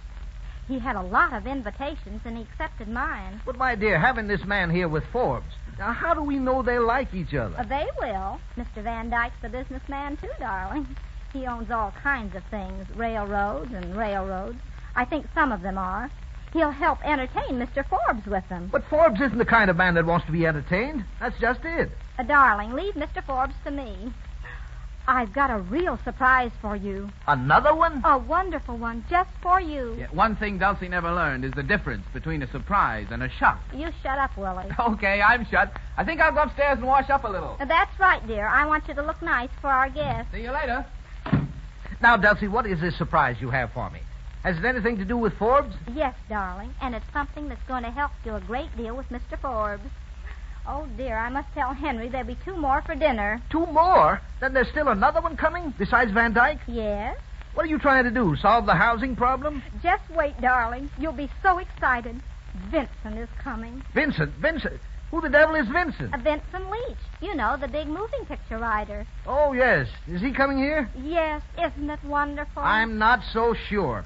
Now, why do you want to mix this man Leach up with Forbes? Oh, that's a secret. But I don't like secrets. This isn't a game. I promise you won't tell? Cross your heart? Yes. Well, then, Vincent and Angela like each other. You mean Forbes' daughter? Yes. Isn't it wonderful? So I invited them both here so they'll have the whole weekend together. You never can tell what'll happen. But, Dulcie, dear, you don't know Angela so well. And this man Leach, what do you know about him? I know all about him. He's a big scenario writer and just the man for Angie. But why are you so anxious to match this fella Leach with Angela? What do you care about it? Don't you see? No. Can't you guess? No. Well, if Angie likes Mr. Leach and marries him... Yes? And I fix it... Well? Well, I'm your wife. Now, Dulcie, dear... That will make Mr. Forbes so grateful that he'll have to give you more than 16 2/3 of the percentage. Good heavens, Dulcie. I figured it all out myself. But now wait. Gordon, darling, don't be upset about it. I know they ought to marry. I just know it. It's a woman's intuition. Just as I knew I ought to marry you, dear. It was because I loved you, darling, and wanted to help you, and... Yes, you do help me, but you don't understand, dear. Now, try and see my position. All I can see is that Mr. Forbes is taking advantage of you, and I'm not going to let him, that's all. But that isn't the point. In the position that I'm in, I have to go ahead with it. I wouldn't want anything to happen. Don't you see, dear, if I'm not in that merger, I lose everything. Only 16 2/3%. It's such a funny number, too. I don't see why you couldn't get a nice even number like 25 or 50. Now, Dulcie, you must listen. Now, not another word. Just let sleeping dogs lie, and everything is bound to come out all right. It always does. Excuse me, Mrs. Smith. Yes, Henry? Mr. Schuyler Van Dyke is here, madam. Oh, show him in, Henry. Yes, madam. Oh, Gordon, isn't it thrilling? A real Van Dyke in our home. Will you step in here, sir? Thank you. Oh, good evening, Mrs. Smith. Good evening. I see you found your way all right. Oh, yes. I guess you're like me. You got a bump of location. This is my husband, Mr. Van Dyke. Mr. Smith, how do you do, sir? I'm very pleased to know you, Mr. Van Dyke. Thank you. Hey, Dulcie, I beg your pardon. Oh, that's all right. Come in, Willie. I want you to meet Mr. Van Dyke. My brother, Willie, Mr. Van Dyke. How do you do? How do you do? And Mr. Van Dyke's going to stay the weekend, aren't you, Mr. Van Dyke? Thank you, but I hope I'm not intruding. Why, not at all. Intruding? I should say not. Well, it's very kind of you, but may I accept with a proviso? Why, certainly. It's barely possible that some business matters will call me back to town. Now, in that event, I hope you'll pardon me. Of course. We all understand business here, don't we, Gordon? Business before pleasure. You're awfully good. Willie, would you show Mr. Van Dyke his room? It's the one next to yours. Of course. This way, Mr. Van Dyke. Thank you very much. I shall rejoin you presently, Mrs. Smith. Dinner at 8:20, Mr. Van Dyke. Sure. Well, how do you like Mr. Van Dyke? Nice, isn't he? He's all right, I guess. Wait till you hear him play the piano. A lovely touch and so soulful. Oh, my. Oh, Henry, what is it, Henry? Mr. and Mrs. Forbes, madam, and Miss Angela Forbes. Oh, good heavens. They're here already, and I'm a sight. A positive sight. Henry, show them in and say I'll be down directly. Very good, madam. Quick, Gordon, we've got to go upstairs. We look terrible. Who does? I look all right. Oh, no, you don't. You haven't even washed your face. You can't greet Mr. Forbes with a dirty face. Come along now. But, Dulcie... Don't stop to argue. We'll go through the dining room so they won't see us. Oh, gosh, Dulcie, I wish you wouldn't... Hurry, dear, hurry. Will you come this way, please? Thank you. Come along, Eleanor. Yes, dear. Oh, what a lovely room. Isn't it, Angela? Yes, the whole place is lovely. Looks like we came too early. Oh, no, sir. Mrs. Smith asked me to say that she'd be down direct. Oh, all right. Thank you. Not at all, madam. Excuse me, please. Well, a nice reception. Now, please, Charlie. Oh, don't be a bear, Father. Try to be pleasant for once. Pleasant? Why should I? I didn't want to come here in the first place. I could have done my business with Smith in New York. I know, dear, but a nice weekend down here in the country? Weekend? What do I care about a weekend? I'm a businessman, not a playboy. You know I despise golf and tennis and all that sort of truck. Well, I couldn't help it, Charlie. Mrs. Smith was so insistent, I couldn't refuse her. Well, we're here now, Father, and you might as well make the best of it. I didn't care so much about coming myself, if you want to know. Oh, you didn't? No, not particularly. I'd rather stay to town. Yes, where you could see that half-baked moving picture writer, I suppose. What? Why, Father. Oh, I know all about it. You've been seeing him almost every day, and I don't like it. You hear? I don't like it at all. Why not, Father? Mr. Leach is a very nice young man. Mr. Leach is a young fool. How can you say that? You've never even met him. No, but I've heard about him, and that was enough for me. Oh, Charlie, please don't excite yourself. You know it's bad for you. Now, come over here and sit down. No, I won't. I'll sit down right here. I don't like those soft chairs anyway. They're bad for my back. Come in here, Mr. Van Dyke. Thank you. Why, Bill. Well, if it isn't Angela. How are you, Angela? I'm all right, Bill. This is my father, Bill Parker, Father. How do you do, sir? How are you? My wife, Mr. Parker. How do you do? How do you do? This is Mr. Van Dyke, Mr. and Mrs. Forbes, and Angela Forbes. How do you do? Are you Mr. Schuyler Van Dyke of New York? Yes, I am. Well, I'm certainly glad to know you. Thank you. I believe I know something of your interests. In fact, I just missed meeting you last week at the International Metals Conference. Yes, well, I've heard of you also, Mr. Forbes, and I hope we can have a little chance to talk down here. I'm very much interested in the artificial jewelry business. Are you? Well, that's fine. Here they are, Gordon. Hurry, dear. I'm coming. Oh, Mrs. Forbes, I'm so sorry to have kept you waiting. Oh, it's quite all right. And Mr. Forbes, how are you? Pretty well. And Angela. How are you, Mrs. Smith? Oh, Gordon, introduce everybody, will you? Yes, of course. All right, Gordon, I've done it already. Oh, how nice of you, Willie. Angela, my dear, I've such a surprise for you. Such a surprise. What, Mrs. Smith? You'll see, dear. You'll see. Oh, Mr. Forbes, I'm glad you could get on early. I'd like to talk over something with you that... Now, Gordon, no business, please. But Dulcie... No, dear, this is the time for play. You know, Mr. Forbes, the one thing poor Gordon has never learned to do is to play. He takes everything so seriously. Now, what I like to do is to cut loose once in a while. Just be children again. Don't you, Mrs. Forbes? Oh, yes, indeed. Away from everything. Yes, that's the way I feel. And I've got the most wonderful day planned out for you tomorrow, Mr. Forbes. Eh? You're going to play and play and play. Me? Well, thank you very much, but you know that I... Oh, but you play golf, don't you? Well, thank you. It's been a long time since... You'll love our course. It's wonderful. Yes, but I've been having a great deal of trouble with my back lately. Oh, and really? Well, that's too bad. What you need is exercise. Huh?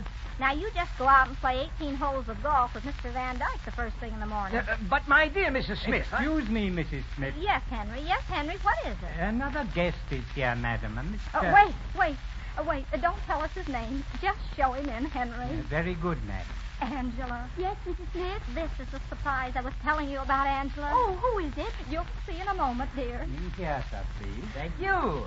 Oh, Mrs. Smith. Oh, good heavens. How do you do? Ladies and gentlemen, this is Mr. Vincent Leach, the great moving picture writer. What? Well... Yes, Mr. Forbes, Mr. Vincent Leach. How do you do, Mr. Forbes? How do you do? And this is Mrs. Forbes. How do you do? And Mr. Van Dyke, my husband. How do you do? And my brother, Willie. How do you do? And, of course, you know Angela. Angela, why, this is a surprise. Oh, yes. Isn't it, Mr. Leach? I didn't know you were going to be here. Neither did I. What's that, Mr. Forbes? Nothing, Mrs. Smith. Nothing at all. Oh, I thought you said something. Oh, Mr. Leach, I'm so glad you could come. He's been so busy, Mrs. Forbes, working on a new picture. Tell us about it, Mr. Leach. Well, I'm afraid I can't. Just now. It's a little long. Perhaps after dinner. Oh, yes, of course. But I may say, without exaggeration, that it will probably be the most magnificent picture of its type ever produced. Oh, how wonderful. Yes, even better than the Sacred Love. I suppose everyone here saw the Sacred Love. Yes. Oh, yeah, I know. Well, then, you all know how good that was. And my next is going to be even better. Need I say more? No. Huh? I beg your pardon, Mr. Ford. Oh, Dulcie, don't you think we might play bridge or something? Until dinner, I mean. Yes, Gordon, that's a very good idea. Now, let's see. You play bridge, don't you, Mr. Ford? No, Mrs. Smith, I do not. Oh, yes, you do. You're just modest. We'll play out in the sun porch. It's nice and cool there. Oh, but I don't suppose Mr. Leach and Angela would care to play, would you? Well, if it's all the same to you, Mrs. Smith. I understand, Mr. Leach.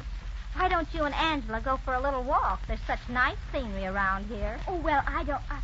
Oh, all right. Shall we, Mr. Leach? Delighted, my dear. Come along. Thank you. Excuse us, please, everyone. What a surprise, Oh, dear. Don't they make a nice couple? Yes, lovely. Now, if you'll excuse me, Mrs. Smith, I'd like to go and put my car away. Certainly, Mr. Forbes. Gordon, go and help Mr. Forbes. Of course. Wait, Mr. Forbes, I'll show you where to put it. Now, Bill, you can come outside and help me set up the bridge table. Okay, Dulcie. And Mr. Van Dyke, will you stay and entertain Mrs. Forbes for a moment? Certainly, it'll be a pleasure. Oh, thank you. This way, Bill. We're going to play out in the sun porch, you know. Right behind you, sis. Well, I suppose I ought to go and change before dinner. Oh, no, please don't go, Mrs. Forbes. I've been wanting to have a chat with you. I've been hearing all about you this afternoon. All about me? Yes. From whom? Mrs. Smith. Oh. So you see, I was prepared to be interested even before I met you. And now the disappointment. Far from it. I find you even more interesting than I had anticipated. Well, thank you. Now, tell me, Mrs. Forbes, you've been married just a short time, haven't you? Not so short. 4 years. Why? No reason, but you look so much younger than your husband, and he's so very jealous of you. Why, Mr. Van Dyke, what makes you think so? Mrs. Smith told me. Oh. Eleanor, did I leave the keys to the... Oh, I beg your pardon. Why, Charlie, what's the matter? Nothing. I just can't find the keys, that's all. Oh. Well, I think I'll go out on the terrace. See you later, Mrs. Forbes. Well, what did that mean? What, Charlie? Isn't it enough to have Angela go prancing off with that brainless, conceited motion picture jackass?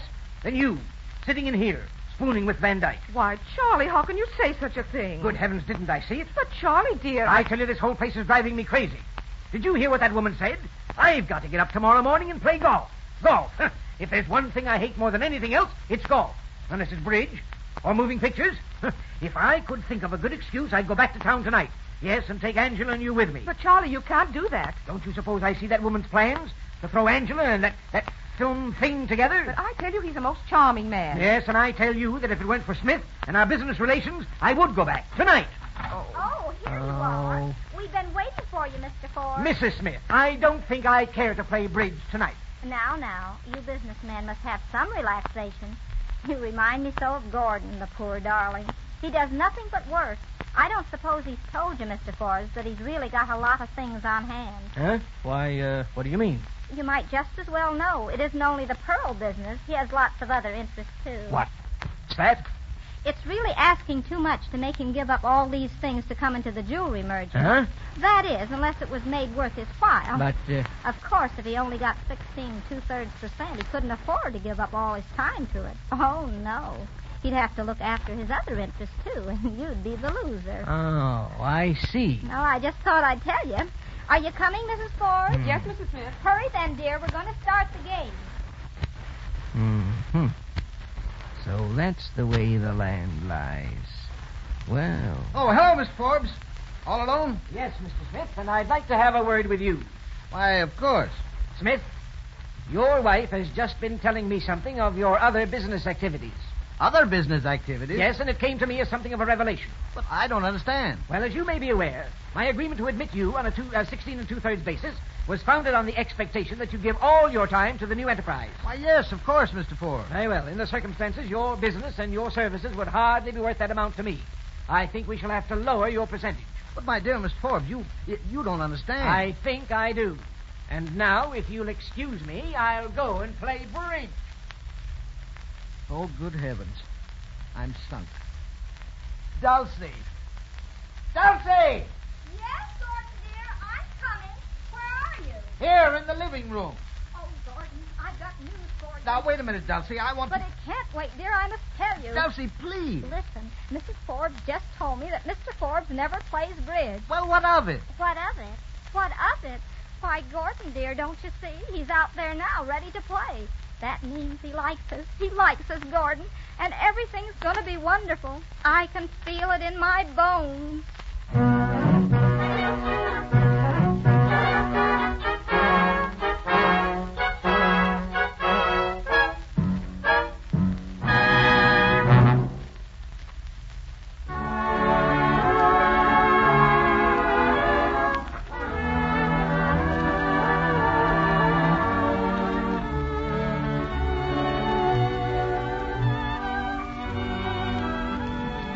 listening to the Lux Radio Theater's production of Dulcie, starring Zezu Pitts and featuring Gene Lockhart.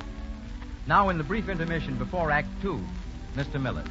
Tired businessman, this is for you. Your name, we'll say, is Jones, and your office life is hectic. Important meetings. Now, gentlemen, I see only one way out. People to be interviewed. Mr. Jones is busy now. Will you wait, sir? That goes on the whole day long. Well, you like being busy, but when night comes, you're tired. You need new energy, and I'm going to tell you how to get it. Drop yourself in a good warm bath. Lather yourself head to foot with Lux toilet soap, and just relax. Man, do you feel comfortable. You won't believe how comfortable until you try it. Lux toilet soap's lather is active. It goes down into every pore, frees skin of dust, dirt, stale perspiration, makes you feel alive. Skin that's really clean feels good. A Lux toilet soap bath will pep you up all right. It's the many, many letters that we get from men that convince us Lux toilet soap is a soap men like. Lather? That's the keynote of those letters. Lather that's rich, that's quick, that's thorough. Why don't you try it tonight?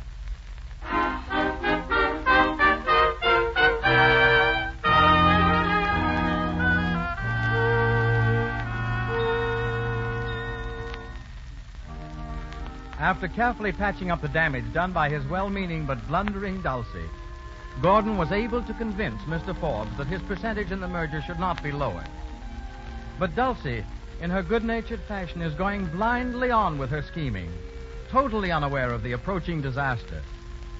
It is a few hours after dinner, and she is seated in the living room with Mrs. Forbes, all aglow with what she believes to be the marvelous success of her plans.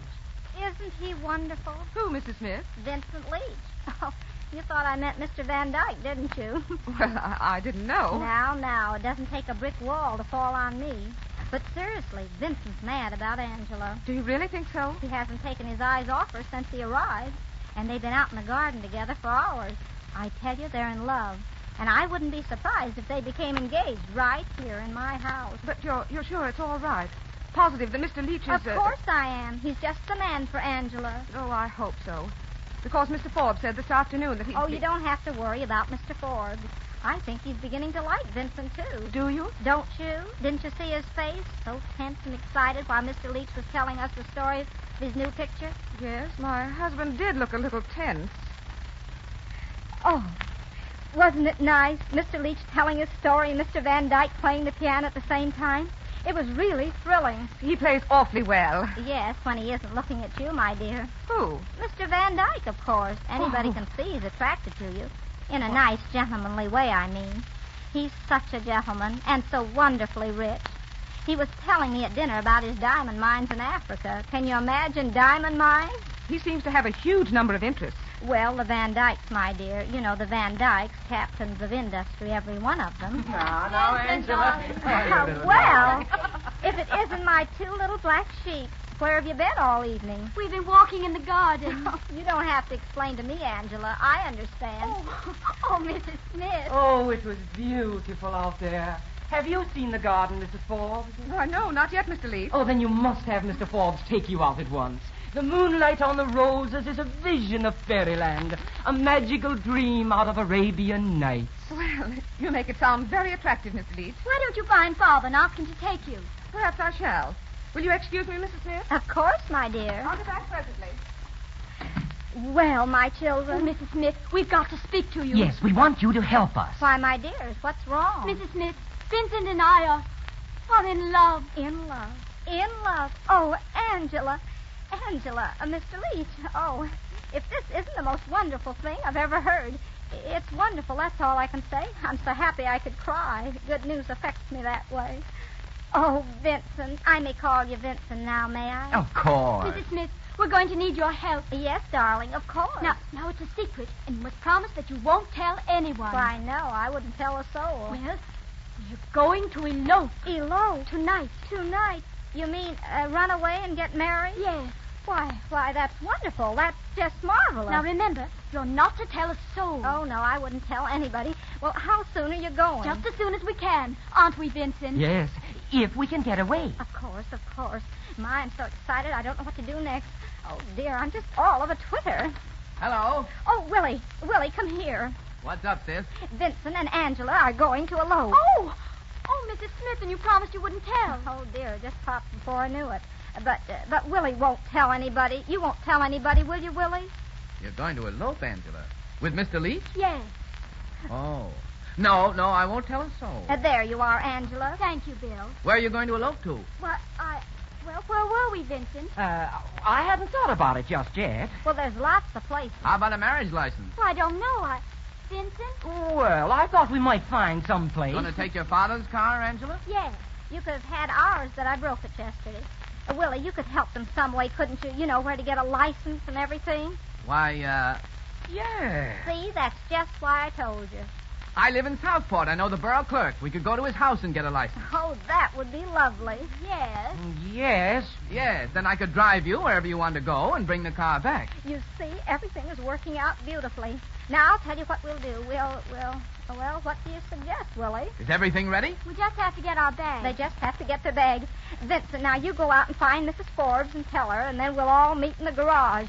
I'll go up and get Angela's things for her. But wait a minute. Hurry, Vincent. The least speed, the more haste, or something, you know. All right. I'll see you in the garage in about 3 minutes. Now, don't keep me waiting. We won't. Well, now that's settled. I'll go up and get the things. I'll go with you. Oh, no, I'll bring everything out to the garage. If anybody sees me, they won't suspect, you know. I'm so excited. It's just like the things of old when knights were bold. Well, all ready for the elopement, Angela? Bill Parker, I think you're just horrid. Oh, you don't mean it. I'm really being very good to you, helping you out this way. Well, you don't have to be so happy about it. After all, we are old friends. Well, that's why I'm glad. You're glad, aren't you? That has nothing to do with it. Yes, of course I am. Oh, you're just impossible. Angela, you once told me I'd never change. You were right. I never have changed. Especially about you, Angela. Oh, I don't care whether you have or not. I think you're positively hopeless. Oh, good evening, Mr. Forbes. Oh, good evening. Have you seen my wife? Why, no, not recently. The butler told me she was looking for me. Oh, I'm sorry. Oh, here she is. Oh, Charlie, where have you been? I wanted you to go out in the garden with me. Is that all? Well, I don't want to. Will you excuse me, won't you? I have rather an important engagement. All right, go ahead. Thank you. All the places I've ever been in. Charlie, what's the matter? You look terribly upset about something. Yes, well, I am upset. Has anything happened? No, but if I don't get out of this house, something will happen. That woman is enough to drive a man crazy. But, Charlie, dear... Don't Charlie dear me. You don't give a darn anyhow. You just go ahead carrying on with that fellow Van Dyke. But, sweetheart... Oh, I saw the way that woman fixed it up for you. And Angela. Where's Angela? Well, I don't know, dear. Well, out gallivanting with that moving picture nincompoop, I suppose. More of that woman's work. Do you mean Mr. Leach? Yes, I mean Mr. Leach. And I want to tell you something. If I find this Leach person actually making love to Angela, I'm going to raise blazes. I've had nothing but a series of aggravations and annoyances ever since I came into the house. Eleanor, I can truthfully say that in all my 53 years, I've never spent an unhappier evening. Oh, Charlie. Yes, but I'm not going to spend another. I'm not going to stay here and play golf and bridge. Well, what are you going to do? I'm going home. Charlie. I'm going upstairs and pack right now. Charlie, you can't do that. Maybe I can't, but I'm going to. You can stay here with Van Dyke and watch Angela carrying on with that Leach person. But you mark my words. If anything comes of this, if Angela and that fool are infatuated with each other, if they do anything silly, I never want to see either you or her again. Oh, Mr. Ford, here you are. Yes, but I won't be for long. I'm going to my room, Mrs. Smith. That's right. Get a good night's rest, Mr. Forbes, so you'll feel good when we go horseback riding tomorrow. Horseback riding? Oh. Mrs. Forbes, did you hear the news? Did Vincent tell you? No. What news are you talking about? Vincent and Angela, they've eloped. Eloped? Oh, good heavens. They left just a minute ago. Isn't it wonderful? No. What? It's terrible. Charles will never speak to me again. It's all your fault. That and Mr. Van Dyke and everything. Charles would never have talked to me the way he did if it hadn't been for you. He's never talked to me like that before. Why, Mrs. Forbes, dear, you're tired. No, I'm not. I'm just mad, that's all, and it's all your fault. If my husband ever knows that I knew they were falling in love and didn't stop it, why, Oh, I don't know what he'll do. There, dear. Why, he won't do anything. Oh. He'll be the first to congratulate them. Oh, Mrs. Forbes and Mrs. Smith. Oh, Mr. Van Dyke. I've been looking for... Oh, Oh, I beg your pardon. Am I intruding? Oh, no, it's quite all right, Mr. Van Dyke. Mrs. Forbes, well, she doesn't feel so well, that's all. A headache, isn't it, dear? Oh, I'm so sorry. Dulcie! Dulcie! Oh, yes, Gordon, dear. What is it? Dulcie, what in the name of heaven has happened? Why, nothing, Gordon. Nothing at all. Then why did Mr. Forbes just tell me that he wasn't sure whether he wanted me in on the merger or not? He said that? Yes, and what's more, he's leaving the house in a few minutes. What? Well, he can't leave without me. Charlie, wait for me. Wait for Eleanor. Gordon, I can't believe it. The merger can't be off. Why should it be? I haven't done anything wrong, have I? I don't know what you've done, but it looks like you've ruined me. I've got to try and stop him. It means everything to me. Oh, dear me. Oh, Mrs. Smith. Oh, Mr. Van Dyke, isn't it awful? Isn't it terrible? Nothing is so terrible that it can't be mended. But the merger, it may be all off. I don't know what Gordon will do. Now, just a minute, Mrs. Smith. As I understand it, it was a merger which would have taken in about 50% of the jewelry trade. Yes, I think so. And now Mr. Forbes is on the verge of leaving your husband out of the merger. Is that right? Yes. Mrs. Smith, I like your husband very much. Oh, do you? Would he be willing to get up his own merger? One bigger than Mr. Forbes ever dreamed of? Why, what do you mean? Why doesn't he beat Mr. Forbes at his own game? Why, I never thought of that, but Mr. Forbes has all the money and Gordy hasn't any. That's it exactly. Now, I've always wanted to take a little flyer in the jewelry business. Suppose I financed Mr. Smith. Suppose he and I set out to beat Mr. Forbes together. How would that be? Why, it would be magnificent. It would be... Do you really mean it? I do. I'll put up my check the moment your husband says the word. Oh, Mr. Van Dyke, you've made me the happiest woman in all the world. Oh. You'll let me break the news to him, won't you? Why, of course, if you wish it. And to think I introduced you to him. Now, what will he think of me? Dulcie, did you see Mr. Forbes? Did he come back in here? No, Gordon, he didn't. Good heavens, I can't find him anywhere. Wait, Gordon, come back here. Dulcie, don't stop me now. Come back here. I've got to speak to you. Well, what is it, Dulcie? Quick. Gordon, how would you like to have Mr. Van Dyke for a partner? A partner in what? Golf? No, in business, Mr. Smith. Huh? Yes. How would you like to go in business with him and leave Mr. Forbes out of it? Get up a bigger merger than Mr. Forbes ever dreamed of. Because you'd have all the money you wanted. Mr. Van Dyke said so. You said so? Yes, Mr. Smith. Your wife has interested me very much in this proposition, and I told her that I'm willing to finance a combination to beat Forbes and his crowd with you at the head of it. He's just waiting for you to say the word, darling. I can't believe it. But it's true. It is, dear. Why, it's too good to be true. I could be rid of Forbes and put my business in for what it's worth. Yes. Oh, Gordon. I can really do big things. Exactly, Mr. Smith.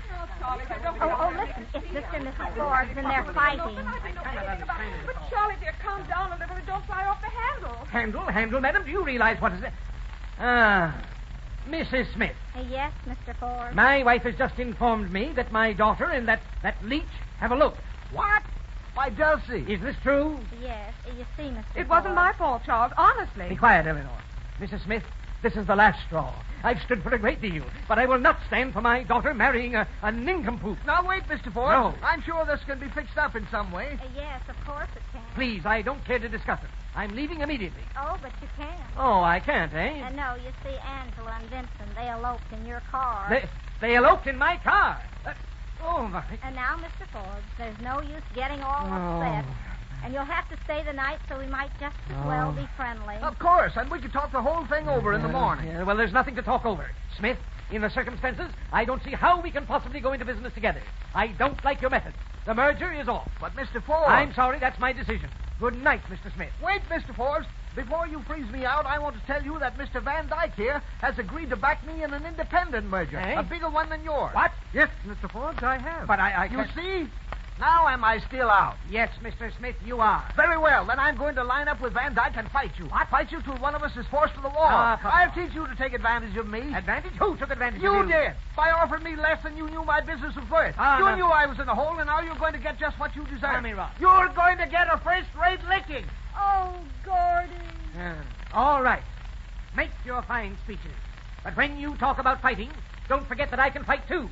And before you win, you're going to know that you've been in a real fight. Remember that. Eleanor, come along. Yes, Charlie, I'm coming. Mr. Smith, allow me to congratulate you. You told him what was what, straight from the shoulder. Thank you, Mr. Van Dyke. And I'm sure we'll get along splendidly. Of course we will. And now I'll have to say good night. I've had a very hard day at my broker's, and I'm completely exhausted. Good night, Mrs. Smith. Good night, and thank you. Oh, not at all. Oh, Gordon, you were wonderful. I feel like a new man. You see, I was of some use after all. Use? You were magnificent. The best, the finest little wife in the world. I'm going to be Forbes, dear. I'm going to succeed. And I'll owe it all to you. Wasn't it lucky my finding Mr. Van Dyke? Lucky? It was an inspiration.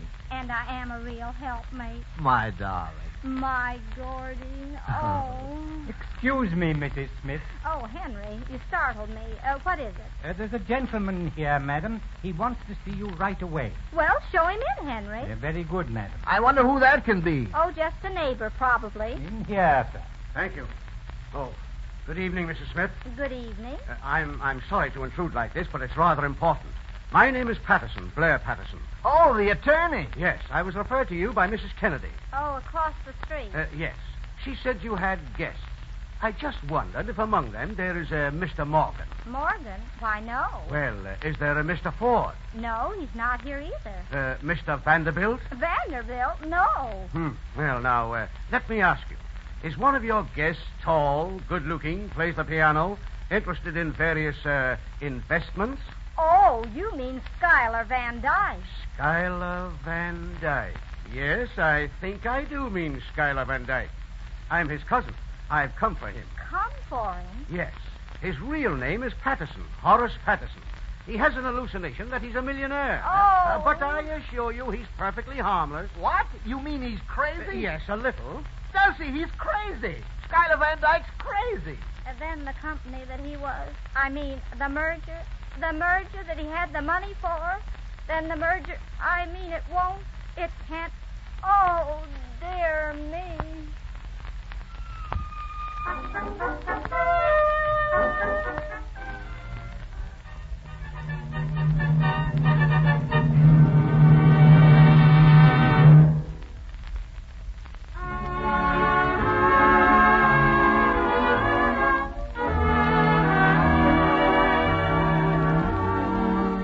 You are listening to the Lux Radio Theater's presentation of Dulcie, starring Zazu Pitts and featuring Gene Lockhart. In a moment, we're going on with Act 3.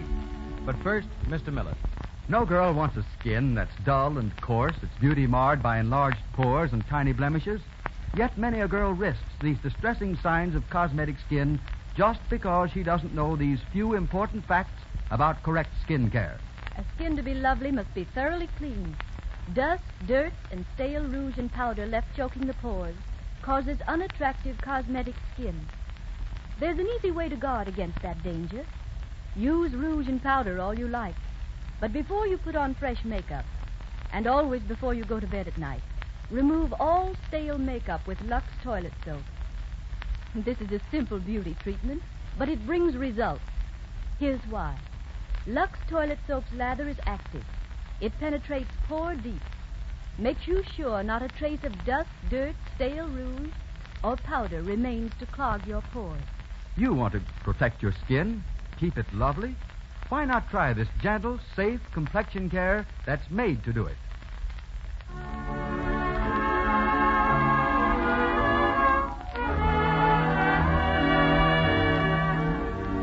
You are listening to the Lux Radio Theater's presentation of Dulcie, starring Zazu Pitts and featuring Gene Lockhart. The next act will be presented in just a moment. This is the Columbia Broadcasting System.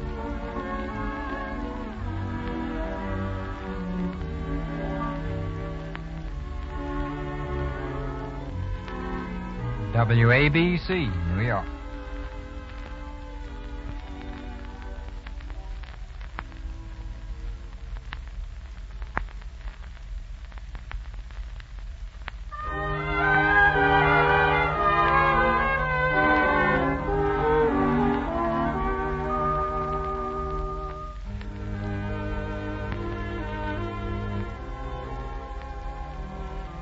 It is early the next morning, and Blair Patterson, the lawyer who brought the calamitous news of Mr. Van Dyke's hallucinations, is in the living room, straightening out his rumpled clothes after spending the night on the sofa. Down the stairs comes the happily demented Mr. Van Dyke, whistling cheerfully. Hello, Horace. What? Why, Blair, what in the world are you doing here? Oh, I just dropped in to say hello. Oh, you can't fool me. You've come to make me leave. That's what you've done. Oh, no. Well, that is, unless you really want to. Well, it's very embarrassing, Blair. Well, if it's embarrassing for you, what do you think it is for me? I have a law practice to attend to. I'm getting a little tired of these excursions. Oh, I wish you'd leave me alone. At least a half a dozen times during the past few years, you've interrupted me in business negotiations that were exceedingly interesting. Have you been up to something here, Horace? Well, yes. I've been representing my Van Dyke interests. We had all sorts of wonderful things planned. Why, my share alone would have been $8.5 million. Besides, we were going to play golf and go horseback riding, and I love horses. Horace, now, how many times have I told you that I represent the Van Dyke interest? Well, now, you just let me handle it. Now, you come back to town with me, and we'll talk it over, huh? I can't leave now. I'm sorry, Horace, but you know our agreement. Unless you do as I say, I'll never go through with that $200 million airplane company of ours. Oh, well, all right then, Blair. Good morning. Oh, good morning, Mrs. Smith. How do you feel this morning, Mr. Van Dyke? Very melancholy. I'm afraid I must go back to town. Oh, well, that's too bad. Still, it's all for the best. You must have some breakfast first, though. Oh, thank you. I'll go have it right away. It's hard to do high finance on an empty stomach. You can have breakfast handy, Mr. Patterson. Why, yes, of course. I had some soft-boiled eggs prepared for him and some soft milk toast. All very soft, you know. Is that all right? Yes, I think that will be very nice, Mrs. Smith. Thank you. Oh, don't mention it, Mr. Patterson. Oh, hello, Gordon, darling. Hello. Good morning, Mr. Patterson. Good morning, Mr. Smith. Have you seen your cousin? Yes, and we had quite a talk. Oh, by the way, you haven't mentioned anything to your guests, have you? I mean, you know, it would be rather embarrassing if... Oh, no, nobody knows a thing. So far as they know, he's Schuyler Van Dyke himself. Well, now, that's fine. Thank you very much. And now I think I'd better go and keep an eye on him. You never can tell what big merger he'll attempt next. Excuse me, Mrs. Smith? Oh, yes, certainly. Dulcie. Yes, dear. Now, Dulcie, I want to speak to you. Of course. What about, darling? What about? My dear girl, do you realize what has happened? Well, I don't know. I think so. Oh, Gordy, I didn't mean to... Now, wait. You must listen quietly, dear, until I finish. Yes, darling. The time has come when I must speak frankly. Do you know what Forbes is going to say to me when he learns who Van Dyke really is? No. He's going to laugh in my face and tell me that my factory and my services are of no use to him. Mr. Forbes thinks he's been made a fool of, and he's right. The success of my business depended entirely upon him. It was me again. It was me, as usual. Oh, dear, how will it all end? Forbes will probably force me out of business. Then I'll have to start in all over again, without a cent. And without me. Oh, Dulcie, I love you. I'll always love you. But you're like a child. You don't stop to think. I guess I don't, Gordon. I only think I think. Darling, I'll let you go if you want me to. I'm just all wrong. I'm a false note. Oh. I always wondered how I was able to make a man like you care for me. It seems so absurd for a man like you ever to love a false note. Dulcie, you're not a false note. You're a melody, a whole tune. But, I don't know what to do. I don't think I can reform. No, I suppose not. But maybe if I made out a budget of things not to do, you know, like the one we had for the household expenses. No, I'm afraid that wouldn't do much good. I could make another promise, one that would take in everything. Dearest, if you'll let me, I'll promise that I'll never interfere with your business affairs again. I'll change completely. I'll revolutionize myself. Oh, Dulcie, I don't want you to change. I love you just as you are. I simply want you to let me handle my own affairs in my own way. Now, if you can promise to do that... Oh, yes, Gordy. I promise, and I'll keep it, I will. Thank you, dear. I'm sure you will. I will. And furthermore, I'll do everything in my power to repair the damage I've already done. What?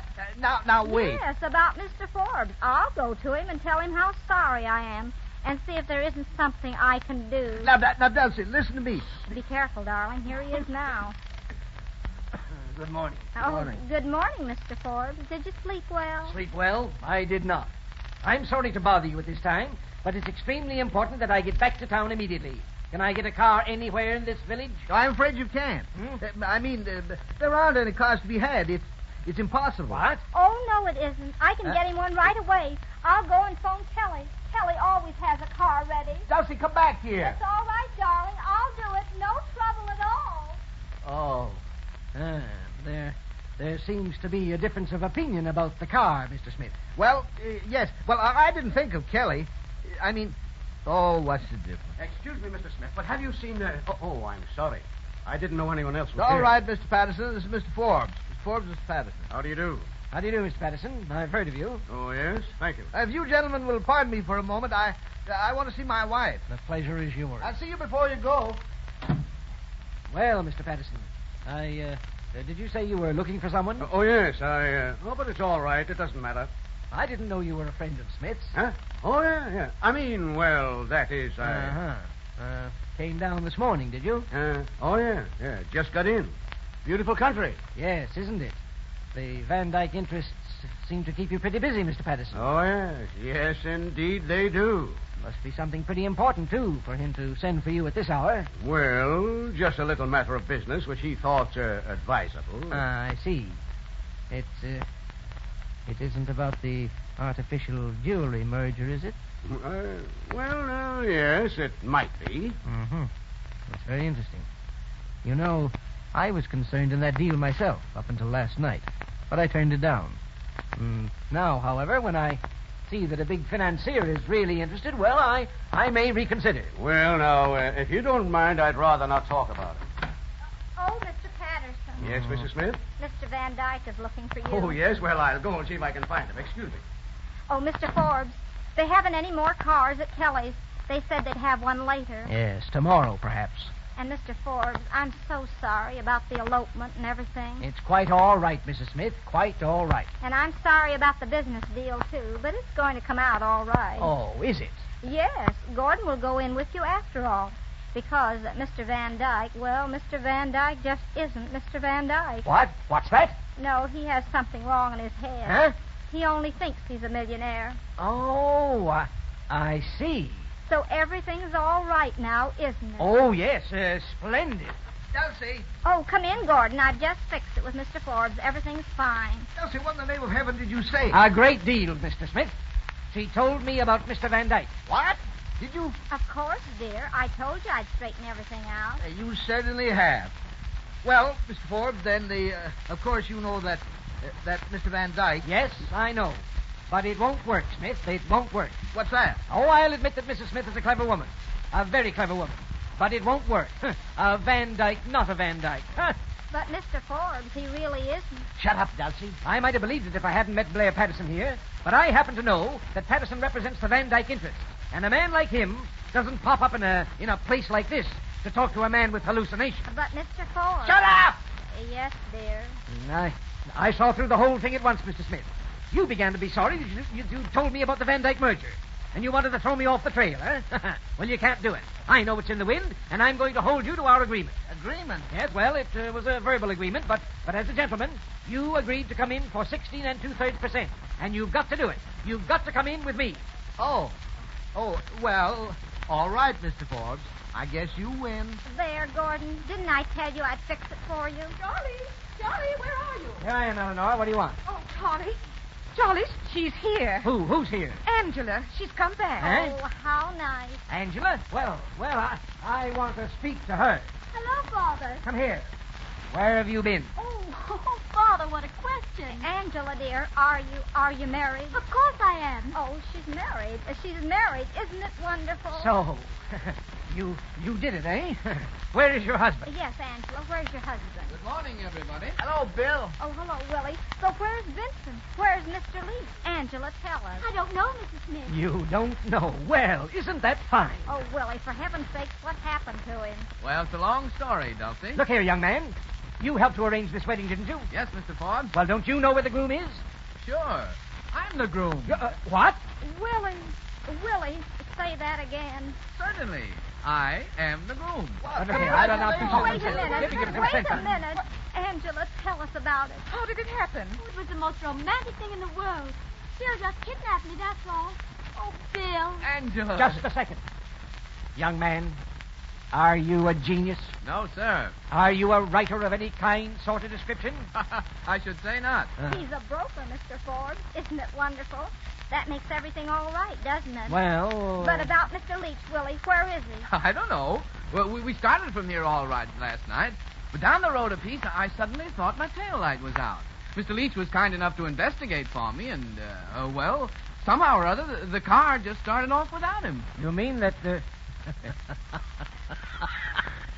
Young fella, you're all right. And darn clever, too. Well, he's my brother, Mr. Forbes. Huh? What would you expect? Oh. And wasn't it wonderful that I happened to invite him down here for this party?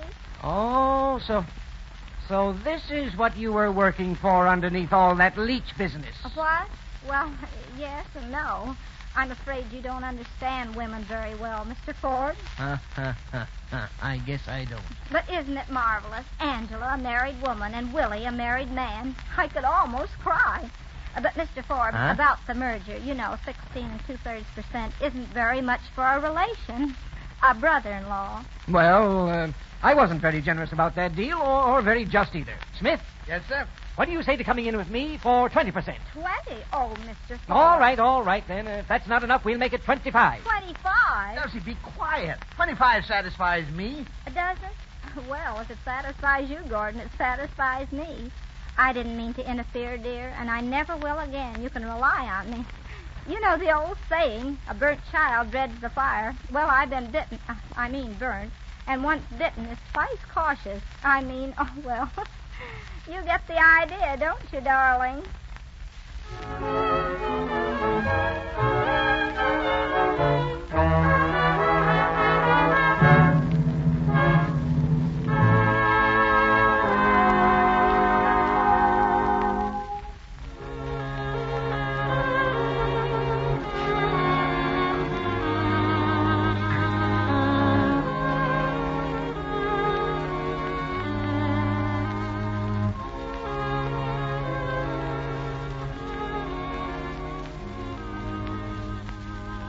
You've just heard the Lux Radio Theater's presentation of Dulcie, starring Zesu Pitts and featuring Gene Lockhart. In just a moment, we want you to meet Miss Pitts. Each week, these Lux Radio Theater presentations are brought to you by the makers of Lux Toilet Soap. It's the beauty care that famous stars of stage and screen and thousands of women like you use because they've found it keeps skin lovely. Now, may we introduce Miss Pitts? Miss Pitts, would you mind telling us if Zesu is your real name? Oh, yes. Mother did it to me. She wanted to name me for my two aunts, Eliza and Susan. So she combined the two names into one. The Z-A from Eliza and the S-U from Susan, which makes Zesu. Well, Zesu, I believe that Erich von Stroheim once characterized you as one of the greatest tragedians of the screen. Why haven't you appeared in more tragic parts? Well, I did a tragic role in a picture called Greed, but then I began doing farce. And since then, I've been so associated with comedy that I guess people would think it was funny if I went tragic on them. Well, I think you practically owe it to your audience to keep on making them laugh. We'd like to know a few of your secrets.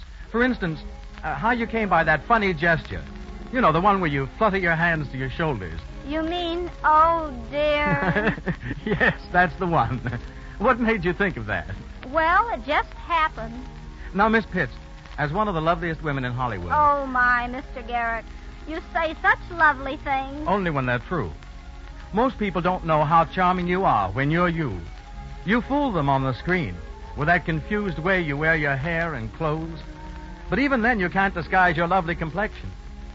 I want to tell you how glad we are you're among the lovely stars who uses Lux Toilet Soap. You know, I have a very special reason for using Lux Toilet Soap. I think one charm every woman should and can have is a nice, clear skin. Lux Toilet Soap has kept my complexion nice, so I'm going to keep right on using it. Thank you very much, Miss Pitts. We're mighty glad to have had you in the Lux Radio Theater. And I also want to thank Gene Lockhart and the members of the supporting cast, which included Leslie Adams, who played Gordon Smith, Mary Mason as Angela, James Marr as Blair Patterson, Clifford Walker as Henry, Stuart Fox as Vincent Leach, Harold Vermillier as Schuyler Van Dyke, Donald Foster as Willie, and Mary Newton as Mrs. Forbes. Next week, the Lux Radio Theater will star Charles Butterworth, that mild, quiet, and very amusing fellow who never seems to understand why he's always in hot water. You've laughed at him in Bulldog Drummond Strikes Back and in Forsaking All Others and countless other movies. And you'll have still more laughs when Charles Butterworth appears in the Lux Radio Theater in The Milky Way. It's an hilarious comedy about a gentle, retiring milkman who's forced to become a prize fighter. He can't fight, but he does know exactly when and how to duck. So don't fail to be in the Lux Radio Theater next Monday night to hear The Milky Way starring Charles Butterworth. Until then, this is Douglas Garrick bidding you all good evening.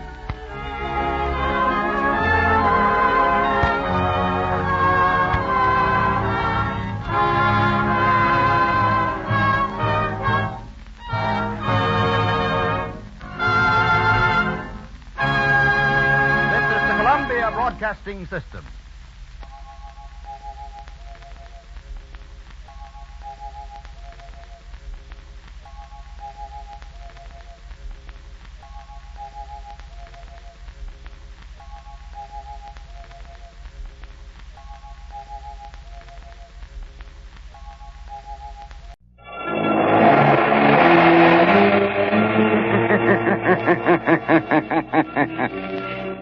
Who knows what evil lurks in the hearts of men? The shadow knows.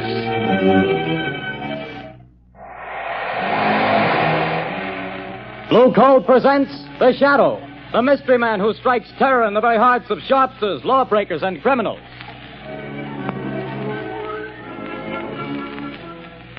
Ladies and gentlemen, when you hear the Shadow's blood-curdling laugh, you can be sure that exciting entertainment will follow.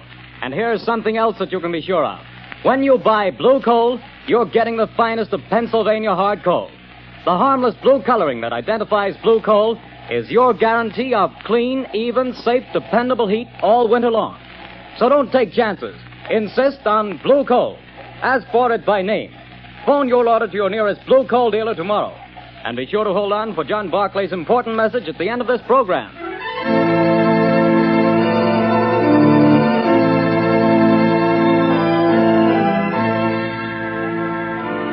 The plot murder announced for today has been postponed. Today, the Circle of Death.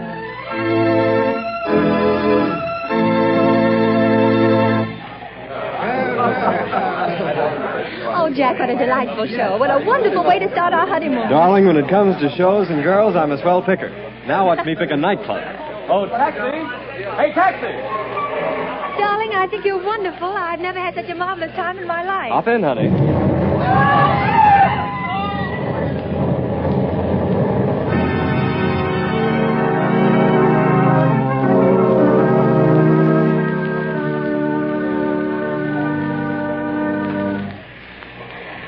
Well, things are pretty quiet around the theater district tonight, Bill. Yeah, pretty thin crowd.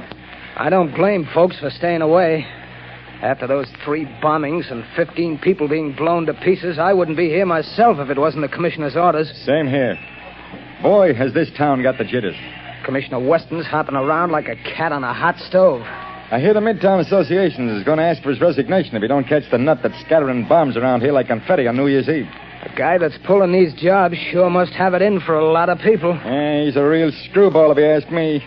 Look at the way he's always sending warnings to the newspapers before he blows another batch of pedestrians to Hades. Yeah, and have you noticed? He always ends his notes by saying, I hate crowds. Yeah. Well, this is the time that crazy goof warned he'd set off another blast. Maybe his watch is slow. Things are going to pop if he pulls another job and kills any more people. Well, maybe all the cops have him scared off. Maybe. Maybe not. Bill, look at that car. Blown to smithereens.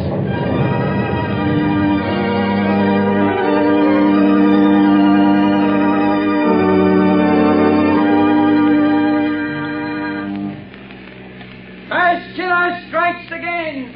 5 more dead. Get your paper here, pants. Read all about the mad maniac's latest slaughter. It's horrible, Lamont, horrible. It's senseless and insane, Margot. Crimes like this always are. Turn on the radio. It's time for a news bulletin. There's a switch on the dashboard. All right, Lamont. back upon the inefficiency of the police department. Tonight at Midtown Hall, a meeting of businessmen of the entertainment world and property owners is in progress. Police Commissioner Weston has been asked to defend his department and produce results or resign. That's enough, Margaret. Washington, D.C. Now listen carefully. Yes, Lamont. I want you to go to that protest meeting right over there at Midtown Hall. Commissioner Weston is speaking, and the crowd is pretty certain to heckle his explanation of the failure of his department to catch this fiend. I'm sure of it. Now, here's what I want you to do. Keep quiet and watch your chance. Then I want you to cry out that Shadow could solve this crime without half trying. Aren't you flattering yourself? Never mind that, Margot. I have a very definite reason for doing this. A lot depends on your getting the crowd to take up your suggestion. I'll do my best, Lamont. But where are you going? I won't be far away. Hand me that leather case on the floor. Right. Here you are. Am I permitted enough womanly curiosity to ask what's in it?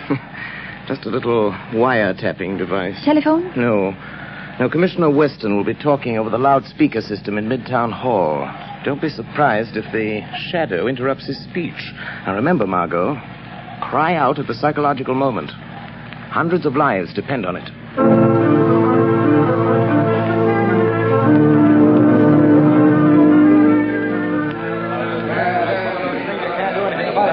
We don't want alibis, Commissioner. We want action, Weston. Crazy man's making a fool of you, Weston. Gentlemen, as I have explained to you, every available resource of the police department has been thrown into catching this fiend. Our bomb squads have combed the city. Every known criminal with psychopathic tendencies has been rounded up and questioned. Not one fragment of a bomb has been found. No buildings have been damaged. No one person has been singled out for death. This is not an ordinary crime. We are not dealing with an ordinary criminal. Alibis! Alibis! We've had enough. 15 people dead. 50 injured, and you talk! Talk! Business is at a standstill. We're being ruined. The whole city's in a panic. Get this killer or resign, Weston. Get out and let the mayor appoint somebody to praise and have to catch this maniac before he strikes again. Yes. The Shadow could solve this crime without half trying. There's an idea. The Shadow. Yes, the Shadow could get him. He's cracked cases for you before, Weston. Why don't you call him in? He wouldn't have to do much to do a better job of it than the police have. Get the Shadow, Weston. What about it, Commissioner? You've done nothing in 2 weeks. You're licked. Wait a minute. Hold on. What makes you think this man who calls himself the Shadow is interested in law and order? He's helped to crack plenty of criminals, hasn't he? Yes, he's tipped us off occasionally, but it may have been to get rid of rivals. We have no assurance he isn't a criminal himself. What of it? A thief can catch a thief. I don't run my department that way. You're not running it at all. That's a matter of opinion. I bet you're not running it. I was asked here to tell you what we've been doing. You seem to think my department works with the Shadow. We don't. We never have. And as for the Shadow, and you reporters can spread it all over the front pages, I challenge him to uncover one single scrap of evidence that my men have overlooked. I challenge the Shadow to find this maniac. Wait a minute. I am the Shadow. I accept that challenge, Commissioner Weston. I am working on the case. Gentlemen of the press, it will not be necessary for you to print the Commissioner's challenge, but you can print this challenge to the arch-fiend behind this reign of terror. Print this, gentlemen. The Shadow will trap the mass killer if he dares walk through the Central Arcade during the rush hour between 5 and 6 tomorrow night. Remember, the Central Arcade between 5 and 6 tomorrow night. I dare him to come to walk through the Central Arcade.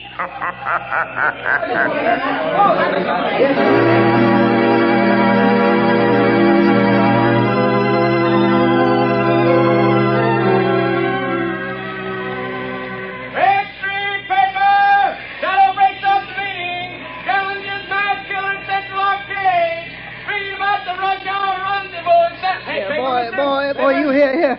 Give me a paper. That's 2 cents, mister. Here's your 2 cents. Well, thanks. Here's the paper. No, not that one on top. People, crowds have seen it. Well, so what? They're all the same. No. Give me that one underneath. Okay, the customer's always right. Hey, you masked murderer! Shadow challenged by the Shadow. Get your extra paper. The Central Arcade tomorrow. So he's daring me, this Shadow fellow. He knows I hate crowds, and people pushing and getting in my way, voices talking and shouting. I hate them. But I'll show them. I'll show the Shadow fella, too. I'll fool all of them. I'll accept his challenge. I'll be there at the Central Arcade. And the Shadow fella will know I was there. The whole world will know. After I've gone.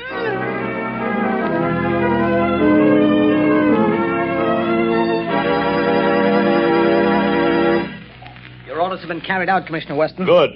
There'd better not be any slip-ups. 200 patrolmen are stationed in the neighborhood of the Central Arcade. 50 picked men of the plainclothes and bomb squad will be in the crowd. If there is a crowd. There'll be a mob after all the publicity. If I could get my hands on the Shadow, I'd wring his neck for this. What time is it? A little after 4, sir. We better get down there pretty soon. Yes, sir. Shall I take that call, sir? No. I've been waiting for this. And if it's who I think it is... Hello. Listen to me, Shadow. No, Commissioner Weston. You listen to me. I'm listening. Quick, Collars, trace this call. Yes, sir. Don't bother, Commissioner. You can't trace this call. I've tapped a line. Just as I tapped the Midtown loudspeaker system last night. So that's how you pulled that crazy stunt. You're a fool, Shadow. Don't you realize you've endangered the lives of thousands of people? Nothing will happen if you do not interfere. I don't take my orders from you, Shadow. You're not running the police department. I'm not giving orders, but I need your help. Just do one thing for me, and you and not the Shadow will get the credit for the capture of the mass killer. Oh, yes? Well, what do you want? Just keep the crowd moving through the narrow arcade. Just keep them moving. Keep them moving. Everything depends on that. What are you trying to do, Shadow? To find a needle in a haystack. A man in a million. You haven't a chance. The maniac won't come. You overlook the fact that a dare is a powerful psychological magnet that no egotistical, crazed mind can resist. Just keep that crowd moving, Commissioner. Keep them moving.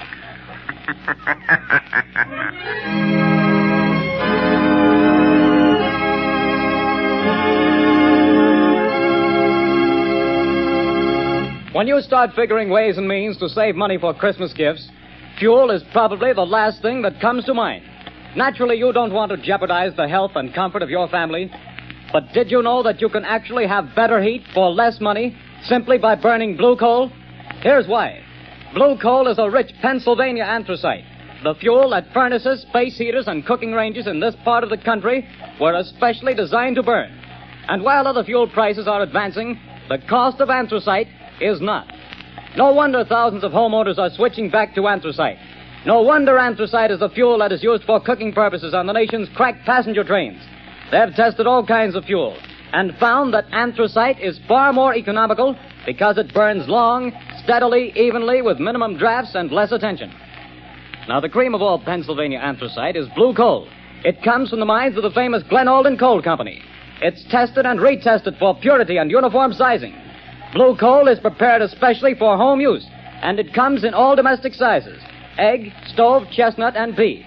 So if you want clean, even, dependable heat at lowest cost, always order blue coal. Phone your nearest blue coal dealer tomorrow. You'll find his name listed in the Where to Buy It section of your classified telephone directory under the name Blue Coal.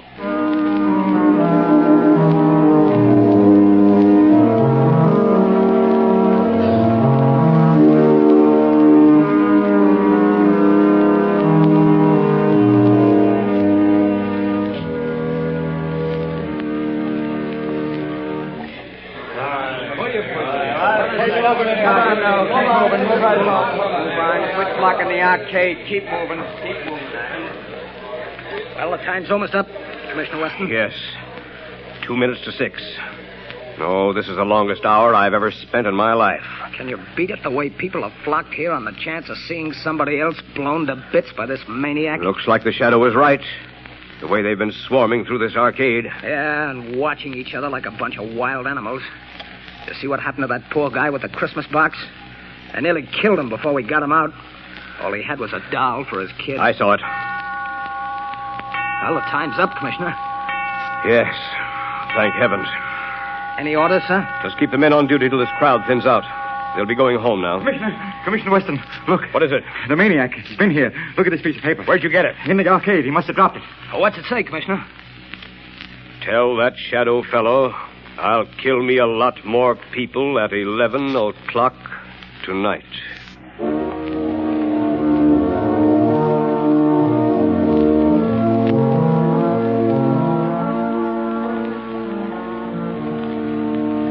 Lamont, I was afraid something had happened to Something you. has.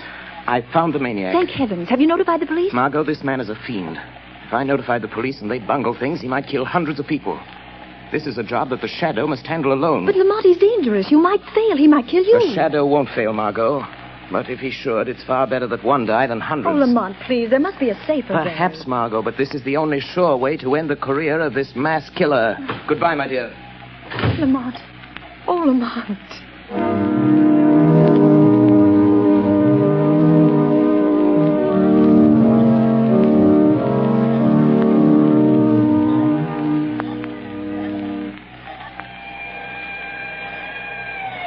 Look lively, Connors. Here comes the headquarters car. Yeah, it's Commissioner Weston's car. He's plenty worried about this maniac threatening to kill another batch of people at 11 tonight. Well, he'll sure have to go out of the theater area to kill him. They won't let anybody in the district here without a police permit. Wait a minute. Here comes a guy. Hey, you. You. Who, me? Yeah, you. Where do you think you're going? Me? I'm going to work. That's where I'm going. Got a permit? Got a badge. See? Says I'm a night watchman. I got to go to work. What do you watch? Where do you work? I watch things in the ground. Down there. Down where? Down under the street. Down under the planks. Oh, I get it, Bill. He's a night watchman down on the new subway they're building. Yes, that's it. I go down them steps. Every night I go down them steps and watch. Well, why did you say so? Get on with you. Get to your watching. Thank you. Joe Tonetti is waiting for me so he can go home. Every night at 10:30, I take from him the job of watching. Now, that's a job I wouldn't want any part of. Me neither. I'll pound my feet on the street.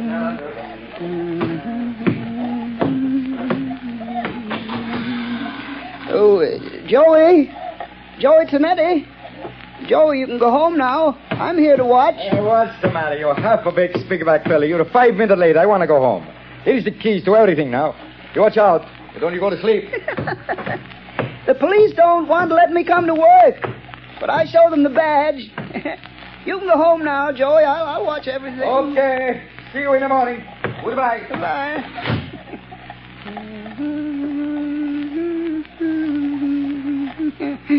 Oh, those people. So many people always pushing me. But I'll show him. I'll fix him good. I'll kill him. That shadow fella, I'll show him too. Now I'm alone. All alone. Not quite, Anton Spivak. You are not quite alone. I am with you. Huh? Do you hear my voice, Anton? Sure. I always hear voices. In the dark, on the street, and here under the street where I watch every night. Yes, Anton. But you've never heard my voice before, have you? Well, maybe. I don't think so. What's different about your voice? It's the voice of the shadow. Oh, you're a pretty smart voice. How'd you find me? Where's that shadow fella the newspapers talk about? I am more than just a voice, Anton Spivak. I am the shadow. You're the shadow? Yes. Where are you hiding? I am hiding under the cloak of invisibility. You cannot see me because I have clouded your mind, so you cannot see that which is here. How did you get down here in this subway excavation? I followed you down the steps. How'd you know where to find me? I picked you out of the crowd in the Central Arcade. How did you know I was the one? Your eyes showed me. I knew then how much you hate crowds. My eyes show you? Yes. You passed close to me as I stood in the shadows. Huh? The arcade is narrow. You didn't see me. No one saw me. But I saw you. How'd you find out my name? I followed you to the place where you live. I found out you work here. In the tunnels. Then you followed me here from my home tonight? Yes, Anton Spivak. All the way. Good. You're a very clever Shadow. But you must go now and let me do my work. I ain't got much time. Now go quick before I get mad. You're plenty smart. I'm glad to know you, Mr. Shadow, but no, you have to go. Yes, I'm smart.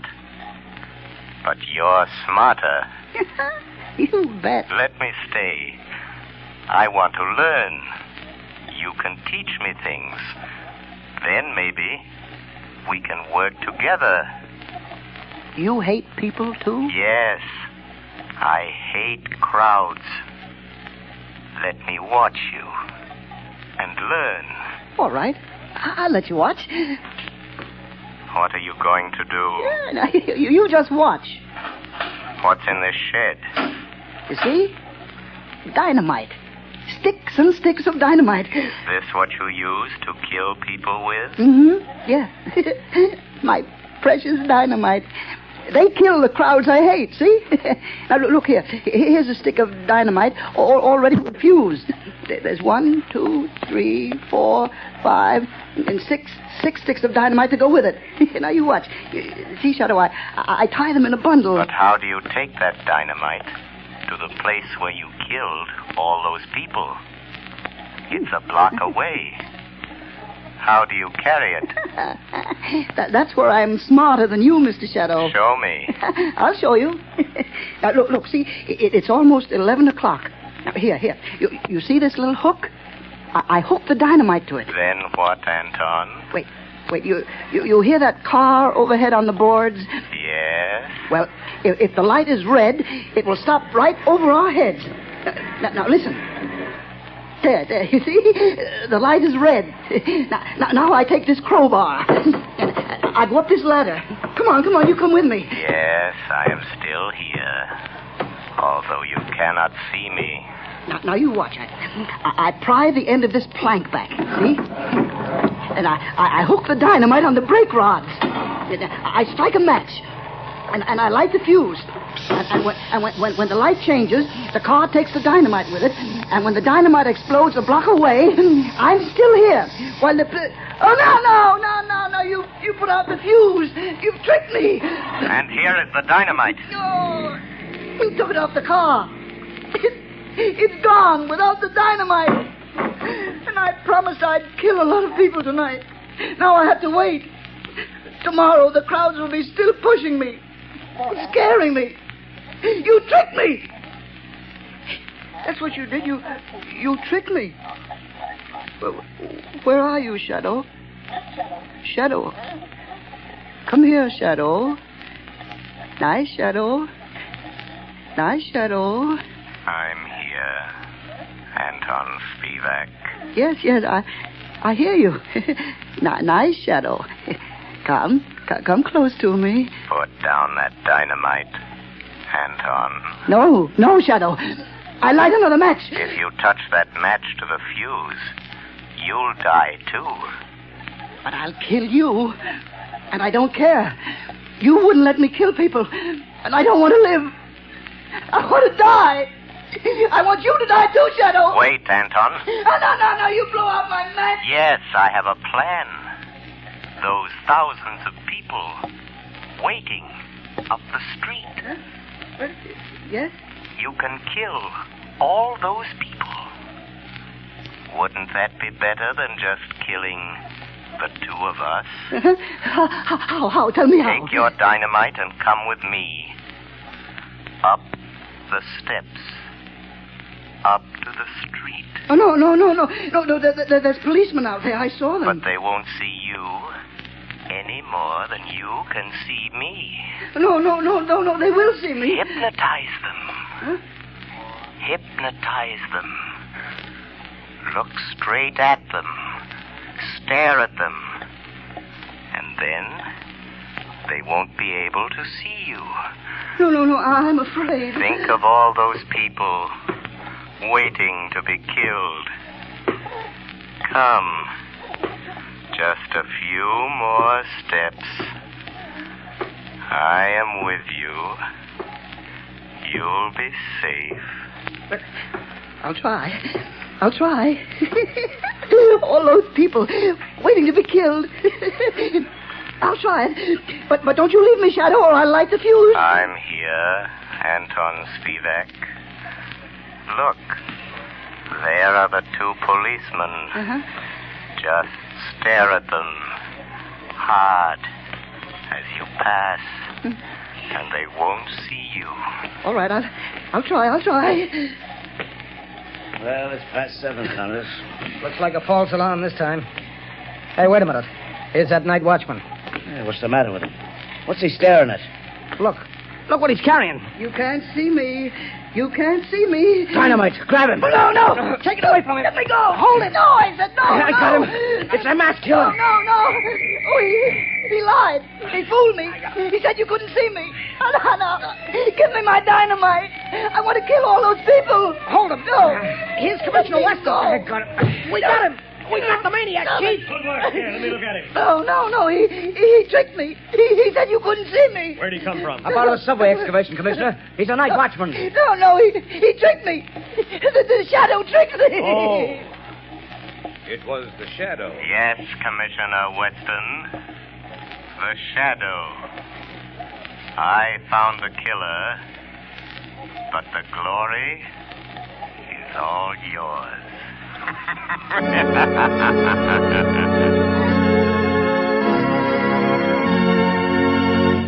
Before we tell you of the Shadow's next exciting adventure, here's John Barclay, Blue Coal's famous heating expert, with an important message I promised you.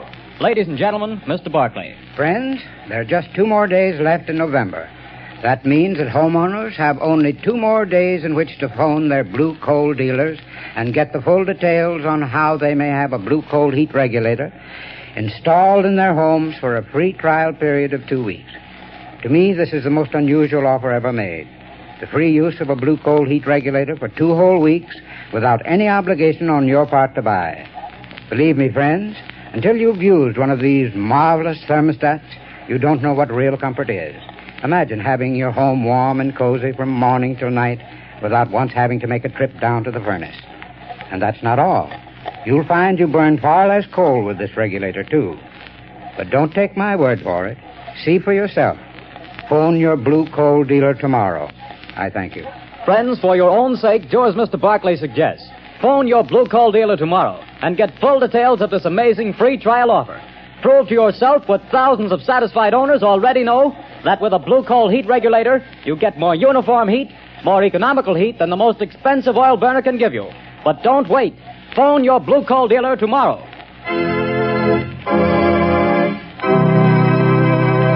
The story you have just heard is copyrighted by the Shadow magazine. The characters in this story are entirely fictitious. Any similarity to persons living or dead is purely coincidental.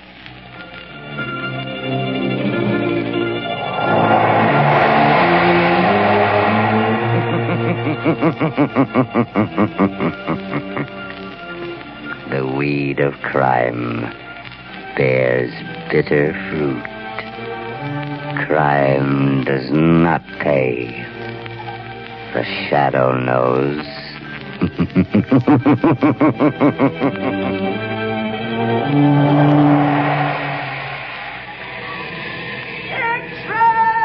Extra! Hear all about it! Next week, same time, same station. The Shadow's latest adventure.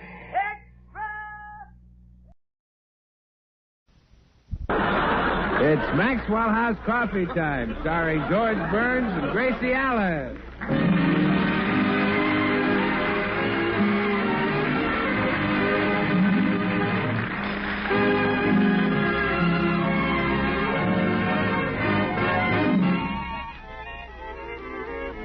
with yours truly, Bill Goodwin, and the music of Meredith Wilson and his orchestra. For deep down laughs and listening enjoyment, it's George and Gracie. And for deep down coffee drinking enjoyment, it's Maxwell House with extra flavor in the blend because of choice Latin American coffee skillfully combined. Extra flavor in the cup because Radiant Roast develops the full flavor of every coffee bean. And the result is that today more people buy Maxwell House than any other brand of coffee in the world.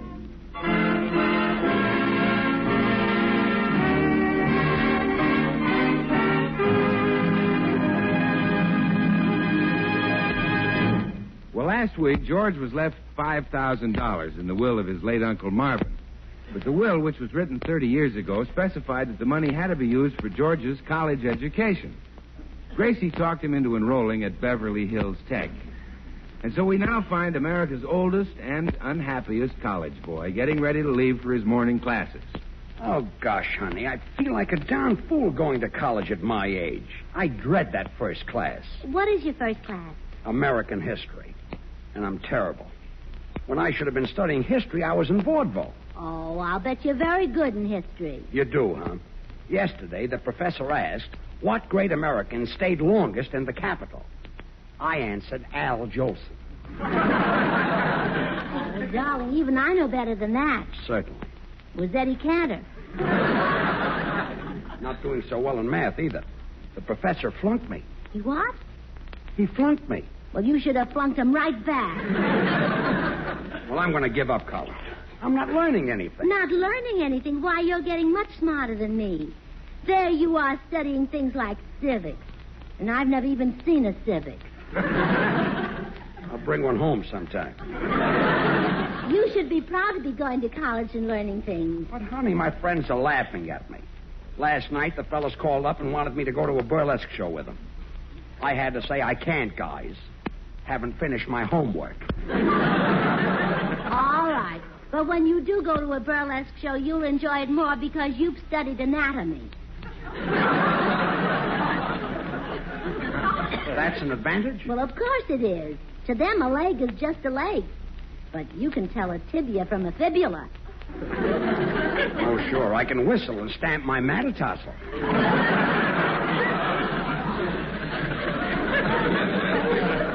I tell you, honey, I'm too old to go to college. Yesterday, we were discussing the Battle of Gettysburg, and the professor called on me. Well, what's wrong with that? He wanted an eyewitness account. Oh, he was only kidding. You look very young. Well, I'll bet you win that contest they're having to pick the most popular man at Beverly Hills Tech. Oh, don't be silly. I don't stand a chance. Come in. Well, hi, Burnses. Oh, Bill, I want to ask you something. Doesn't George look young? Young? George? Here we go. All right, Bill. Come on, slug me. Oh, George. I think you're terrific. You've got everything. Huh? Well, you know I think you're great, George. You're so... And you have such... And then there's your... Well, not to mention that...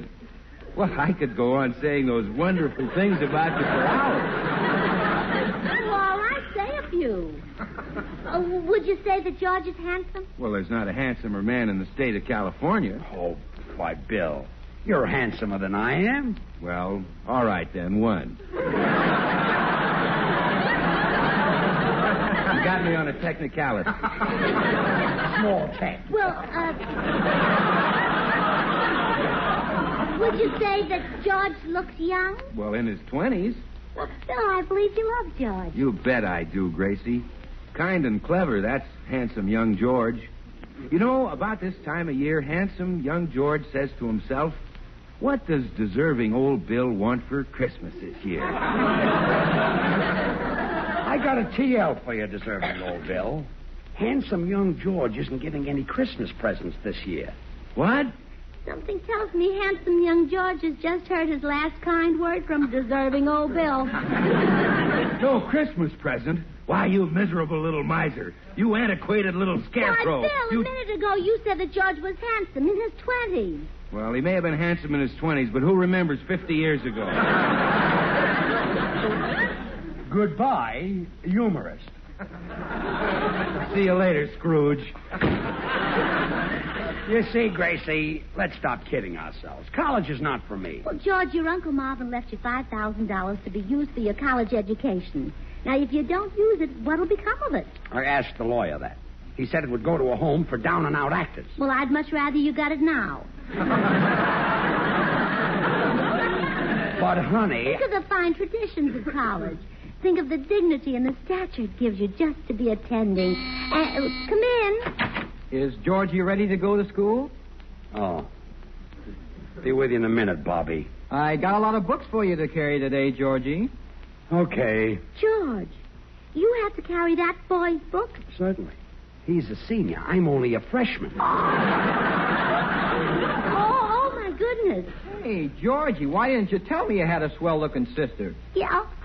And me hunting the doll for the senior prom. Well, this is just a hag for me to drag. Look, Bobby... Why, she'll be the queen of the prom. Yeah, me? Among all those college girls? Are you kidding? Well, you're a slick chick. There ain't another tomato like you on Vine.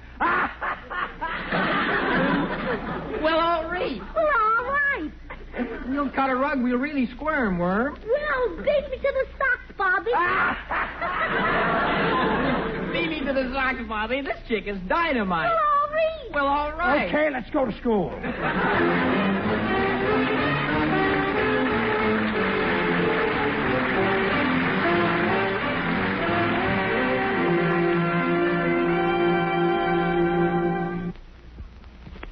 So, Meredith, we've just got to keep George in college. I know you'll help because you're an intellectual like me. Well, I've noticed that too, Gracie. Yeah, it's up to us to guide George's footsteps so that he'll be brilliant and witty like us. Mm-hmm. And be able to discuss books and operas and things. Yeah. Have you read any good books lately? No. Neither have I. You've been to the opera recently? No. Me either. Gee, what a shame that George can't discuss these things like we can. Well, he will be able to if we can keep him from quitting college. What does he want to quit for? Well, he thinks he's too old. Now, if we could just get someone his own age to go to college with him now. Maybe someone on the radio. They have some awfully old women on the Tom Brenneman program. No, George isn't that old. And besides, we need a man. Someone George can pal around with. It'll be awfully hard to find them in radio because the stars of the big programs have already gone to college. Look at the Rudy Valley program and the Jack Benny program. The star of the Jack Benny program is a college man? Sure. Rochester went to college.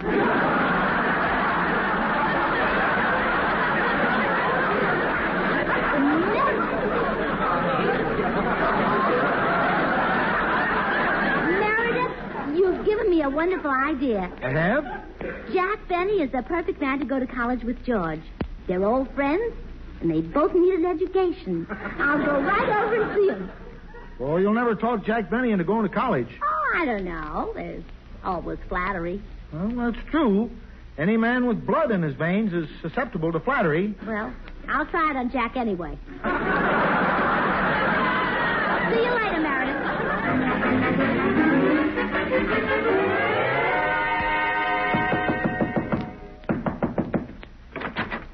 Yes? Well, Gracie. Oh, excuse me. I have the wrong house, Van. Van? Oh, aren't you Van Johnson? No, Gracie. It's me, Jack Benny.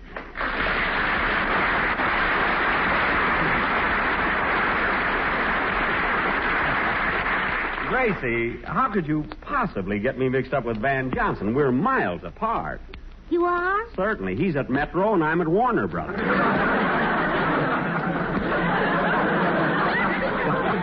You thought I was Van Johnson. Well, come in and sit down, Gracie. Here, I'll turn on the light. Mustn't strain eyes as good as yours. Jack, I've come to ask you a favor. Anything at all. Van Johnson, that's cute. What is it you want me to do, Gracie? Well, I want you to make George into a college boy. Gracie, you misunderstood me. I'm with Warner Brothers, not Mayo Brothers.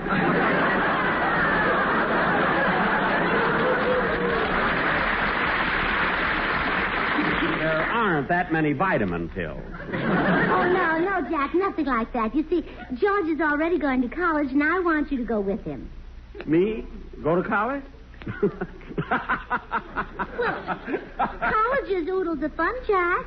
Football games, basketball, track meets. No, forget it, Gracie. Studying things like psychology, chemistry, languages. No, I'm not interested. Meeting grand fellows, making dates with pretty co-eds, reading good books. What was that? Reading good books. No, the one before that. Making dates with pretty co-eds. Yes, that one seems rather interesting. I wonder if they'd mistake me for Van Johnson. They might if I got a crew haircut. Oh, yes, you'd look wonderful in a crew haircut. And so distinguished. I bet you'd have the only gray one at school. Well, I don't know about this college thing, Gracie. Of course, if I do it, it'll just be to help you and George, you understand. Are the co-eds really pretty? Oh, beautiful. And all Jack Benny fans. I mean, after all, you and George are my friends, but there's just one thing. Oh, not that it's important. I mean, not that I care, one way or the other, but, doesn't it cost a lot of money?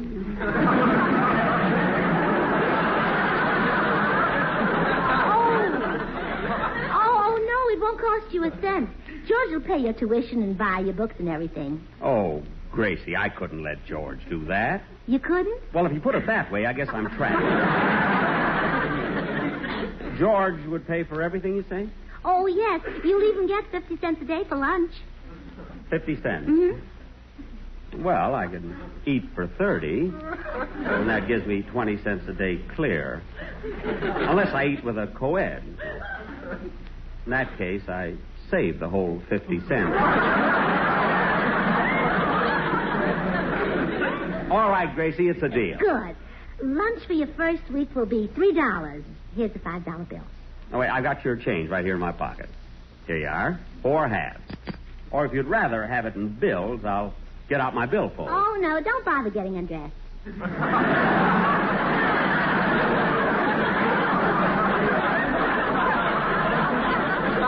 Now, get ready and I'll take you right over to the Beverly Hills Tech and enroll you. Okay. Yeah, I wonder if those co-eds will mistake me for Van Johnson. Maybe I better have Rochester give me just a little henna rinse. Oh, Rochester!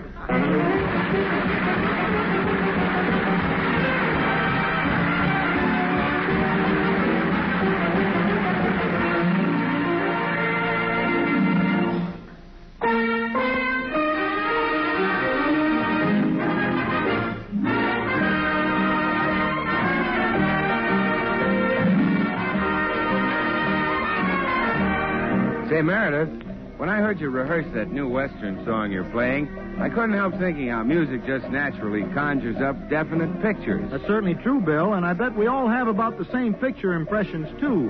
Now, listen just a minute. I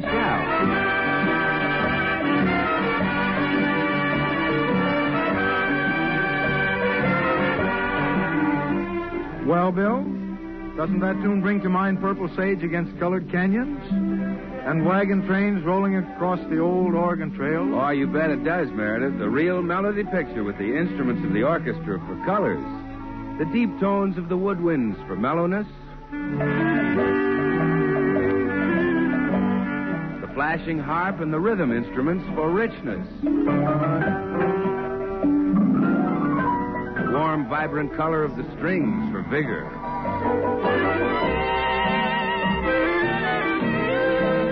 And the depth of the brasses for full body. And your musical picture reminds me of something else, Meredith. About how, as the wagon wheels rolled westward, our forefathers laid the foundation for certain American traditions. Among them, our national custom of offering warming good cheer and friendship in a cup of coffee. Today, in homes where fine coffee is appreciated, the choice is most often Maxwell House. Just as your melody picture is a superb blend of orchestral colors, full-flavored, rich Maxwell House is a fine blend of Latin American coffee. Manizales for mellowness.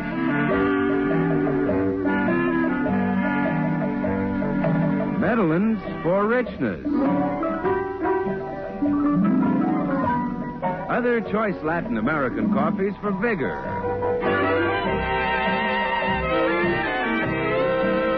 And Bucaramangas for full body.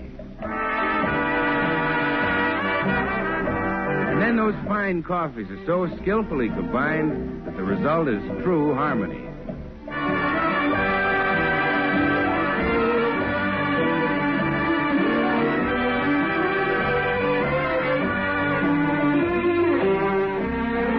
Yes, true harmony in a cup of coffee.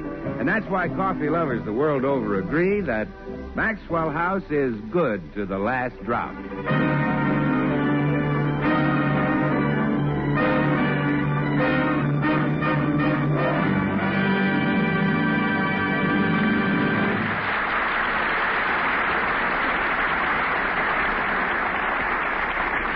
Oh, George, I'm so proud of you.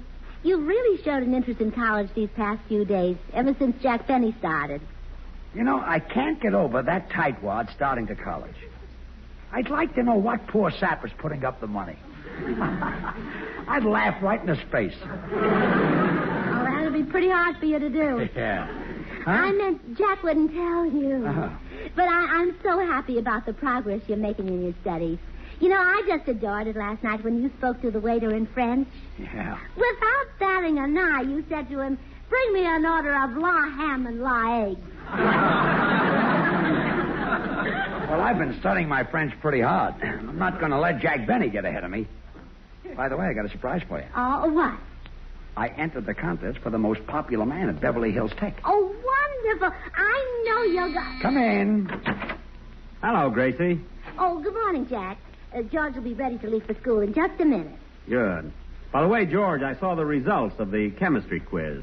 Passing was 75. You got 29. Holy smoke, 29? That's right. You know, if you'd like me to coach you a little after school, I'd be glad to. I mean, there's no reason why your grades can't be up with mine. What did you get, Jack? 31.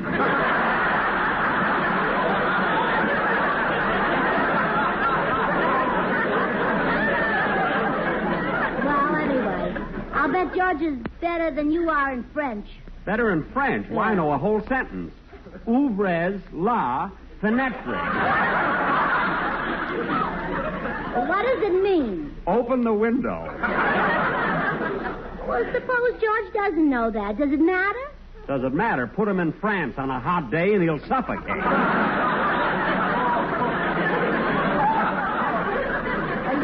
You won't feel so smart, Jack Benny, when my husband is chosen most popular man at Beverly Hills Tech. Gracie, are you by any chance referring to that contest at school which I have already as good as won? Oh, are you running too? Running? I could skip and beat George. In just an hour, I have an appointment with Betty Calhoun, the co-ed president. She's a little southern girl, and I think I know how to sew up the co-ed vote. Oh, a southern girl, huh? Yes. Come on, George. Let's go to school. Yeah. Run along, George. And don't worry about the co-ed vote.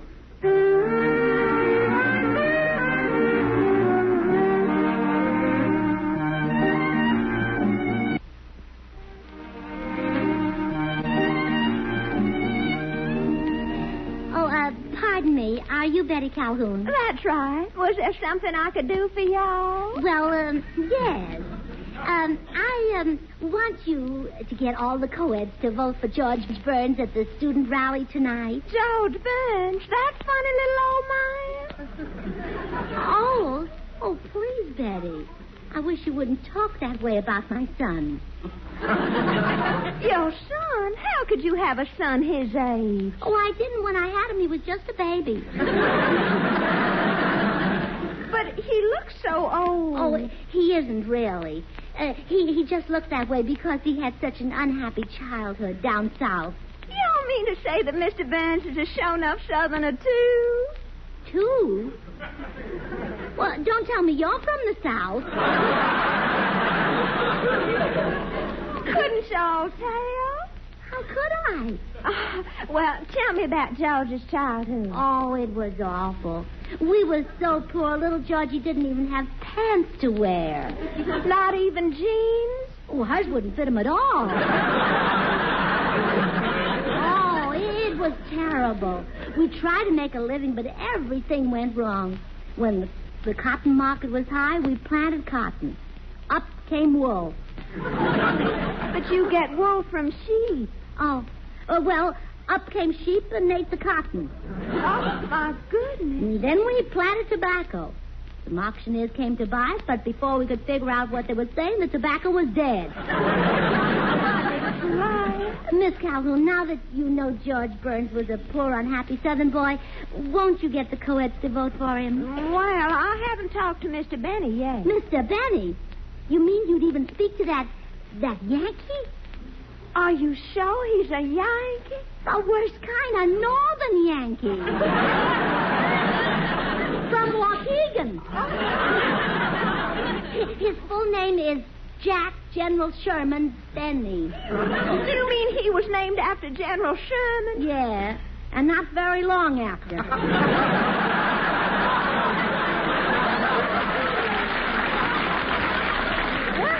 In that case, I'll downright snub him. Well, get ready. Here he comes. Well, shut my mouth a minute. Lovely and charming Betty Calhoun. Why, ma'am, you all sure enough look as pretty as a magnolia blossom from my old sure enough plantation. Oh, no. And greetings to you all, Mrs. Burns, ma'am. Hello, Amos.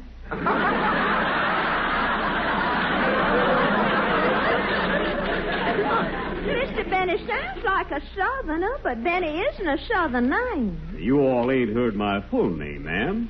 It's Lee Stonewall Magnolia Fort Worth Taters Benny.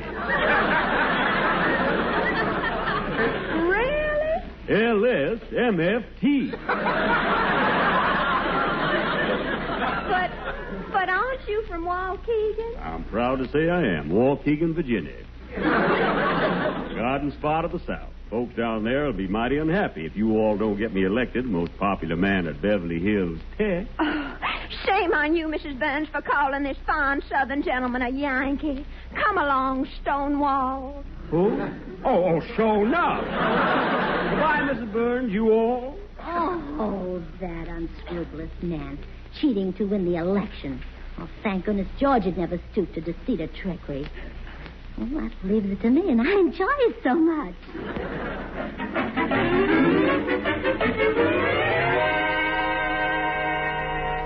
Hurry up and get dressed, dear. We'll be late for the student rally. Oh, what's the use of going at all? Benny has got the co-ed vote sewed up. He'll swamp me. He'll do nothing of the sort. Don't forget, every contestant will be called on to entertain tonight. And you're going to sing. You think they'll like my singing? Like it? Oh, darling, every time you sing, a chill runs up and down my spine. Really? Yeah, come on, sweetheart. Touch a spark of melody to the powder keg of your tonsils and blast me to paradise. Okay. Ain't misbehaving. Oh. A chill did run up your spine. Oh. What was that? Return trip.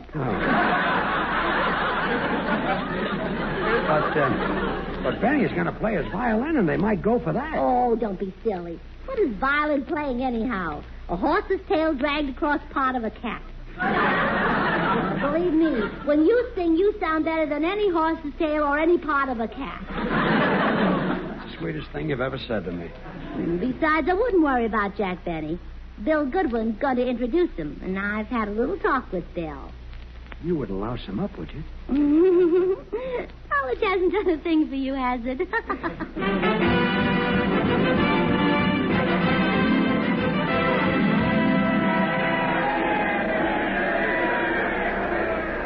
All right, students.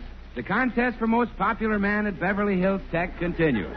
And now, it's a real honor for me to introduce this next contestant, a truly great artist. That's me, folks. He's a famous star of stage, screen, and radio. I can't wait for television. Not only a great wit, but a violin virtuoso. That means I play well. And here he is in person, John Bunny. That's Benny, Jack Benny. Thank you. Thank you, ladies and gentlemen. I would like to play for you Beethoven's Fifth Symphony. I would like to, but I can't.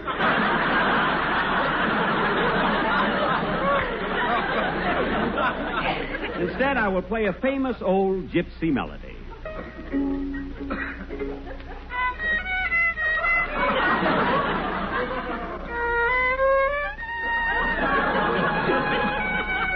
Oh, by the way, I forgot to say that Mr. Barney plays a... Benny, that's Benny. Oh, I forgot to say that he plays a Stradivarius. Thank you. Now, that's the finest violin made, you know. Go ahead, Mr. Boney. Benny. In fact, the Stradivarius is to violins what Maxwell House is to coffee. Look, the students here would like if I play... Well, of course they'd like it. More people buy and enjoy Maxwell House than any other brand of coffee in the world. Well, go ahead and play, Mr. Beanie. Beanie. Oh, and speaking of beans, only superior coffee beans are blended and radiant roasted from Maxwell House. That's why Maxwell House is so appetizing, rich, full-bodied, and mellow. Coffee at its full, flavored best, good to the last drop. And now, back to Mr. Benny. That's Beanie. No, Benny, you're right. You're right the first time. Yeah. Can I play now? Yes, sir.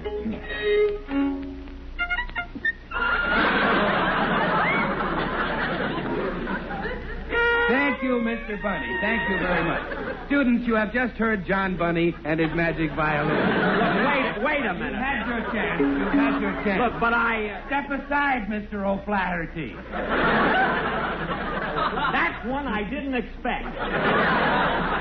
And now, our next contestant for most popular man at Beverly Hills Tech is the campus heartthrob, that handsome singer of songs, Sugar Throat Byrne.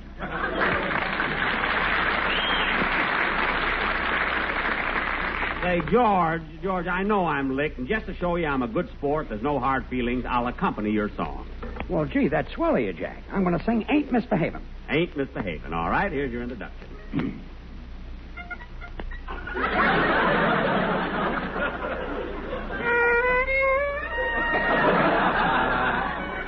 Jack.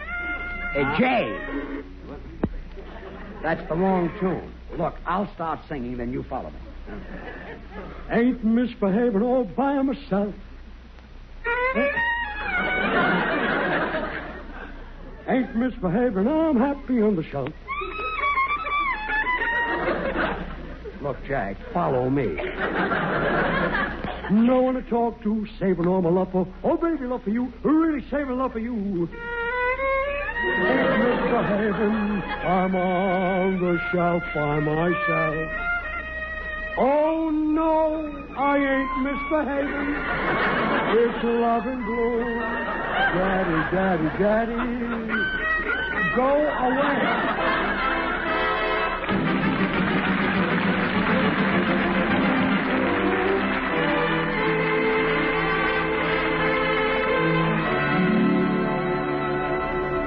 Well, George, I told you Jack Benny wouldn't win. You were right. Oh, darling, I'm so proud to be going to the prom with the most popular man at Beverly Hills Tech. It's an honor, all right. We'll dance our feet off. Yeah. Well, come on, Bobby. They're waiting for us at the prom. Well, all right. Well, all right. Well, send me solid. Latch on, Gage. We're swinging tonight. Ta-ta, kid.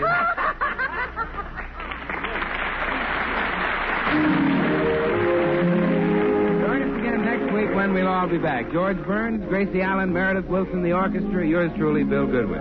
Good night and good luck from the makers of Maxwell House, America's #1 brand of coffee. This is the National Broadcasting Company. KFI, Los Angeles. KFI, Los Angeles. KFI, Los Angeles. KFI, Los Angeles. A Green Hornet.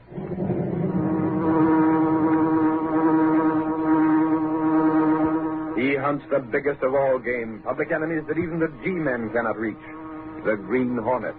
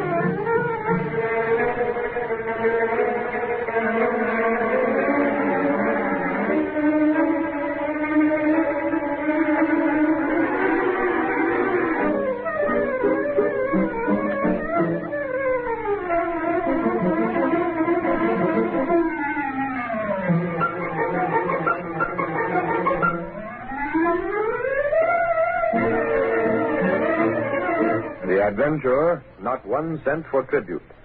The events and characters depicted in this drama are fictitious. Any similarity to actual persons, living or dead, is purely coincidental.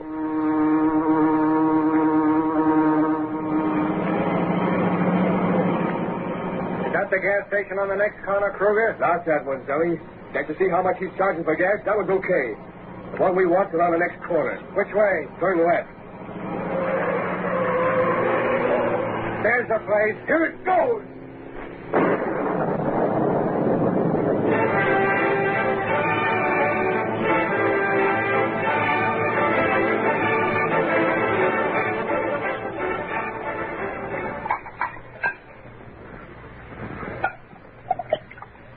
Well, boys, I guess we won't have no more trouble with that guy. Not now, Slagle. Drink up, boys. You sure the bomb did a good job? I was watching through the rearview mirror, Slagle. Kroger tossed that pineapple right into the middle of the gas pump. Don't worry, boss. You can pick up what's left of the place with an eyedropper. That's fine. From now on, he'll pay protection dough along with the rest. You got a sweet racket, Slagle. Sure. Every gas station in the city is kicking in. They're paying for protection, Sally. I make sure nothing happens to them. And if they don't pay? They run into trouble like tonight. You were careful enough to let anyone see you? We went by too fast, boss. Yeah, we used a stolen car. Ditched it a couple of blocks further on. The only guy that has an idea of us is the guy we bombed. Catch him talking. Besides, he don't know for sure. All he's got is suspicion. Right. A guy who's scared don't make a good witness. You need more than suspicions for proof. You said it, boss. As for the police, they can't prove a thing when they ain't got witnesses.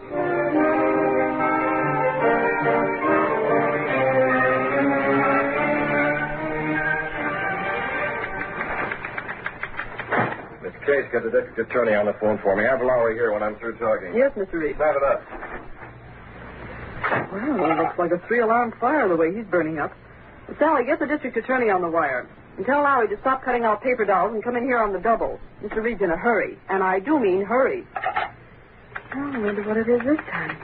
Last week he was turning out scorching editorials on dangerous drivers and how they were a menace on the city streets. Yes, Mr. Reed? Get me all the information we have on the recent gas station accident. And bring it to me as soon as you get it. Oh, is that the district attorney? Mr. Reed's office? Just a moment. Yes, Mr. Reed, it's the district attorney. I'll switch him on your wire. I have it. Now, get busy on that list. Hello. Hello, let me have the morgue. Don't tell me, Casey. The boss is going to make me the lovelorn editor. You'd do better at a racetrack, Lowry. Hello, morgue? Morgue? Did somebody die? Not that morgue, silly. The place where we keep all the back copies of the Sentinel. Oh, no, Casey, you're kidding me. If there's any information he wants, I have it at my fingertips. Listen to this case. Mr. Reed wants all the information you have about recent gas station accidents. That's it, huh? I don't care how you get them. Well, check with the police. Go through your back copies. Casey, that last gas station that was blown up was a shambles. Wrecked pumps, gasoline. I never saw such a mess. It doesn't take a reporter to see that. Do I detect a note of sarcasm in that last crack? You do. Honestly, Lowry, it's an open secret who's back of all these bombings and fires. Really? Legal, that's who. Tell me something I don't know, Casey. Then why don't your stories say so? Listen, Casey. Sure, Slagle controls the gas stations in this town. He's got a protection racket that brings in a cent on every gallon. Then why don't But the Sentinel can't print that. There's no proof. He'd be sued from here to Christmas. My idea of heaven would be someplace where a newspaper can print what everybody knows is true, even though it can't be proved. Yeah, but this place isn't heaven. Not while Slagle is here. Well, maybe the district attorney can do something. I've been talking to him, Laura. Just finished. Did he have anything, Mr. Reed? Not a thing, Miss Case. How about that last bombing, boss? Yeah, it's the same story all over again, Laura. Suspicions, but no proof. Even the owner of that gas station refuses to talk. And meanwhile, that snake Slagle keeps raking in all the cash he can get his grabbing hands on. There's one consolation, Mr. Reed. Yeah, Casey? None that I know of, Miss Case. Well, what I mean is, Slagle's only taking money from gas stations. Well? 1 cent difference in the price of gasoline isn't going to affect people so much. Miss Case, you're making the same mistake that others do. The price of gasoline is as important as any other. But suppose Slagle's racket were meat and vegetable market. Well, people wouldn't be able to get the right kind or amount of food. Now, you can't compare... It's practically the same thing. Keep your ears open, Casey. Here's where you get a lesson in simple economics. Meat and vegetable markets use trucks in their business. Yes. They have to pay the same higher price for gasoline that Slagle forces from everyone else. But a cent a gallon... Well, that adds up. If they spend more for gasoline, they have to make it up somewhere else. In other words, if their expenses go up, they have to charge the public more for the food they're selling. You'll hit it, boss, and the same goes for every family that uses a car. Exactly. Every cent they have to spend for gas means 1 cent less to buy milk and eggs and fresh vegetables for the family table. Why, of course. I didn't stop to think. More people did think, Miss Case. Racketeers like Slagle would never get started. Too late for that now. Slagle's got the gas stations tied up tighter than Houdini. That's why I called you.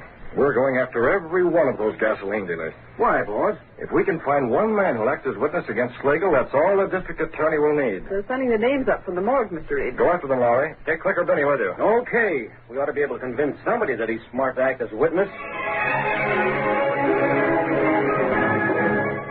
Lowry and Clicker Benny made the rounds of the gas stations which had recently had accidents, but their search was fruitless. They could find no one who would consent to appear against Bat Slagle.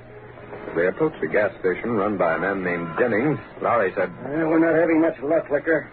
Everybody gives us the same story. I can't blame them exactly, Lowry. How would you like it if something happened to your family? I haven't got a family. Yeah, but most of these gas station operators have. Besides, they can't help much. They say they can't, but I know It may be true. Apparently, Bat Slagle is pretty careful about making sure there's no actual evidence against him. Benny, all these accidents can't have just happened. Slagle's responsible, all right. There's no doubt about that. Only all the victims claim they saw nobody, heard nothing, and know nothing. I still say they're scared. How about this guy here? What's his name? Jennings. Okay, watch me work. It'd be about time. Nothing's worked so far. He isn't out here. Must be inside the station. Yes, sir. You want some gas? Mr. Jennings? That's right. Guess I didn't hear you. I was busy checking over the business I've been doing. How is business? Could be better. Who wants to know? Paying 1 cent tribute and every gallon to Slagle cuts into the profit, doesn't it? Listen, mister, you here to buy gasoline or what? Hold on, Mr. Jennings. We don't mean to be rude. If you want gas, I'll sell it. If you don't, clear out. You don't understand. We're from the Daily Sentinel. Sure. He does the reporting and I take the pictures. How would you like your picture in the papers, Mr. Jennings? My picture? Yeah, the Sentinel's running a series on gas station operators. We want to tell our readers... Don't kid me. About some of our leading... Huh? You heard what I said. You ain't fooling me with that serious stuff. You hear about Bat Slagle, ain't you? Nice work, Lowry. Okay, Jennings. I won't stall. How about it? You know plenty about the way Slagle works. Me? Not a thing. I suppose Slagle didn't wreck your place last month. Where'd you get that idea? There was an accident. The gas tank exploded. Oh, Mr. Jennings, don't hold out on us. Come on, Jennings. You know it was Slagle. Pin it on him and you'll be a hero. Yeah, I'd rather be alive. But Besides, it wouldn't do any good anyway. I didn't see nothing. You were here when it happened, weren't you? Sure, but I didn't see anybody. I tell you, it was an accident. See, an accident. Just like the rest of them. Afraid to talk. Listen, you.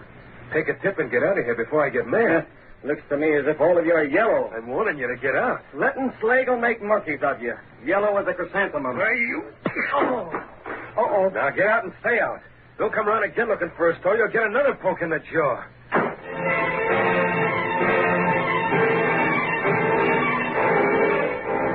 Tell me, Laura, the only result of sending you and Miss Benny out is that bruise on your chin. Oh, the big jellyfish smacked me when I wasn't looking. Doesn't sound much like a jellyfish to me. Not this fellow, Mr. Reed. He was mad. I mean about Slagle, Mr. Reed. They were all jellyfish. Even the guy who socked me wouldn't open his mouth about Slagle. Compared to them, the plan could talk your ear off. Lowry, I don't quite approve of your tactics in questioning this man Jennings. I couldn't help it, boss. By the time I got around to him, I was fit to be tied. Reporters are supposed to go out for facts, not fights. On the level, boss. I tried being polite. Yeah? You know Lowry, Mr. Reed. If he can't get facts one way, he uses another. Whether any of them has something on Slagle or not, I don't know. All I know is they won't talk. Mr. Benny, you've been trying to conceal a grin ever since Lowry, you came in here. Me?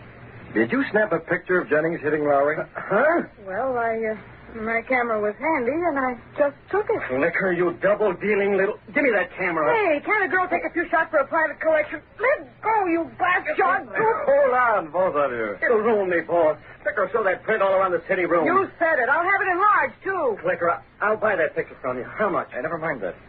Rush the film to the darkroom, Miss Benny. That shot is going on page 1. As long as she doesn't... What? You're going to publish it? Why, boss? Why? With a caption under it reading... This man is not afraid of hitting a reporter. Why is he afraid to talk about Slagle? Wow. I've been waiting for a chance like this all my life.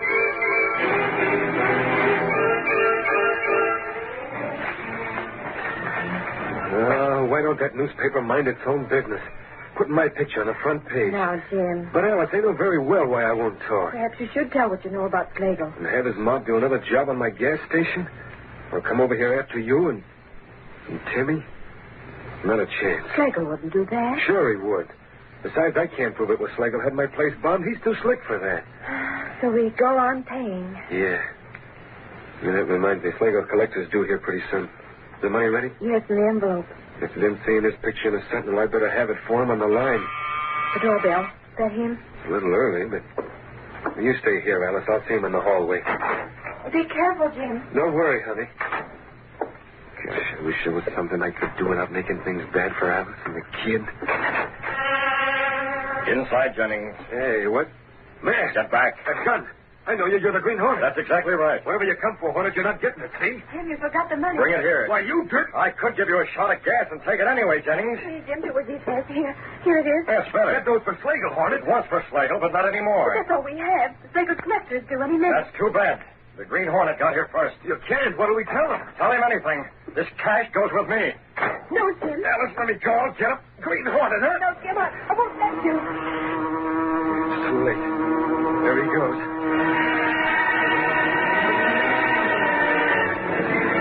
But Jennings was wrong. The Green Hornet had no intention of leaving. As the car pulled away, Betteridge spoke to Cato, the only living man to know him as the Green Hornet. Cato, double back around the block. I want to be there when Slagle's collector arrives. Yes, Mr. Smith. I'll be there when he does. You wait for me in the car.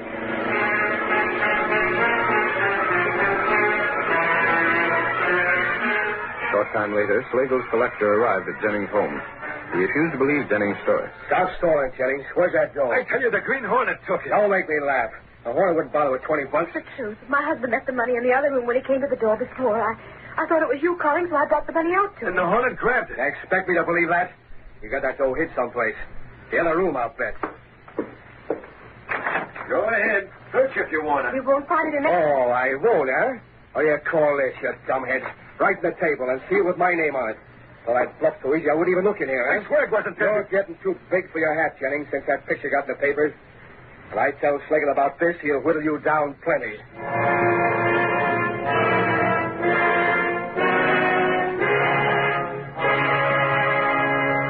Outside the window, a tall, masked figure listened to Kruger's outburst and then moved away silently.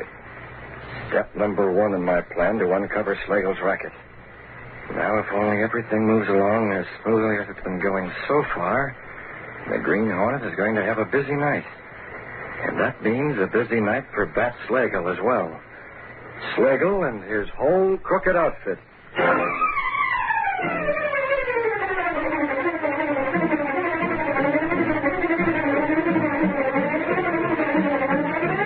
Betteridge found that Bat Slagle, a racketeer, had every gas station in the city paying him a cent a gallon on gasoline as tribute. By intimidation, violence, and every force at his command, Slagle was making his victims keep silent. Assuming the role of the Green Hornet in an attempt to smash Slagle's racket, Betteridge made it appear that the most courageous of Slagle's victims had attempted to withhold his weekly payment of protection money from Slagle's henchmen. Following Betteridge's instructions, Cato had the Black Beauty waiting in an alley near Jennings' house. Slide over, Cato. I'll take the wheel. Stay left, Smith. Did the plan work, Mr. Dick? So far, the plan is going fine, Cato. I doubled back and tossed a collection envelope in through the open window. Slagle's collector thinks Jennings is trying to pull a bluff. On his way to Slagle now. We go there? The Black Beauty will get us to Slagle's place twice as fast as he can make it. Cato, the Green Hornet is going to be in that office when Slagle's collector arrives.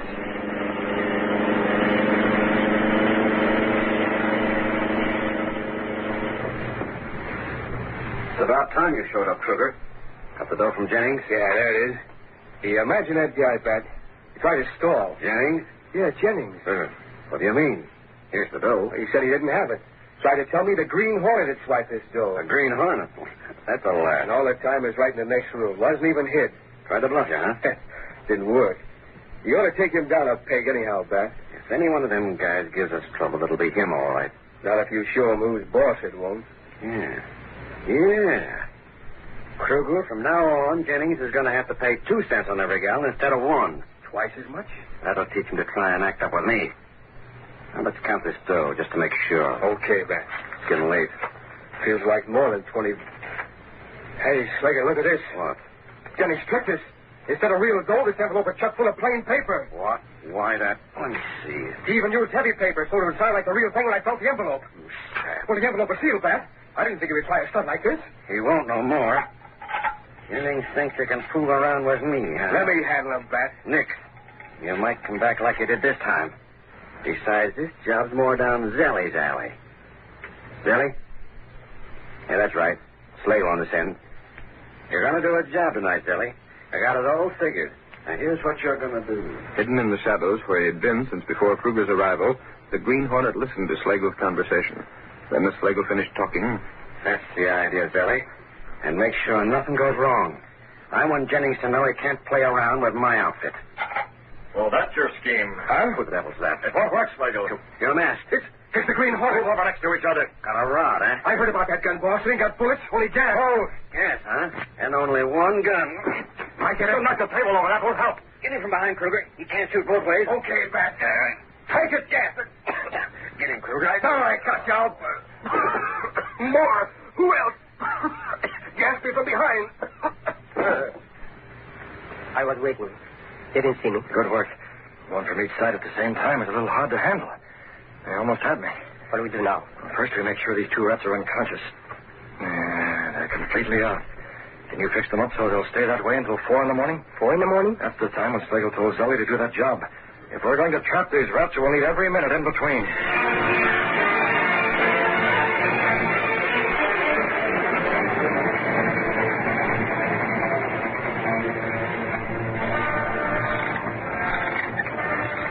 Jim, we ought to be going to bed. It's after 12. Well, you go ahead, honey. I ain't sleepy. All right. Don't be long.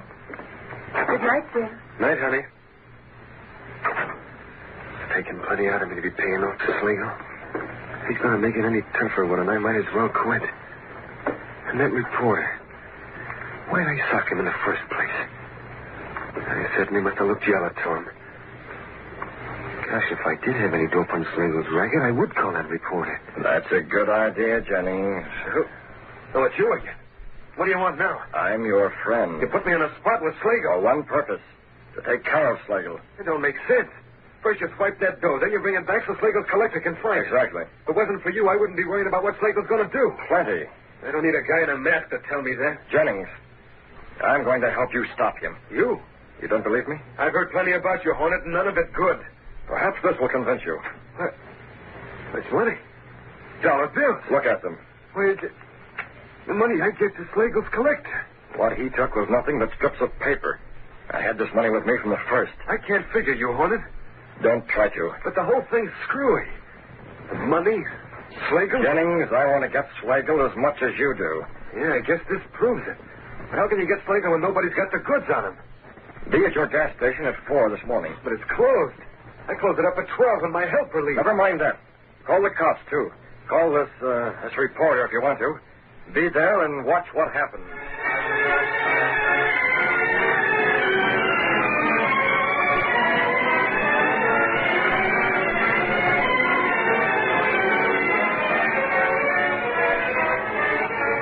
Jennings followed the suggestion given him by the Green Hornet.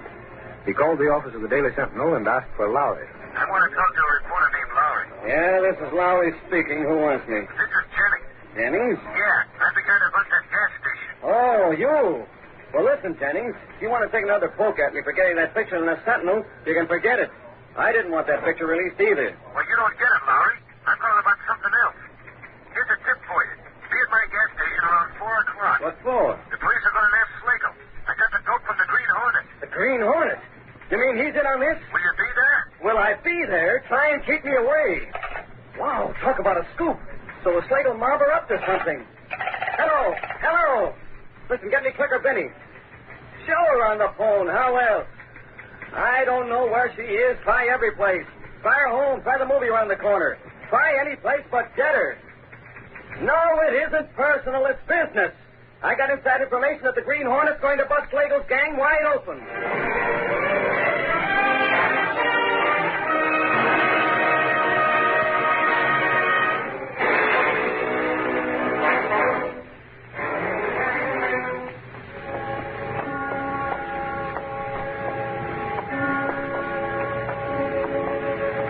Here we are, Cato. Jennings gas station. Yeah, it's deserted, all right. The problem now is how to get in. I look round, Slade. See if the window's open. I'll try the door. The door's locked. It's not very strong. It'd be easy to force it open, but I'd rather not. No need to damage property. I found the window, Slade. It's locked. But there's a hole in the window pane. Good, Cato. There's a hole in the window pane. We'll be able to unlock it and get inside without any trouble. Yes. If I can reach the catch. Probably this window was broken the last time Slagle had Jennings' place bombed. And Jennings didn't have enough money to repair it. Yeah, there. I can feel the window catch now.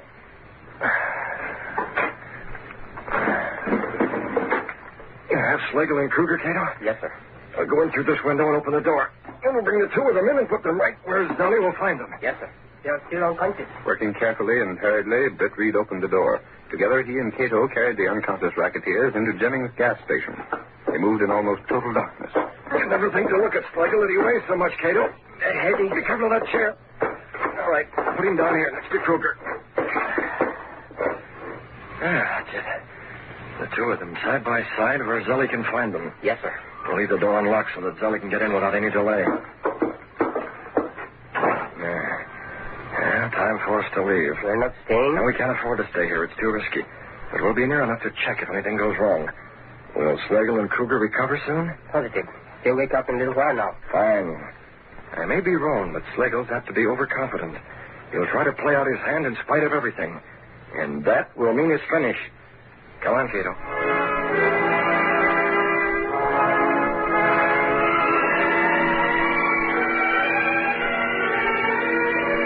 A short while after Britt Reed and Cato left, the two racketeers stirred. Slagle sat up. What happened? Where? Oh, dark. Hornet. Yes. Who's that? Kruger. That you? Yes. Hornet did it. Couldn't get him. Kruger, wake up. Huh? Oh, Slagle. Well, where are we? Kruger, it was that blasted Green Hornet.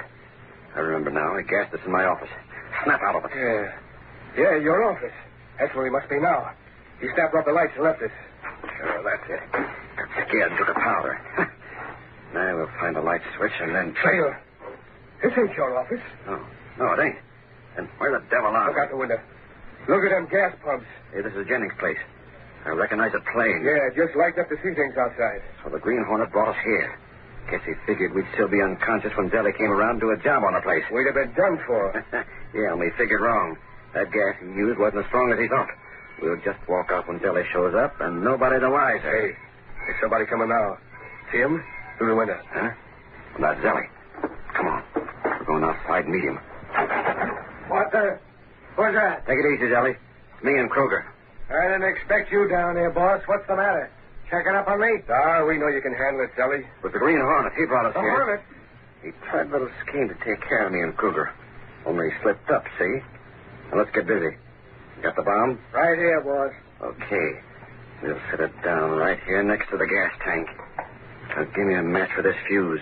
We'll take care of it. Hold on to that. What the devil? Slagle. Okay, get in there. Grab him. Gotta get out of here. Hands up. You don't get me. No, you don't. What's Slagle? It's Slagle to me, Sergeant. Wait, Jennings, don't. Bomb my gas station, will you, Slagle? Hey, Slagle, snap this one. Jennings is going to poke Slagle. Make us pay you tribute, huh? Well, the cops got the goods on you now. All right, you got me. What else now? Honey, did you get it, Clicker? And how? Thanks, Jennings. You saved us the trouble. Put the cuffs on him. Okay, Doyle. Listen, officer, it's a mistake. I wasn't supposed to be here. Tell it to the judge, Kruger. Don't listen to him. He's in as deep as me. I tell you, the Green Hornet brought me and Slagle here. Sure he did, and a good job, too. The Green Hornet? Is that where you got the tip, Jennings? Yeah, and it worked smooth as clockwork. Trust the Green Hornet for that. So the Green Hornet's responsible for this, eh? Well, that's the first good thing he ever did. Listen, Sergeant, the Green Hornet's okay, see? No matter what people say, he's one guy I'm going to believe in from now on.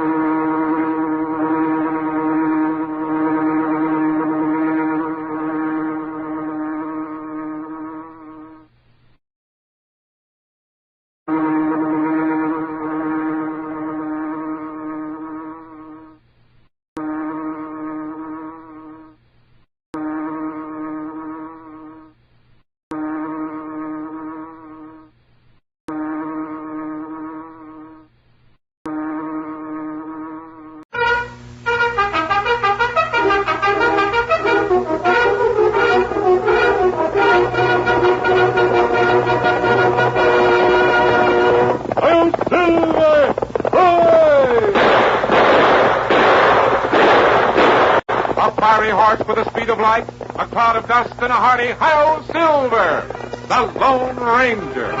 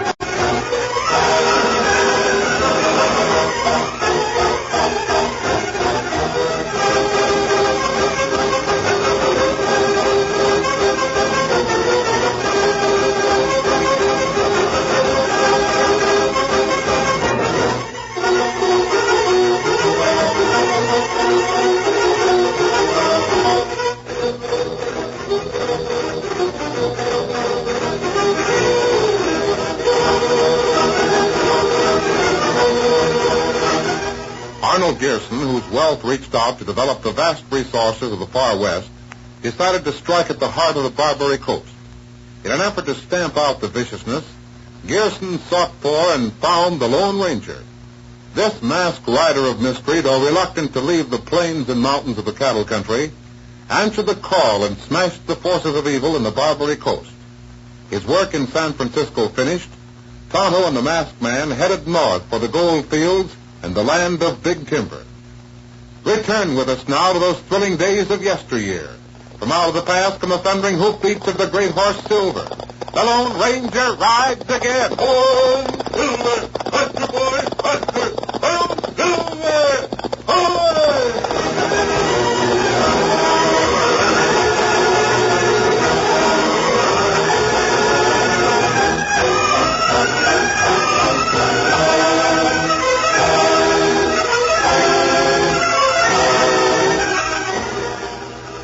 Gerson sat in his library. He'd read the Lone Ranger's letter twice and sat thinking about it as his mother entered. Arnold, how long does it take you to read a letter? You said you'd be right out and play casino with me. Oh, I'm sorry, Mother. I've been thinking about the things the Lone Ranger said. This letter came from him. From the Lone Ranger? My sakes alive. What's he say? Where is he? Well, he's a long way north of here. He sent this by a man he met who was traveling south. Is he still in the gold field? No, he's in the lumber region by this time. He is? What in Tunket's he doing there? Well, he thinks there's some trouble. Oh, dear. I do hope he won't mix into trouble in a lumber camp. Yeah, so do I. In my younger days, I knew lumber camps. Your father was interested in lumber for a time. Yes, I know. I've known all kinds of lumbermen, from the general kingpin down to the swampers. They're a hard lot. The Lone Ranger met a cook. A hasher, eh? What about him? Well, he had to get out of the camp. The men got up and walked the table. I've seen that happen, too. When the crew don't like the food they get up, the men walk up and down the length of the table, kicking off the dishes and the food. That means Cookie has to clear out in a hurry. Crummy doesn't like to have the dishes all smashed. Crummy? Also the bunkhouse where the grub's dished out. Well, what's the Lone Ranger say? Well, I'll read part of his letter to you, Mother. Go ahead. Tonto and I were riding from the gold fields and heading south. We were going through a woods, and the dense underbrush and big trees made it slow travel. Scout and Silver had to pick their way. We heard a stream of water and thought we'd find it and rest a while. We didn't know there was a camp anywhere near until we came to a clearing. There was one man there. He leaped to his feet and raised his hands. He acted as though he expected to be shot on sight. No, mister. Please don't shoot me. Don't do it. I won't make no trouble. All I ask is to be allowed to get away, that's all. I'm not going to shoot you. Put your hands down. That mask. You're an outlaw, a killer. Zeke sent you, I know that. But if you'll just let me go, you can tell him you killed me and he won't never know different. Pretty big fella. Just a minute. Please. Now, don't be afraid of me. This mask doesn't mean I'm an outlaw. Didn't you come from Cinnamon River? No. But you came from north of here. Not as far north as Cinnamon River. That's up in the timber country. I know it is. Otto and I came from Placer City. Tonto? Oh, your Indian friend. Yes? Me lead Silver. Take horses to stream. Let him drink. Thanks, all right, Tonto. Come, Silver. You get one. Then Zeke Vincent didn't send you to get me? Well, I never heard of him. I've been traveling night and day, getting away as fast as I could. I don't want no trouble. I ain't nothing but a hasher. Hasher? That's what the cook in a lumber camp is called. I'm a cookie and a darn good one. I never in my 15 years of cooking had the men walk the table till Zeke Vincent got him to do it. He wanted me fired. Why? He wanted me to get fired so I'd have to go away. He knew I'd be all alone in the big timber. Then he'd get a chance to kill me, none the wiser. Night and day I've been traveling. I got no bush tail, and it ain't easy for a man my age to travel on foot. What did you do to Zeke Vincent? Not a blame thing. Oh, what's his job? Zeke? He's been everything. He was a swamper and a four-up driver and a skidway man. Then for a long time he was a cruiser. But he got hurt, and since then he's been a pencil pusher. You mean he works in the office? That's right. He got his leg hurt in the fall. Maybe you're mistaken about him. He might have no intention of killing you. I ain't mistaken. I know Zeke Vincent. He's a downright dangerous man. I'll never forget how mad he was. His nose was tight the day he found me asleep outside the office window. Thought he was going to run a knife into me. That's because you were sleeping? It wasn't because I was sleeping. It was because I was there, just outside the open window. He'd been talking to someone inside and thought I overheard what was said. What was said? I don't know. I swear to goodness, I don't know. He came out and saw me. Then he kicked me and started yelping that I'd been snooping on him. He raised a gosh awful hullabaloo. Who was he talking to? I don't know. Didn't hear much of anything at all. What did you hear? I guess it wasn't anything at all. I told Zeke I didn't hear anything, but he wouldn't believe me. He tried to get me fired. Then when that didn't work, he got up and walked the table.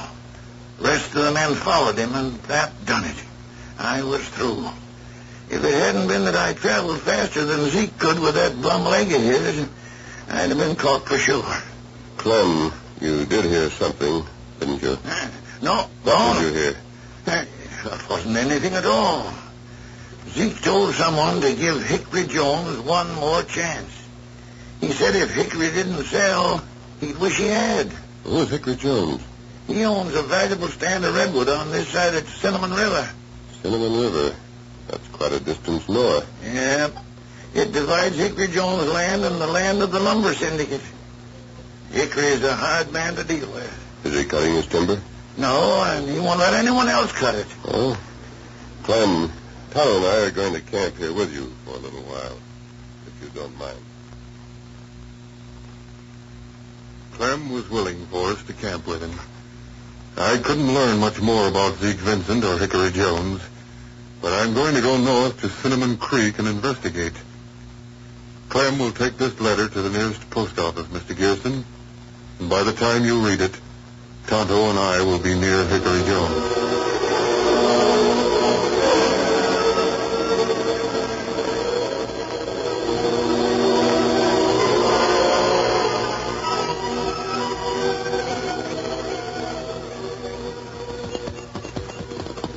This Hickory Jones land? I think it is, Tonto. I think Cinnamon River is just beyond this forest.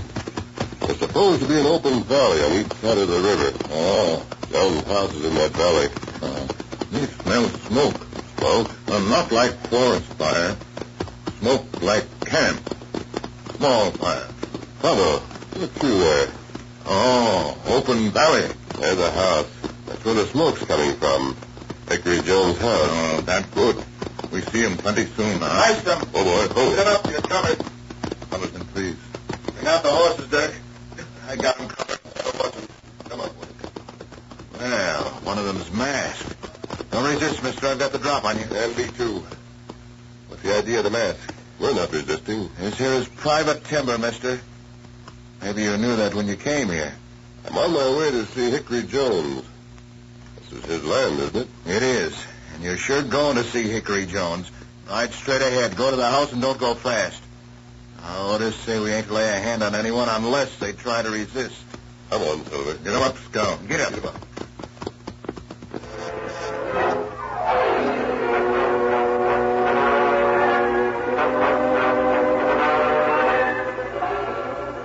This is Hickory Jones. That's my name. Where'd you get him, Jack? He and the redskin was coming out of the timber. On this side. Where'd you come from? The south. All the way through my timber? Yes. I got guards on patrol on all sides of the timber. What'd you do to my guards? We saw none until these two men stopped us. You sure? We saw no guards on the south edge of the timber. I'll make him tell the truth, boss. Chances Jack? Huh? Shut up. The man is telling the truth. I know a lie and I know the truth. Maybe the guards missed you, but they shouldn't have. It's dangerous. He told us he was coming here to speak to you, boss. Not even to buy my timber. No. Tain't for sale and tain't for cutting. Is that clear? Yes, quite clear. I don't need the cash, and I won't have those trees cut. I'm trying to get the government to take over this land and protect the redwood giants. Lumbering interests don't see eye to eye with me. You hire guards to protect the trees you want to give to the government? That's why I want the government to take them. I'd like to have someone else paying those guards. Costs money. Yes, but I can't think of anything more worthwhile. Why do you wear that mask? Because I choose to conceal my face. Well, straight enough answer to a straight question. You're coming here to see me? Yes. Why? You know someone named Zeke Vincent? Yes, he works for the syndicate in the big camp on the north of Cinnamon River. Friend of yours? Oh, I don't know him. He's bad, no good. Has he tried to buy your land? No, and hadn't better. Throw him off. Has anyone tried to buy it? What is? I met a cook from the syndicate camp. He overheard part of a conversation. One of the men who talked was Zeke Vincent. The other was unknown. Man by the name of Danaher, Dude Danaher. I told him it wasn't for sale. He wanted to buy it for the syndicate? Yes and no. He said he was buying it for himself. He lied. He wasn't. Did he make any threats? He said there'd been a long dry spell. It was dangerous. Timber fire would clean me out. I'd do well to sell while I had the chance. He meant that as a threat. I know how he meant it. That's why I've got guards. How much help do you have in case a fire started? The men that work across the river would come and fight it. There'd be 100 men here in no time as fast as they get across the bridge. No good lumberman will let a fire go even if it ain't his timber. Do you want to ask me any more questions, Jones? I'd like your name, but if you're masked, you wouldn't give it. Where are you going from here? I want to find Danaher. Jack, where did he go after leaving me? Across the river. Probably with the men in the syndicate camp. And that's where I'm going. Now, look here. Yes? I didn't sell out, see? But there's men who have. Men who've had to sell out to that syndicate. What happened if they refused? Trouble. Sometimes one thing, sometimes another. Mules got poisoned and died. Flumes got smashed. Cables snapped. Machinery broke down. Trees fell wrong and hurt people. One thing after another to make the owner realize he'd be better off to sell. To the syndicate? To the syndicate. I'm glad you came here. You're needed bad. What do you mean? Boss, how do you mean he's needed? Jack, you fool. This man's riding a white stallion, calls it silver. Came from south of here. He just done some work in the gold fields. Before that was the Barbary Coast. This is the Lone Ranger, a man we read about. Am I right or wrong? I thought you suspected that. Get this syndicate. It's bad. Get it, and you'll have the everlasting gratitude of every timber owner between here and the Canada border.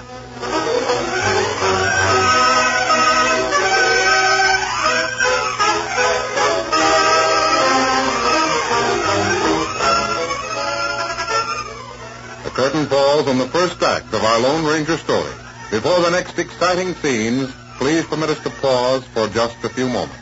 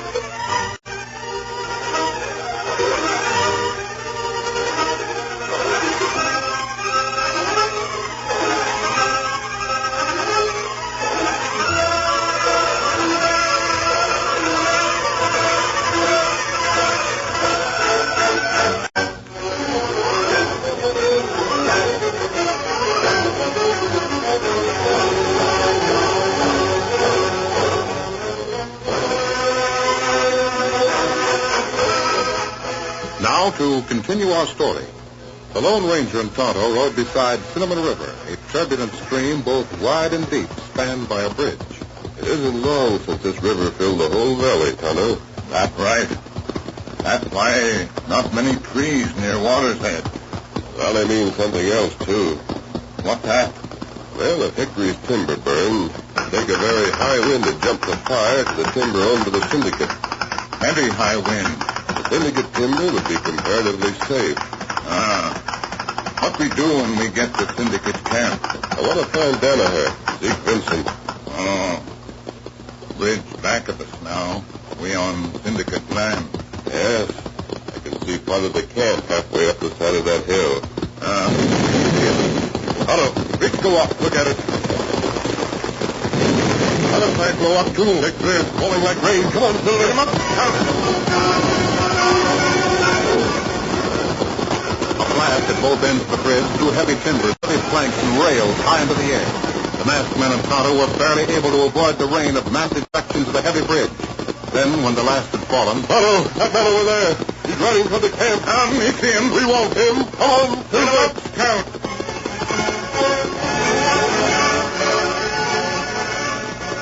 Rein up or I'll rope you. Get back or I shoot. Rein up. I'll kill you if you come near. Cover that kind of shooting. You're open. I'll make the toss. There. Oh, Silver. Oh. Let me go. Take this rope off me. Oh, back. Let me go, you ornery murderers. The law will get you for this. You can't blow up bridges and get away with it. The bridge I want to talk to you about. Come on. We're going to that lumber camp. That suits me just fine. There's no place I'd sooner go. It'll be your word, the word of a masked man against Zeke Vincent. The Lone Ranger took Zeke to camp and met the superintendent, Bill Barton. Come into my office, all three of you. Me stay outside, watch horses. That's right, Tonto. I said we go inside. My friend will guard the horses, Mr. Barton. Zeke Vincent and I will go inside with you. Go ahead, Vincent. All right. Come on. We'll settle this in a hurry. Bill, that critter blowed up the bridge over Cinnamon River. We heard the explosion all the way up here. Yeah, the masked man... off that mask. Barton, I just crossed the bridge when I heard the blast.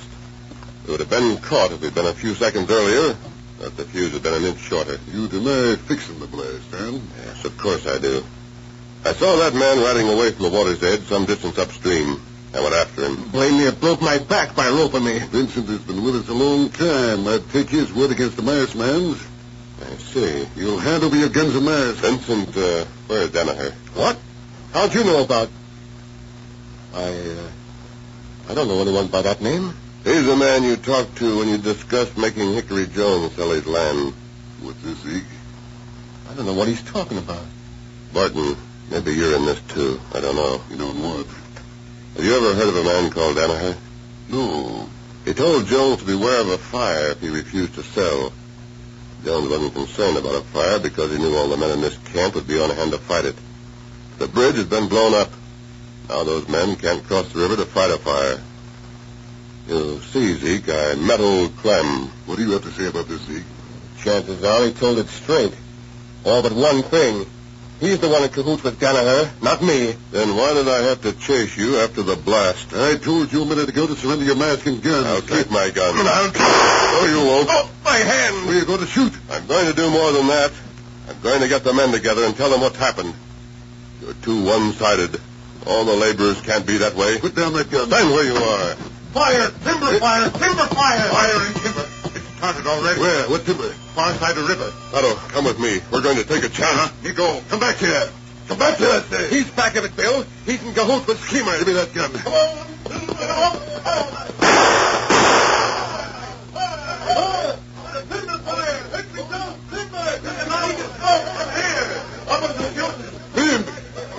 Men! We can't do a thing. That masked man that just left here destroyed the bridge. Destroyed it? I seen it. He blowed it up. Done it to keep us from going to fight the fire. There's not a thing we can do about it. Poor old Hickory Jones. His land is doomed. He'll be revenged.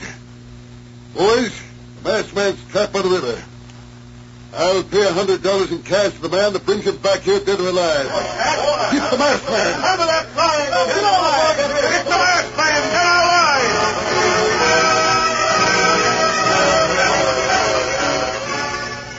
Hickory Jones had been telling Jack and Dirk about the Lone Ranger and his exploits. Someone like that man's been needed around here for a long time. A mighty long time. He'll get to the bottom of things and do something about it. Hickory, who do you think's behind the lumber syndicate? It don't matter who's back of it. Chances are some big money man in San Francisco is a power behind the syndicate. What can the Lone Ranger do about it? Well, I don't know. What would you say he could do about the Barbary Coast? I wouldn't have known where to start cleaning that place up. The Lone Ranger did it? Hey, Dirk. Open that door. Better, Jack. Open the door. Seems like I smelled smoke. Yeah, I got a wood fire in the kitchen. That's more than that. I do smell it. It's strong. Yeah, I get it. Boys, if that Danaher is done it, I saw him across the river yesterday. There's a timber fire somewhere. Here comes one of the guards riding like a fool. It's our timber. It's the Redwoods. That's what it is. Dirk, get to the bridge. Take the best horse. Tell the men of the syndicate camp we got a fire here. Oh, timber fire! It's deep in! Getting bad! Ho, ho, ho, ho, ho! Some of the boys are fighting, but we need more. We've got to cut and start a backfire. We need men. Hurry, Jack. Get up! Come on. You come with me, Jack. We've got to fight as best we can till help comes. Hickory and his men raced into the woods toward the ever-increasing smoke and presently saw the flames.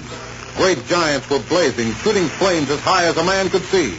The handful of men who worked for Hickory was a pitifully small and helpless group against so powerful an enemy as timber fire. Head over there! Get that tree down! We've got to clear a path! Why don't some of the others get here? They've had time enough. Swing those blades! Get those trees down! Hold it, boss.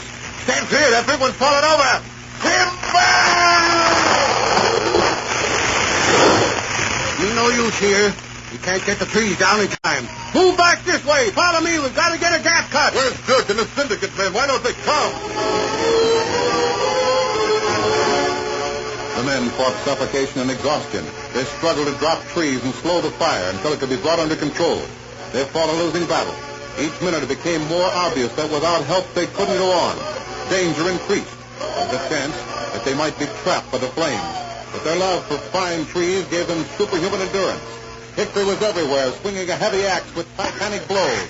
Fight it! We won't quit! Fight it, boys! His hair was singed, his face was black with soot. But on he fought with axe and saw. Then, here's Dirk!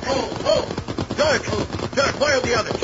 Where are the boys from the camp? Are they coming? Oh, Jack Hickory, they can't make it. Can't make it? Why not? The bridge is gone. Someone took the whole bridge down. There's no sign of it. The men can't cross the river. They could swim? They can't swim in that current. No man alive could cross that river at this time of the year. Then take your horse out of here and come back. We'll fight this thing with what men we've got. Get it!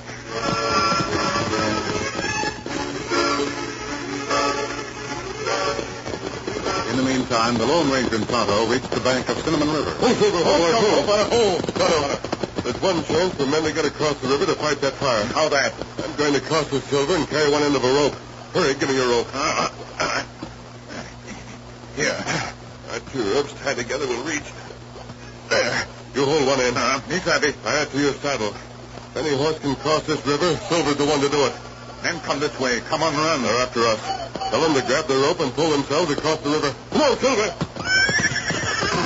You can make it. Come on, big fellow. In we go.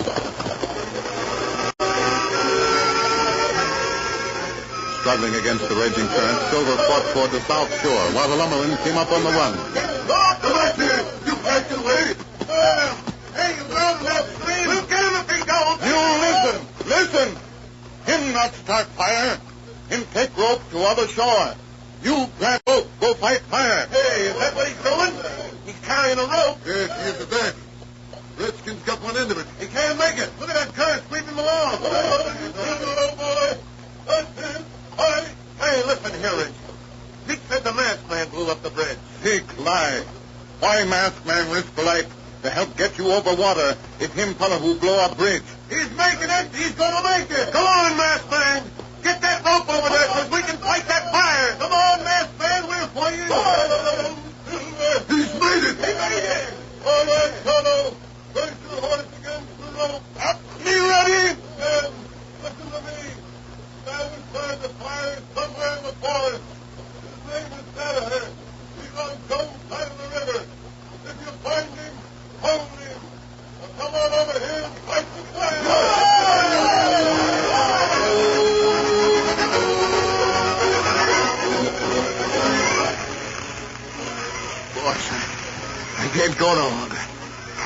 I can hardly stand. Me too, Hickory.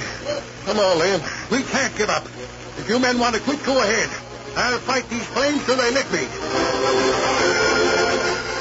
Two of Hickory's men had already fallen to the ground, unconscious from utter exhaustion. Those who remained fought doggedly, but the flames kept spreading with each passing moment. Hickory knew he was beaten, but he kept on with everything at his command. He felt himself grow weaker. The forest seemed to go in circles about him. Gotta keep fighting. His iron will kept him going a little longer. Then a great wave of giddiness assailed him. He felt himself falling, and then... All right, Hickory, I have you. Tonto, take him to your saddle. Get him out of here. Got him fighting. You've done your part. You kept the flames down enough so they can still be brought under control. The Lone Ranger. Our horses brought us ahead of the others. The others? Listen, 100 men from the syndicate camp are coming. They can't cross the river. The bridge is... They're across the river. They're here. Take that tree. You take that one. Hop it over fast. Men, axes. The best woodsmen in the Redwood region. They'll save your timberland. They'll save it for the future generations to look at and marvel.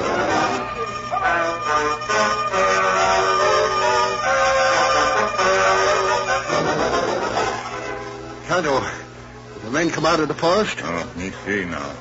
Fire all over. It was the Lone Ranger. He did it. I don't know how, but he got those men to me. Him come now. Other fella come with him. What about my men?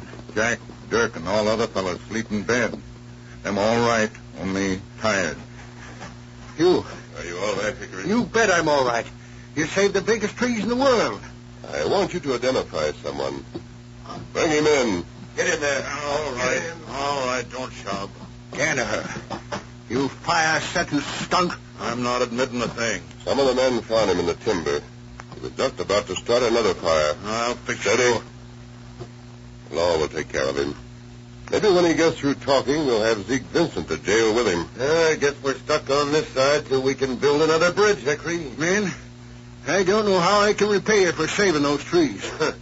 We didn't save them for you. We saved them because we can't stand seeing fine trees burned. We'll deal with Danaher, and with Zeke Vincent, too. That masked man. Hey, where'd he go? Went outside to the engine. He's the Lone Ranger.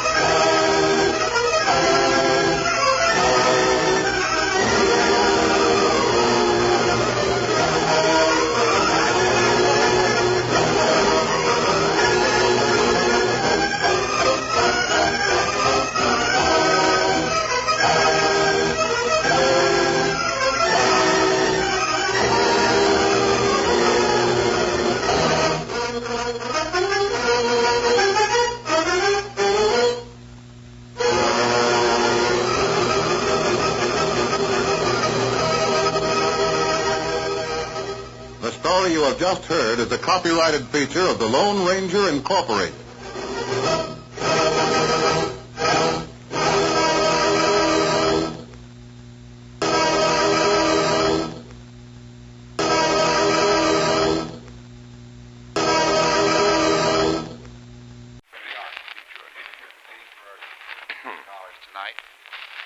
Means a lot to all. Did you meet Fenneman? Yeah. George, take a bow. It's George Fenneman. How do you do? George is with the Colgate people, huh? That's right.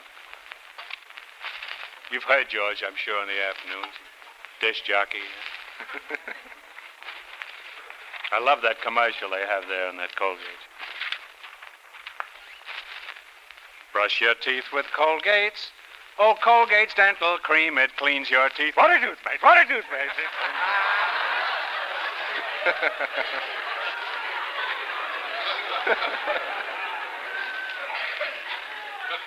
Why, that should sell tooth powder I never could understand. Probably doesn't either.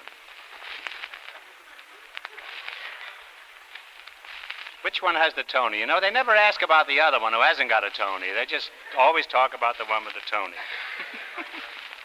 I wouldn't be surprised if both of them had a Tony.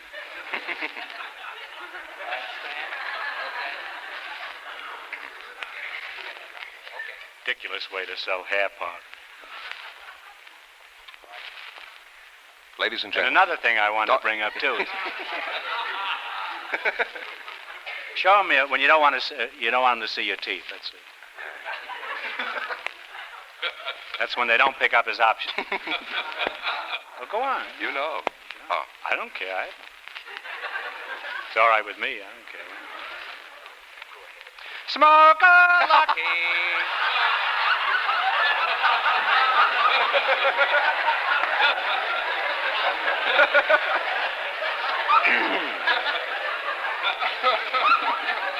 This is a very unique kind of a show. We advertise everything but our own products.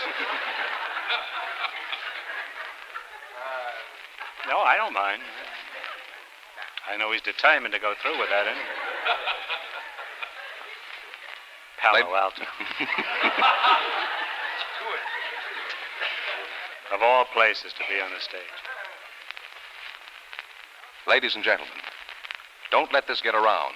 But the secret word tonight...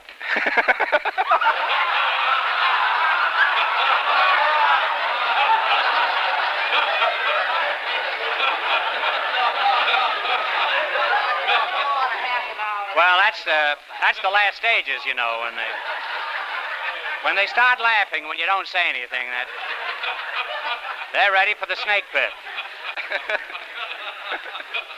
That's pretty funny. Snake Pit George, that is. All right, anyway. Stop giggling, will you? A grown man, huh? Ought to be able to control yourself. Ladies and gentlemen, don't let this get around, but the secret word tonight is water. W-A-T-E-R. Really? You bet your life.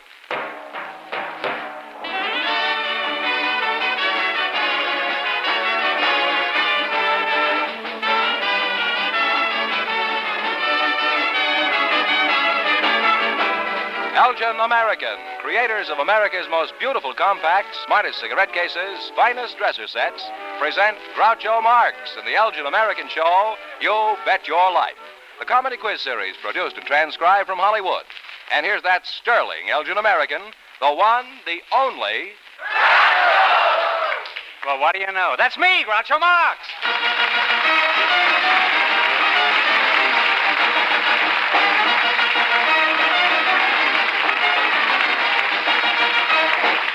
Thank you. Well, tonight we have $1,500 for one of our couples, George Fenneman, who's first to try for it. Just before we went on the air, our studio audience selected a young couple who were about to be married, and here they are. Miss Honey Brulee and Mr. Bill Hickman meet Groucho Marx. Welcome for Elgin American Compact, youngsters. And if either of you say the secret word at any time we're talking, you will win a 16-millimeter Apollo sound movie projector. It's a common word, something you use every day. So you two are about to enter matrimony, eh? Honey Brulee, is that the way? That's right. What is that, French? Yes. Mm-hmm. Honey, French honey, huh? It's a very odd name, isn't it? How is it you were named that?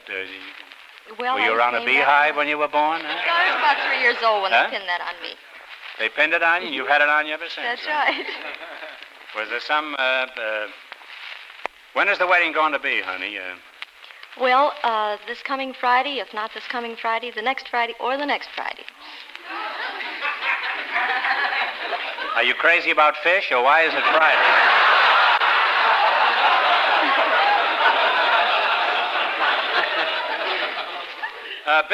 Bill Hickman, huh? Yes. Was there some sentimental reason for picking that date? Well, it's payday, for one thing. Well, that's better than fish. Honey, how did you meet Bill? Well, I'm a dance instructor at Velos Yolanda's studio, and he didn't know his left foot. Dance instructor? That's right. And he didn't know his left foot from his right, so he came in, and I happened to be the instructor, and I taught him to dance. And? That's how we met. Do you marry everybody that you give dancing lessons to? What kind of work do you do, Bill? I'm a dance instructor now, too. Well, the lessons took, eh? Are you sure you're able to support a family, Bill? I believe so, yes. Honey, how big is your family? Well, I have my mother and my aunt and my sister and a daughter. Mm-hmm. Can you support all those? I believe so, yes. Pretty confident, aren't you, huh? Will you keep on working after you're married, honey? Yes, I intend to. Why? Well, we'll probably have a lot of bills. Are you sure they're all going to be named Bill? Huh? That happens to be his name, so...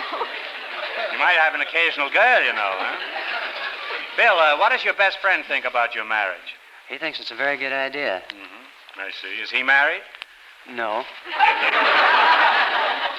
Just as I thought. If he thinks marriage is so wonderful, why isn't he married? He's probably going to wait and see what happens to me. Oh.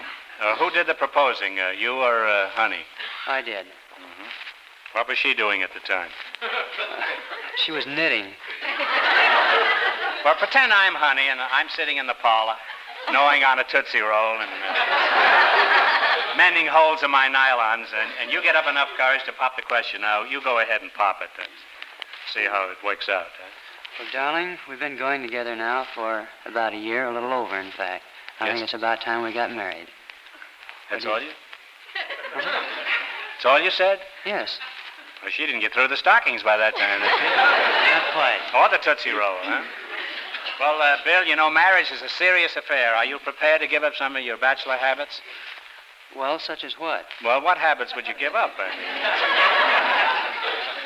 What are you willing to relinquish to get Honey Brulee? Well, I'd quit going on vacations alone. Mm-hmm. Might give up an occasional golf game. Mm-hmm. Quit going out and playing gin rummy with the boys. Why don't you just shoot yourself, huh?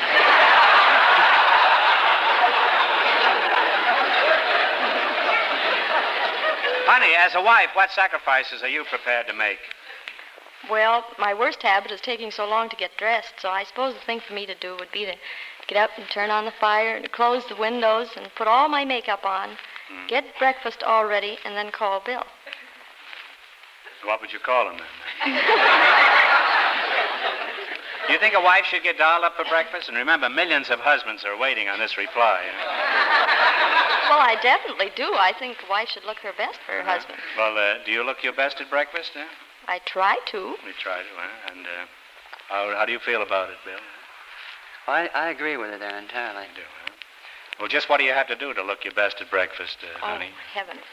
Well, first of all, brush my teeth and take a shower and comb my hair, get dressed, and put all my makeup on. By the time you're all ready, Bill is halfway to the office and the insurance man is running up the aisle, huh?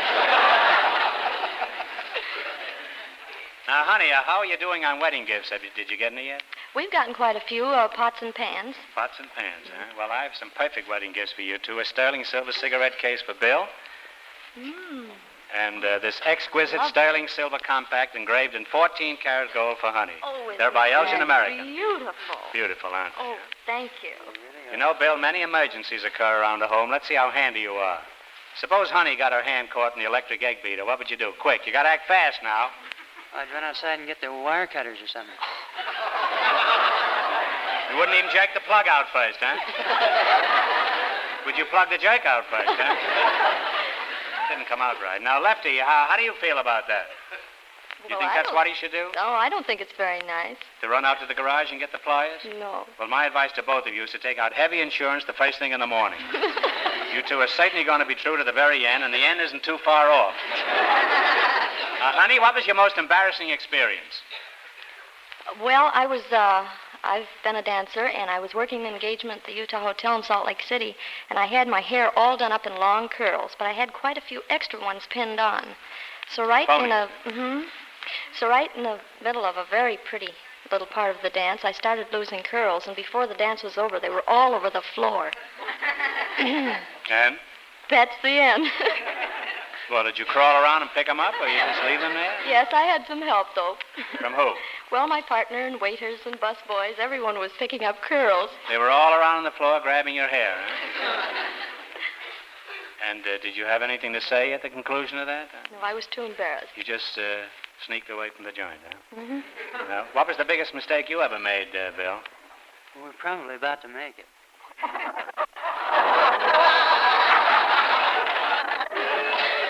Well, you know that hair is real, don't you? Huh?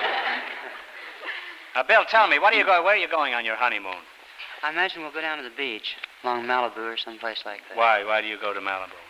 Well, it's close, and we don't have a whole lot of time to spend on our honeymoon. Mm-hmm. And where are you going on your honeymoon, honey? I hope to go with him. You're going to the same beach. Are you all ready for the wedding? Oh, sure, I'm all ready. What have you got for a trousseau? Oh, dear, well, I have new dresses, new suits, shoes, bags, and gloves, and hats to match, and all kinds of real pretty lingerie. Mm-hmm. And, Bill, what are you going to get married in?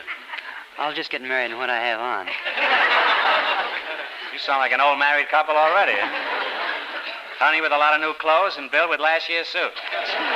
Now, Bill, as you know, most young couples are not financially equipped for matrimony. How deep are you prepared to go into debt?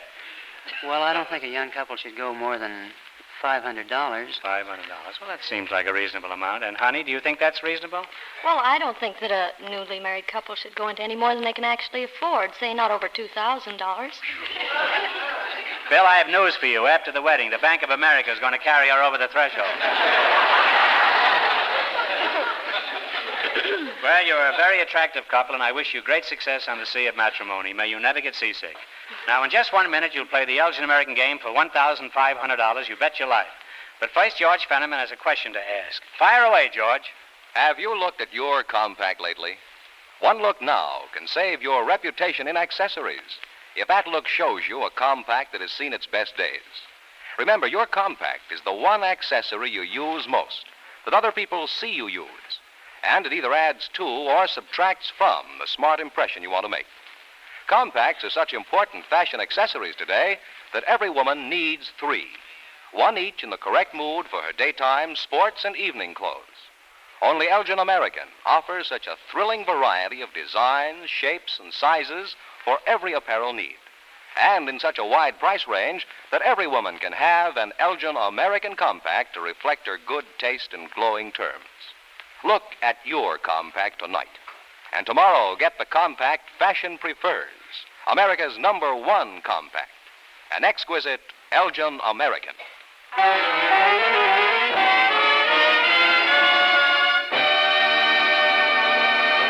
Now, let's see if you two will get a chance at the $1,500 question. You're going to play You Bet Your Life. Fenneman, tell them the rules. Each of our 3 couples has $20. They bet as much of that 20 as they want on each of 4 questions. The couple that earns the most money gets a chance at the $1,500 question at the end of the show. Our other 2 couples are in a waiting room off stage, so they won't know what goes on until it's their turn. Here we go. Let's see how high I can build you $20. What question category did you select? Title songs of movies. Here's your first question. How much will you bet? You've got $20. 10. 10. All right. Now, give me the title of this song. It was also the title of a movie. When My Baby Smiles My at Me. Baby Smiles at Me is right. Well, we're off to a great start. They have $30. Remember, you're going for $1,500 tonight. How much of your $30 will you bet this time? 15. 15. What's the name of this song? Play, Stan. If you knew Susie like I knew Susie.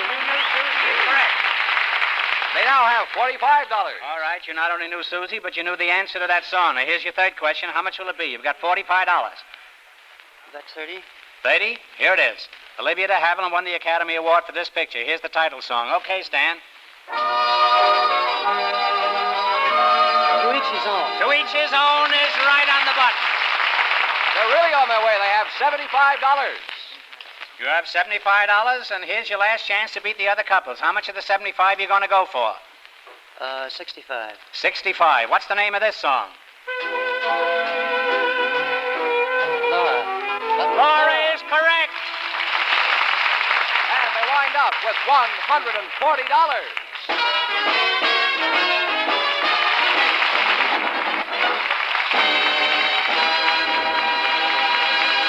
Thanks and good luck from Elgin American Compact. Stick around now. You're still in the running for the big question. Perhaps the next couple will say the secret word, Groucho. It's water.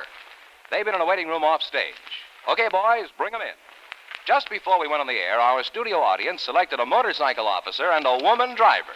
And here they are, Mrs. Mamie D. Jordine and Officer Lou Fuller. Meet Groucho Marx. Welcome to the Elgin American Show, folks. You bet your life. And if either of you say the secret word at any time we're talking, you each win a 16-millimeter Apollo sound movie projector. It's a common word, something you use every day. A motorcycle officer, eh? You married? Yes, sir. How'd you meet your wife? Well, I used to park my motorcycle by a certain apartment house every day, and I saw somebody peeking out the window, so I went in one day to investigate. And, turned out the lady I met turned out to be my wife. Oh. That'll teach you to stop peeking in windows. How long have you been a cop, Mr. Fuller? I've been a police officer for 24 years. I stand corrected. Well, no, I don't. I sit corrected, huh? Not too correct. Well, Flatfeet, how long have you been bouncing around on a motorcycle? Approximately 20 years. That long, eh? You're probably very calloused about the whole thing, aren't you?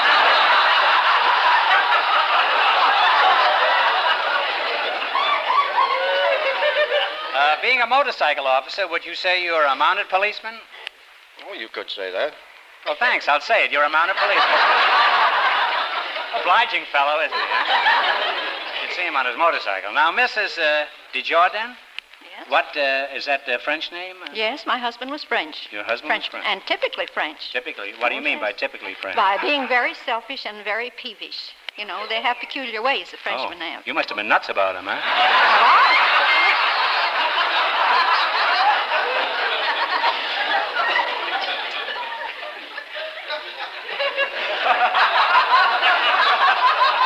I'll just call you Mamie, huh? That's okay with me. Okay, Mamie. Now, stop smiling at the officer here, huh? He hasn't got a foot on your running board yet, you know. How did you meet your husband, Mrs. Desjardins? I started that out... D throws me, you know. Yes. It sounds a little better. I went out to look for a house. I bought a lot out in Lancashire, and I wanted to get a little house close by so I could build... Close by the lot? Yes, so I could build a house on That's the... always handy, I think. And I borrowed a neighbor's car to go down to see the lot and look for the house. And when I got on the streetcar tracks about halfway through traffic, I killed the engine right in front of the streetcar. And everybody laughed at me, and they said, that's just like a woman. So then I was a little excited, and of course I was a new driver. Why were you excited? Because they said you were like a woman? Because they laughed at me. They just couldn't laugh at me. So then a couple of men got off the car. I wish they'd laugh at me, huh? I beg your got off pardon. the car and helped me across by pushing the car over, and one of them saw I was still confused, didn't know which was which. So he said, would I object if he helped me to get started through traffic? And so after he got in the car, he saw I wasn't any too good at driving, so he offered to take me out to look for the house. And that way I got acquainted with him, and inside of a year I married him. That was the Frenchman that you now despise? No, he was typically French. They do have peculiar dispositions. I know. They're always helping streetcars. And you drive a car, is that correct, Yes. Mamie? Yeah? Well, just remember, I'm standing in a safety zone here. Huh? Would you mind moving a little closer to the microphone? Look out now. Don't back into the cop there, huh? That's just like a woman driver. Officer, it's a good thing you've got strong fenders. Now, Mrs. Desjardins, how long have you been frightening pedestrians? About 25 years. Uh-huh.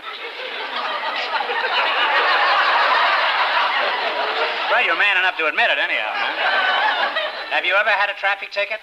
No, but then I've come very close sometimes. Mm-hmm. Well, we're happy to have you here, and to prove it, Mrs. Jordan, here is Elgin American Sterling Silver Compact. Oh, that's beautiful. Isn't it? And for Officer Fuller, the Sterling Silver Cigarette Case by Elgin American. Thank you very much. It's nothing at all, huh? Now, as a motorcycle officer, just what are your duties, Mr. Fuller? I'll call you Louie, huh? That's fine. Yeah. That's great. Call you Louie, too, huh? That's not... Well, there are a lot of French Louis, you know. There's Louis the 15th, Louis the 14th. Now, my duties, Groucho, mostly road patrol, traffic... Mr. Groucho, if you don't mind.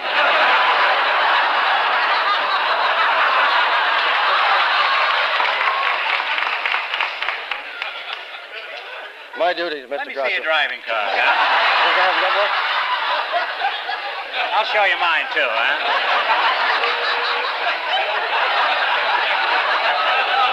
That's last year's card you got there, huh? Of course, you know yours is expired.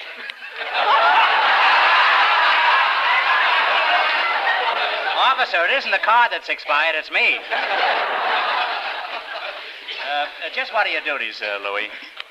Patrol, traffic patrol, and the instruction of new rookie motorcycle officers.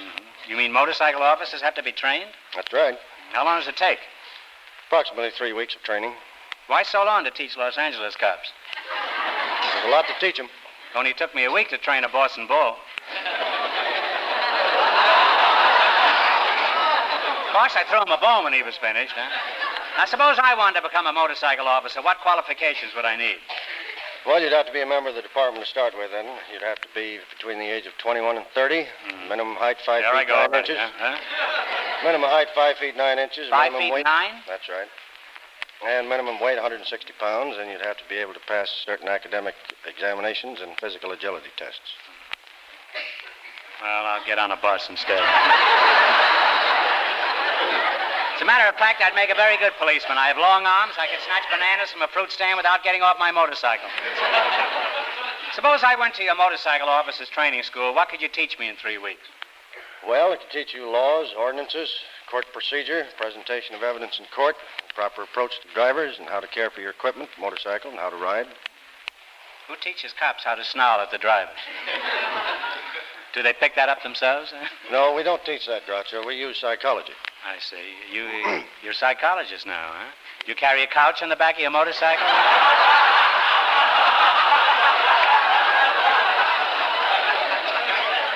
Just how do you teach a motorcycle cop to be polite? I'd like to hear some of this psychological treatment. Well, we teach them, Groucho, the proper approach to the violator, that we teach them to be polite and to answer all questions civilly. It's none of our business where anybody happens to be going or what their hurry is. We teach them to answer questions. Well, why do you always say, what's your hurry, or you think you're going to a fire or something? Why do you always say they're going to a fire? Can't they be in a hurry to go anyplace else? I don't think they use that approach anymore, Groucho. They don't, I guess the fires are all out by this time. Well, how does the scientific training affect the overall traffic accident rate in L.A.? Los Angeles. Well, it affected us. I thought it was still snowing. It affected last year, in 1948. There were 289 people killed in the city of Los Angeles. That's a tremendous reduction because we have had an average from 1926 through 1947 of 481 people killed per year in traffic in the city of Los Angeles. Oh, I thought I read in the papers where there were 900 accidents, deaths last year. Well, that's the entire county of Los Angeles. Oh, that's all the way up to Frisco, huh? Well, how does the Los Angeles record compare with other cities? Well, for its size, Los Angeles is one of the safest cities in the United States today. Well, that's easily explained, I think. Other cities have safety zones for pedestrians. Out here, they use foxholes. I think it's due also to their training, Groucho. Incidentally, it might be interesting to you to know that the Andre Lang Productions is in the process of making a film called Road Patrol, it's a semi-documentary film of motor officers, training, and so forth. It's a Technicolor production. Have you got it with you? Now, I've been steering the conversation away from you, Mrs. DeJordan, just out of habit. I always stay shy of a woman driver, but generally speaking, whom do you think are the better drivers, men or women? I believe the men are better drivers. You do, huh? Do you agree with that, officer? I disagree. You do.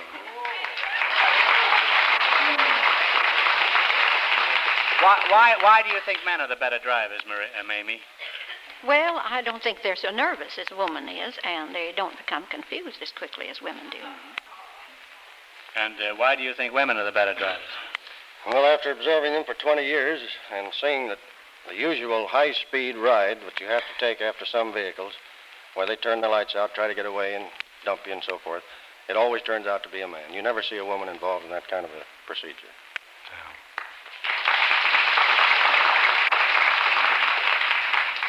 I think women are much more skillful drivers than men. I'd like to see a man powder his nose, adjust his girdle, change the baby, talk to passengers in the back seat, and make a left turn all at the same time. what's your complaint about motorcycle cops, Mrs. Jordan? Well, when they get out to give one a ticket, they take so much time. They walk as if they had rheumatism.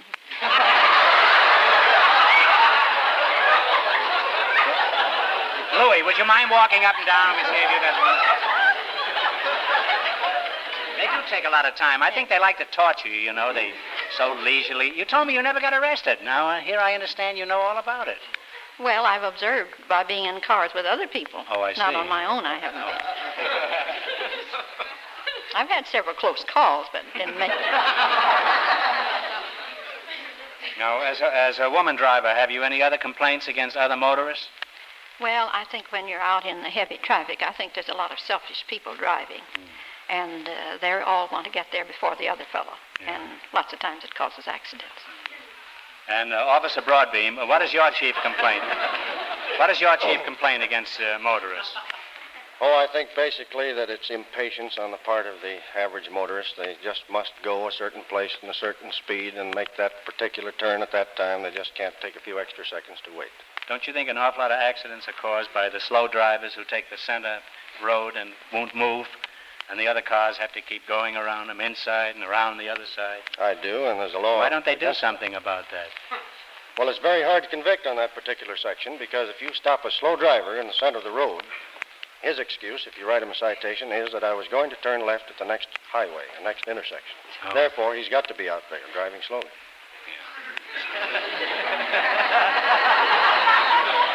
That's a good idea. I may try that myself.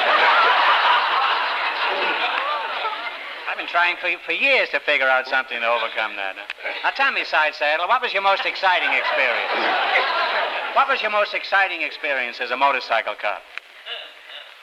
Oh, I heard a call late one night, about 2 o'clock in the morning. There'd been a holdup and a shooting in which the victim had been shot and killed in the holdup. And about 2 hours after the shooting, I found the two people who did the job in an East Side apartment house about 4 o'clock in the morning. And I kicked the door in and went in and got them. And alone you did this? Yes, alone. And it resulted in a change of California state law, that particular arrest. How come? Well, one of them was sentenced to hang, and he was taken up to state prison at San Quentin. And while awaiting the date of the hanging, he had an appeal pending, and there was a failure on somebody's part to send the appeal papers up. And maybe they couldn't find the ropes. Anyway, while the appeal was pending, he was taken out and hanged, and so the state legislature passed a law that all appeals, all murder convictions, there's an automatic appeal. That's a good thing to know, too. I'm learning a lot of things tonight. Will come in handy. Now, what was your most embarrassing experience, officer? The biggest mistake you ever made? Well, Sunset, or Hollywood and Vine one night, I parked the motor back into the curb, and somebody tied a rope onto the back end of my motor. And they tied the other end of the rope onto a trash barrel, and when I pulled out in the street, I had garbage and bottles and tin cans all over the middle of the street. Well, that's not the first officer I've seen half-canned. Now, Mamie, what was your most exciting experience? Have you had any? Yes, I've had several.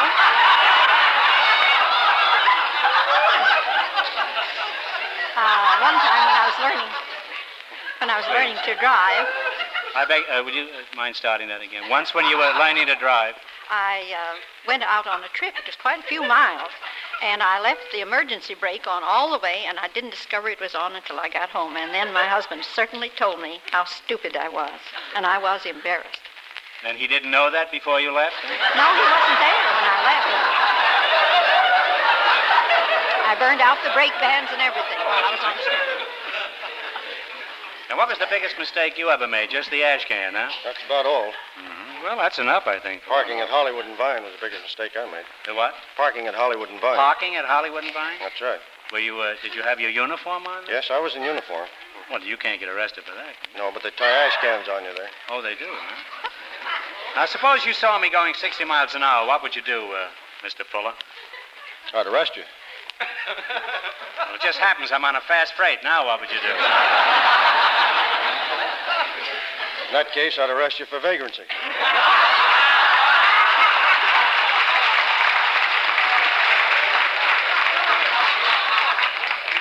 crime doesn't pay, not with this guy around. Huh? Suppose I was driving a car 50 miles an hour through the business district. What would happen to me? Oh, you'd get $50 for 5 days? I'll take the $50. I can use the money, huh? Well, Louie, it's really a pleasure having you here, and that goes for you too, Mamie. And I'd like Officer Fuller to know that we citizens appreciate the great work his department is doing in cutting down traffic accidents. Now let's play You Bet Your Life. If you run your $20 into more than the other couples, you get a chance at the $1,500 question. Fenneman, remind our listeners how much the first couple won. Here we go. Let's see how high you can build your $20. What question category did you select? We selected National Parks. National Parks. Smart fellow. Now, here's your first question. How much will you bet? You've got $20. $10? $10. In what state is the Grand Canyon National Park? Arizona. Arizona is correct. They're on their way. They have $30. Remember, you're going for $1,500 tonight. How much of your $30 will you bet this time? 25. 25. In what state are the Mammoth Caves? In Kentucky. In Kentucky is correct. They now have $55. She may leave the emergency brake on, but she knows a lot about states. Here's your third question. You got $55. How much are you going for? 50. 50? All right. In what state is Sequoia National Park? In California. In California. They now have $105. You've zoomed. You'll never arrest her, will you, officer? Never. You've zoomed up to $105. Here's your last chance to beat the other couples. How much of the $105 you going for? 105. You going for the whole thing? Might as well. Well, this is the fellow that walks into a room with two murderers. Here we go. In what state is the Everglades National Park? In Florida. In Florida is correct. And they wind up with $210.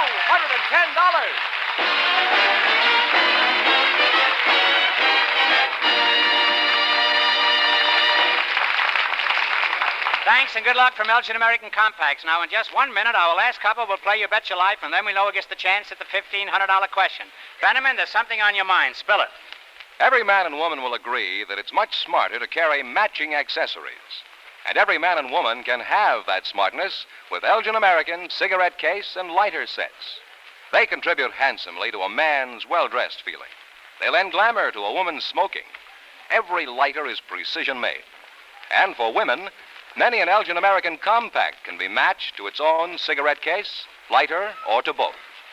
See how pleasantly all these sets are priced. How proud you'll look and feel with a stunning cigarette case and lighter to match by Elgin American.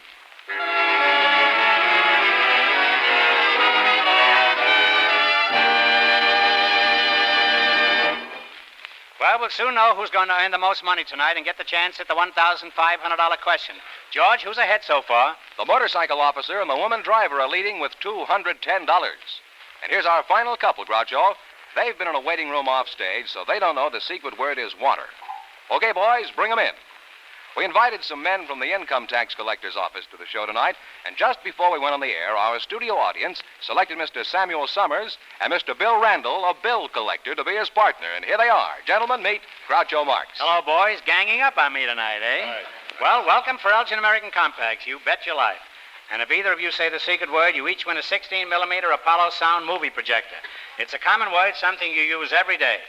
Mr. Randall, you're a bill collector, eh? What do you work for? The Adjustment Corporation in Los Angeles. You give spinals? No.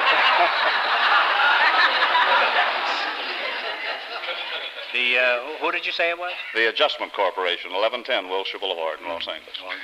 It isn't necessary to advertise them. We have our own products we'd like to plug here, if you don't mind, huh? You get paid for it. Some weeks, huh?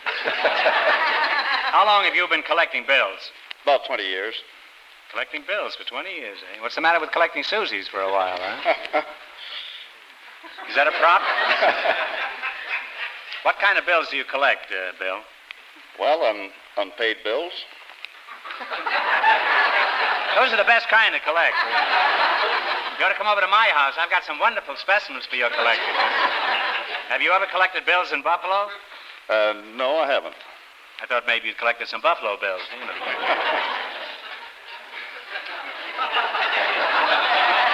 maybe they didn't hear it, huh? I thought maybe you collected some buffalo bills. Ah, well. I'll try Bill Cody next time, huh? Are you married, Bill? Yes, I am. Any little bills around your house with that pink slip showing? I have a couple of them. How'd you meet your wife? Well, that's a long story. It is. Well, if it isn't too long, let's have it, huh? I asked my secretary for a date one night, and she couldn't... Where was your wife? That was before I met the wife. Oh.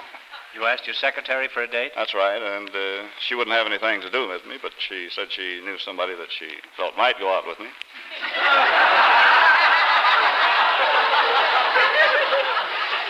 Well, I don't quite understand this. You're a nice, tall, good-looking young fellow. Why wouldn't she have anything to do with you? She was short. Financially? Could be. Well, short girls usually like tall men, don't they, Bill? I haven't found it that way. You haven't, huh? And so, what about this girl that She recommended you to, huh? Introduced me to my wife, and we were married.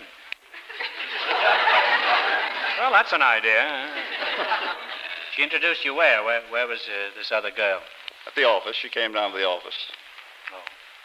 Was she working there, or just No, got a hurry call? She said, there's a fellow here wants to take a bail out. Rush right down, huh?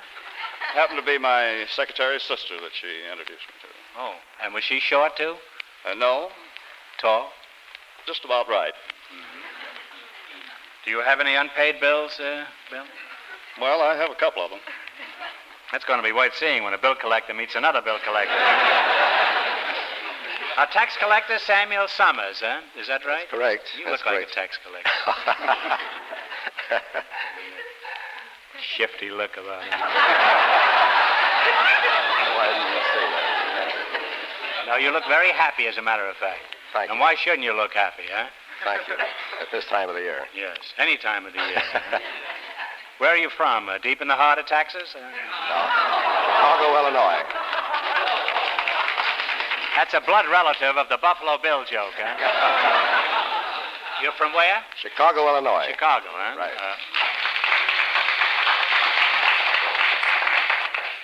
I don't know why people applaud when you mention Chicago. Their hometown, I presume. Oh, it's their home. Their hometown. Why are they out here, then, if they're so happy?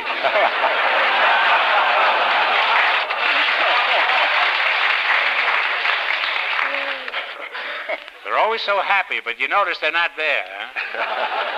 Are you married, Mr. Summers? Yes, sir, I am. Do you have any little dependents running around the house, taxing your patience? Yes, I have three. 3, huh? Family Yes, sir. man. How old are your little tax savers? 13, 15, and 48. 48? You have a son, 48? No. A daughter, 48? No. My wife.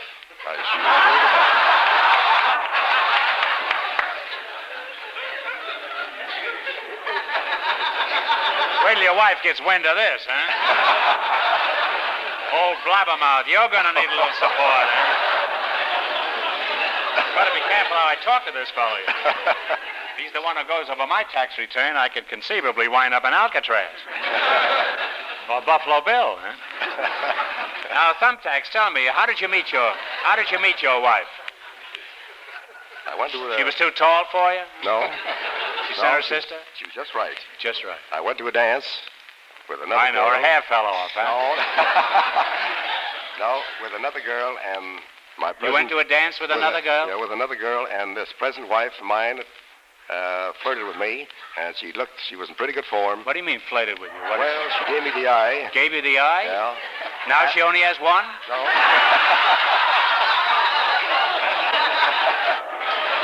Just what do you mean she gave you the eye? What did she do, huh? One eye at a time. Well, let's see. Could you give us this? Oh, out that way, yeah? And that fascinated you? That fascinated me. I danced with her a couple of times, and that was the end.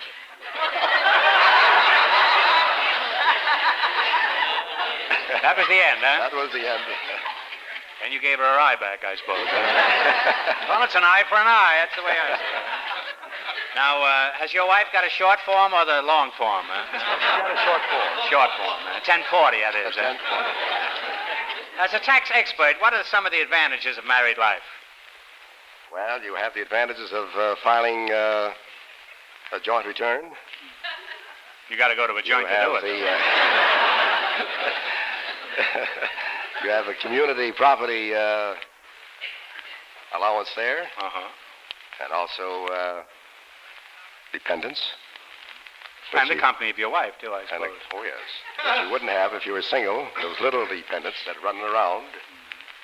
And do you think you can raise a child today for $600 a year? Well, we help. You raise a child. But I'm afraid you can't. No. Let's have 5 minutes of silence here.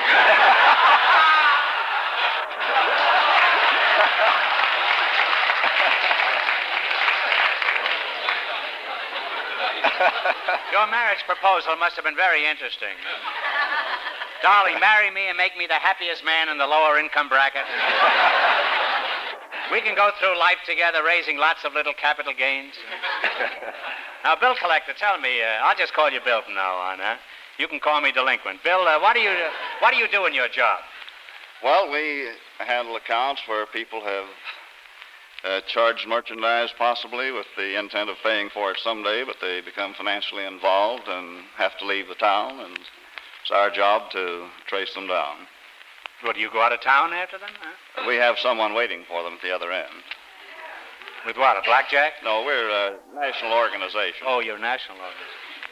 You really got to go over the border to skin you, huh? That's right. Now, which are the toughest to collect from, men or women? They're all tough. Well, which are the toughest? I mean, there's no difference between them? I don't think. You don't think women are trickier? Why do they wear that false hair if they're not trickier? And give them peep in the eye, huh?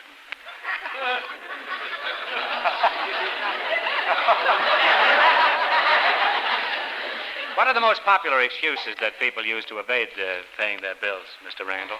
Well, right about this time of the year, the most popular is that they just don't have anything left. The tax collector's been there ahead of me.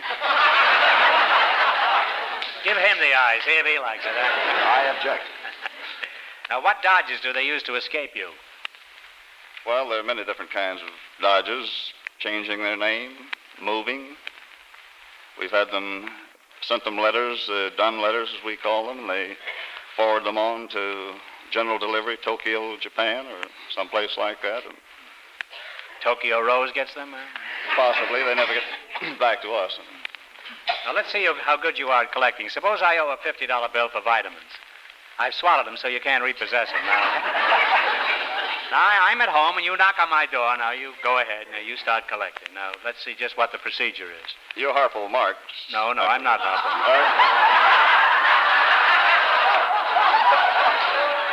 I haven't been talking here steadily for an hour to be called Harpo Marx. To begin with, you're at the wrong house.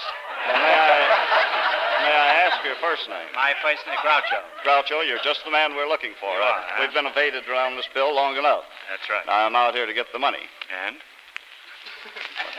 You're not going to pay it? Well, I just haven't got the money, that's all. I paid my tax this morning, and I'm flat. With your income? With my income, yes. You know, we have to pay tax, They too. took it all? They took all of it, yes. Well, that's a pretty good excuse. I'm sorry. I'm going to have to let you off of the hook. We'll be back when you recuperate. Fine. You want to take the hook with you before you go? Well, Mr. Randall, you make a fine bill collector. You made some very strong arguments, and I'll remember every one of them when you come to my house. Now, tell me, do you pursue a man to the very end, eh? There's something very final and inevitable about you. Now, bill collector, you better shake hands with tax collector. There you are. I now pronounce you death and taxes. Well, to show you both, I'm just kidding. Here's a wonderful gift for your wives. Elgin American's beautiful sterling silver compact. And tax collector, what do you think your wife will say about that compact? Oh, she'd say it's beautiful. And do you think she'll consider it worth a kiss? By all means, she certainly would. Well, good. I haven't time to collect it now, but tell her I'll be around before March 15th. Thank you. Now, tell me, Mr. Summers, the Internal Revenue man, suppose I need a little more time to pay my taxes. How do you squeeze it out of me? Well, we'll give you more time. Come down to the office there. We'll talk things over with you. And allow you to pay so much monthly or weekly. After March 15th? After March 15th, but what happens? Be sure and pay it. What? There's a penalty. A penalty. And interest. I get penalized 15 yards for withholding, huh? Now, how do you know how much I should pay? Well, that would be simple for you, Mr. Marks, with your salary. We'll know. And furthermore, we have the list of names and how much each employee receives, which we check against your return the time you file. Your employer's list of names. Okay, I'll go willingly, Now, what percentage of your customers try to gyp the government? Oh, I would say about 2%. Is that all? That is all. I thought everybody did. Oh.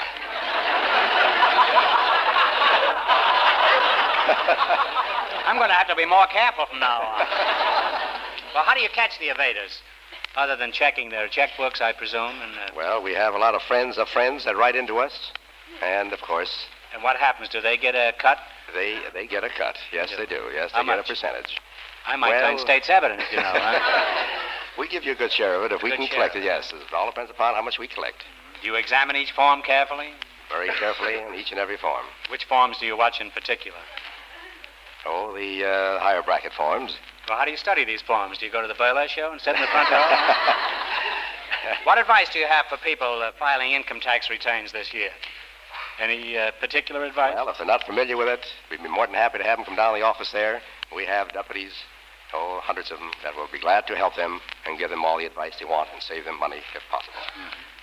Now, as an income tax collector, what's the most interesting experience you ever had, Mr. Summers? Well... I don't mean when you got the eye.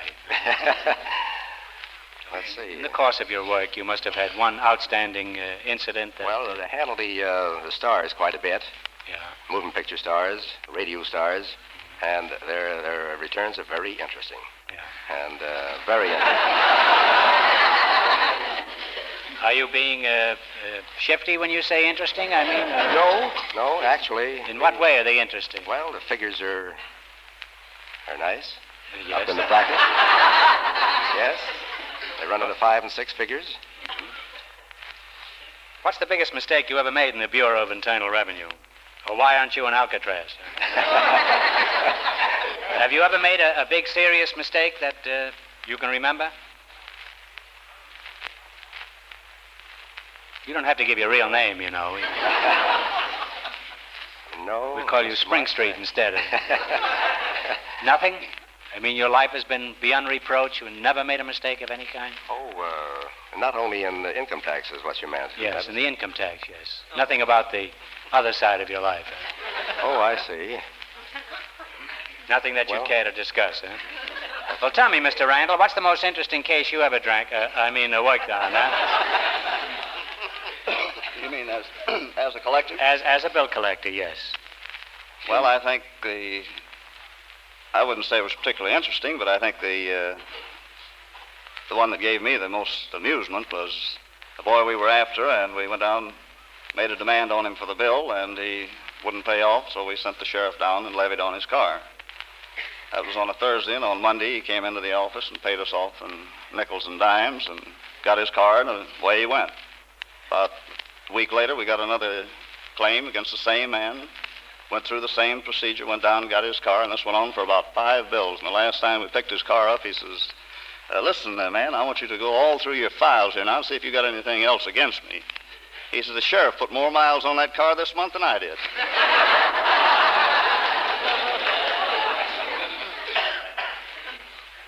Now, there's something I don't understand, tax collector. Suppose my losses this year exceed my income.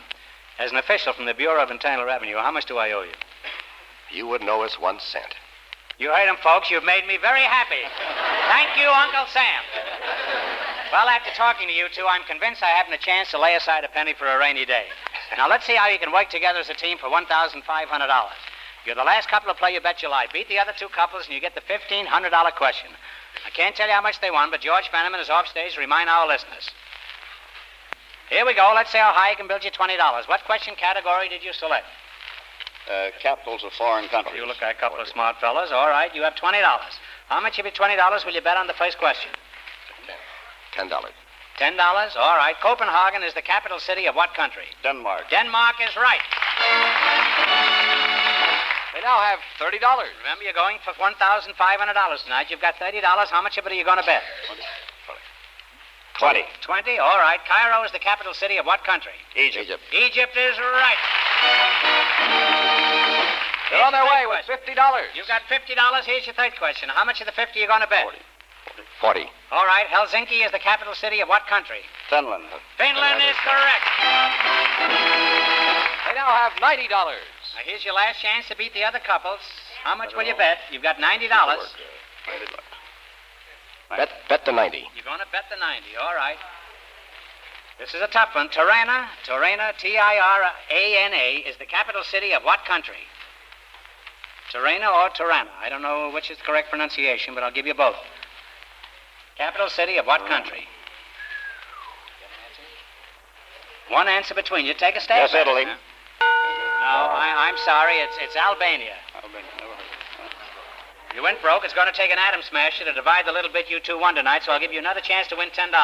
Just answer this question and think hard. It's pretty tough. No coaching, please. What is your middle name? Miller. Miller is correct. Well, thank you very much.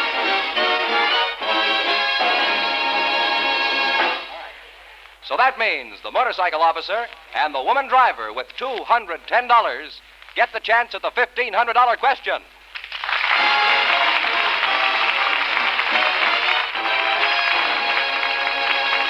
Congratulations. In just 30 seconds, I'll ask the $1,500 question. Years of the finest designing, engraving, finishing, and craftsmanship have put Elgin American compacts, cigarette cases, and lighters in a class by themselves. Beautiful and durable to use yourself, memorable as gifts for any occasion. See these exquisite accessories in rich colors, silver finish, jeweler's bronze, and sterling silver at any leading jewelry store, department store, or specialty shop. You can put your cigarette case, lighter, and compact confidence in Elgin American. And here's the winning couple, the motorcycle officer and the woman driver. Well, back again, eh? Good luck. I'll give you 15 seconds to decide on a single answer between you, so talk it over thoroughly, and no help from the audience, please. Here it is for $1,500 cash. With every passing day, American women are taking a bigger part in world affairs. In 1869, what territory, now a state, was first to give women the right to vote?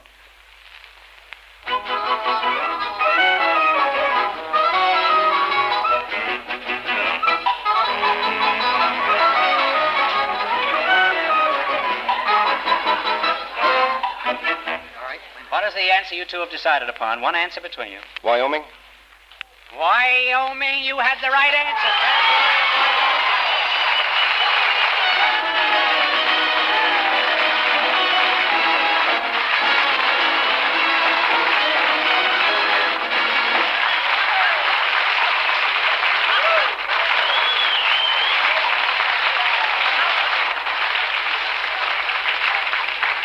Well, that was a tough question, but you're a smart couple of cookies here. That's the right answer, Wyoming. Now, what are you going to do with the money, Mamie?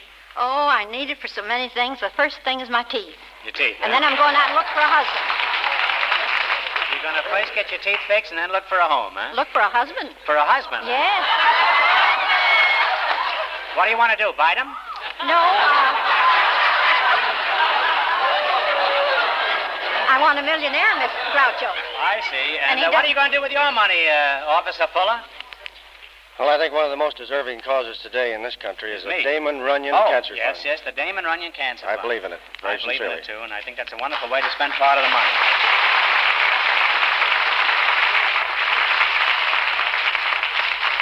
Well, here it is, $1,710 between you. Congratulations and good luck. You won $210.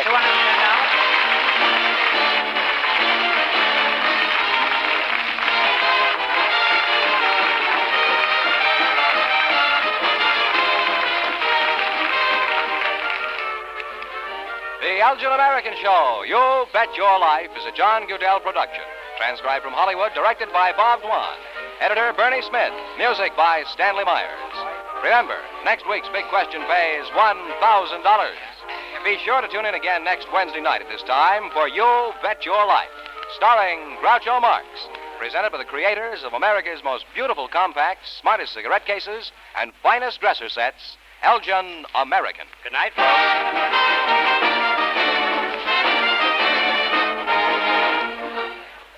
Good night, folks. Have you looked at your compact lately?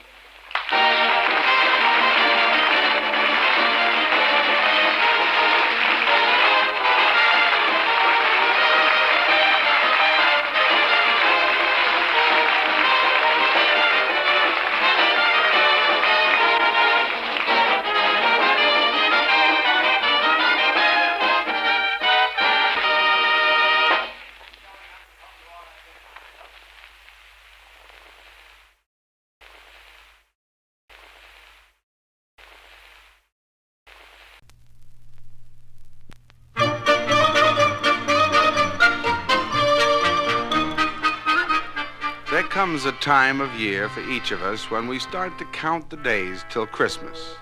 But for one brave girl I know, it's always later than she thinks. To her, it always seems tomorrow that she must start to rehearse her first grade band for that Christmas pageant in the school assembly hall. Yes, she can see it all now. 30 active little musicians, armed with cymbals and bells and drums, ready to play as 30. And she can hear herself saying once again, "Now listen. Shh. We're going to start the same as we did with the drums. Put your hands down, please, and listen. Same as we did with the drums. And then after the drums and the cymbals play, then the bells, you're not listening. The bells and the triangles are going to play together. When the bells play, then what's the matter, Gordon? Now, you start, everybody else is going to start. You really have to go? Well, all right, then go. Then the bells are going to play. Bells are ringing, children singing, all is merry and bright. Shh, come on, bells. This time you just shake on the beat. And sticks. Now watch it. Richard, listen first to him. Here comes Santa Claus, here comes... No, Bruce, not every time, just one. Here comes Santa Claus, here comes... Bruce, not every time, once. 1, 2. Here, all right, I'm here, start. Here comes Santa Claus, here comes... You're going 1, 2, 3, 4. It's 1 and 2. Here comes, Bruce, watch me. Here comes Santa Claus, here comes Santa Claus. Bruce, can you hear that you're going 1, 2, 3, 4? You're not doing it, you're doing every beat. Here comes, when I hit the floor, you hit the drum. Here comes Santa Claus, here comes Santa Claus, right down Santa Claus Lane. The other people have it. What's the matter, Bruce? Can't you do this? All right, now let's start right from the beginning. We're going to play the drums and the cymbals, and then the bells, and get back, girls, where you belong. No, Linda, you went back too far. All right, let's try it. 1, 2, right down Santa Claus. 1, 2, 1, 2, 1, 1, 2. I can't breathe. 1, 2, 3, and right 6.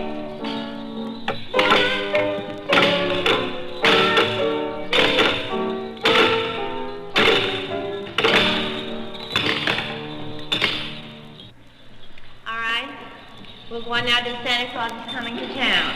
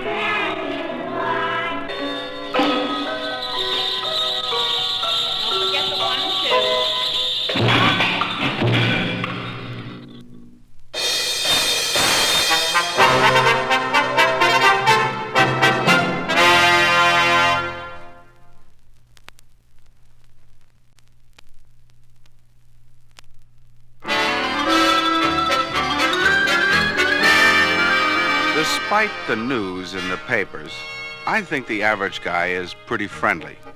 And if some total stranger stopped you on the street, slapped you warmly on the back, and asked, "How's everything, bud?" you'd probably tell him everything. Yes, and you'd pretend you never forgot his name for a minute while you fished around for it in your mind. I'd never seen this man in my life before when I stopped him, but the conversation went like this. Hello there, fella. How you feeling? Hello, how are you? Gee, I haven't seen you for a long time. How you been? All right, how's yourself? Good, good. You still Hey, working in the same place? Yeah, I'm still down there. Oh, good. Everything fine? Everything's swell, yeah. Good. What are you Looking doing now? Swell. I got the same job. Well, Same yeah? thing. How's the wife? Fine, Danny. Yeah? Kids? Oh, All yeah, right? yeah. Healthy? Good Oh, shape? yeah, everything's fine. Everything's Oh, swell. good. How's the heat bothering you? Too much these days? Well, it's a little hot, yeah. Everything about the same in the neighborhood where you live? Yeah, everything's just about the same. Uh-huh. Kids getting big, I suppose, huh? Oh, yeah, it's about 10 years old now. Is that right? Yeah. Good health and no trouble with him? No trouble at all. He's going to school every day. Gee whiz, I haven't seen you for a long time. No, it is quite a while. You haven't changed much, though. I didn't quite recognize you at first. Yeah. But you do now, huh? Oh, yes, I know who you are Well, now. who am I? Why, I don't know you. You don't know me? No. Why, What I thought I knew you. I don't know you. Well, I'm sorry, but... Well, you should be. I mean, after all, I'm busy. What's the sense of just wasting time? Do you know me or don't you? Well, I thought I did, but well, now all right, that, then don't be stopping strangers in the street to talk if you don't know them. Well, I didn't have anything All right, else. now, listen, don't do that again. Well, you're liable to have done that yourself sometime or other. You thought you knew somebody when you met them. Now, leave me alone now. I've got places to go and things to do. So have I, as far as that's Well, concerned. all right, fella. then what's the sense of both of us talking here that way? If you know me, do you know me? No, I All don't right, now then, that you goodbye. say so. That's silly. Oh, so long. I'm sorry.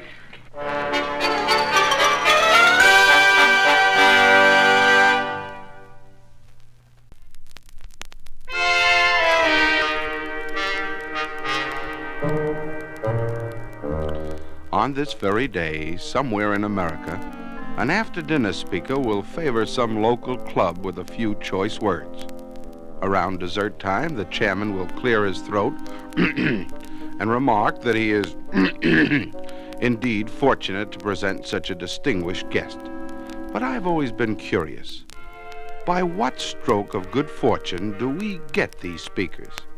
Well, that man who came to dinner and stayed to make a speech might have been sent by the very lady you're about to hear.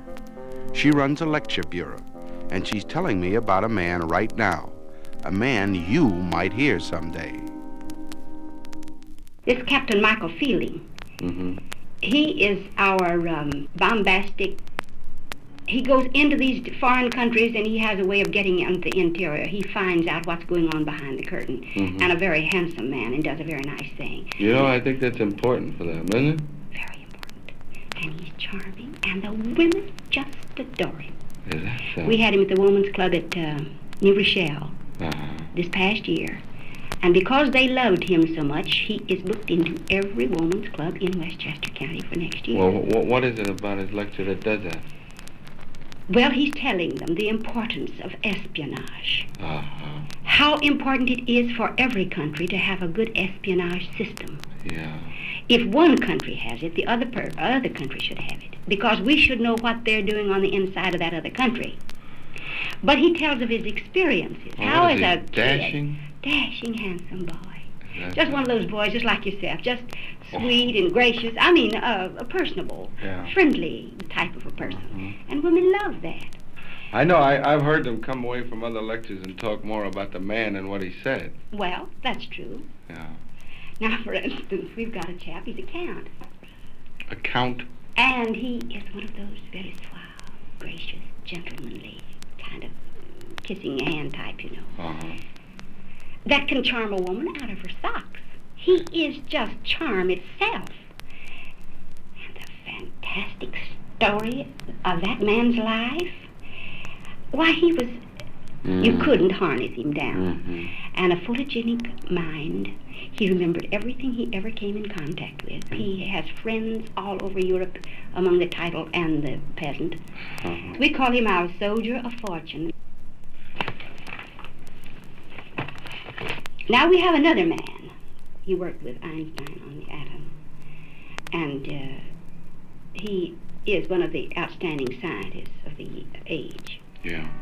He first starts off and tells you what an atom is. He can make that clear to a woman? He does, this way. He says an atom, if it were blown up the size of this room, Yeah. that right in the center of that, if you'd look very closely, you'd see a tiny little speck. Mm-hmm. And around that speck would be evolving what would look more or less like footballs. Like football? That's right. I see.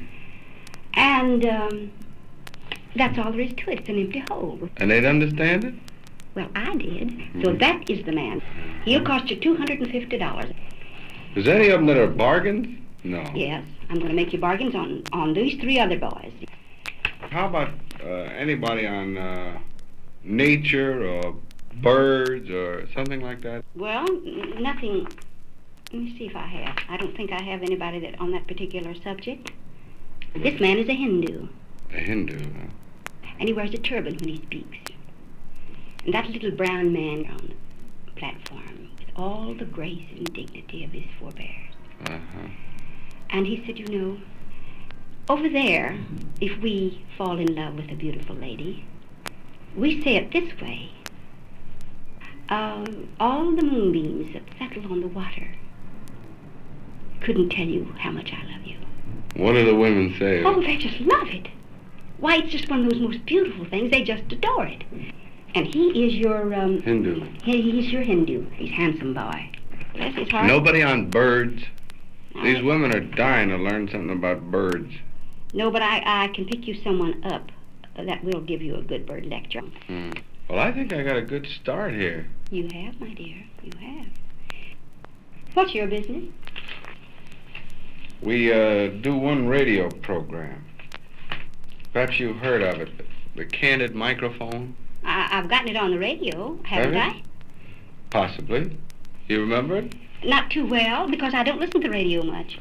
Well, that's it's a program where they conceal microphones, you know, and record what people say. Isn't that interesting? Have you? Have you got one concealed in here? Has this been recorded, all this conversation? Every word. That's why we got you here. Wonderful. I've always wanted to be tried out. I'll tell you somebody you must have. We have an Indian. He's only a quarter breed, but he's a Blackfoot Indian. Mm-hmm. And he gives the most beautiful lecture I ever listened to. He appears in Indian dress. That must start him right off, huh? Well, it does. Mm-hmm. But he has a message. Right. And that message is this. Well, who do you think you are anyhow?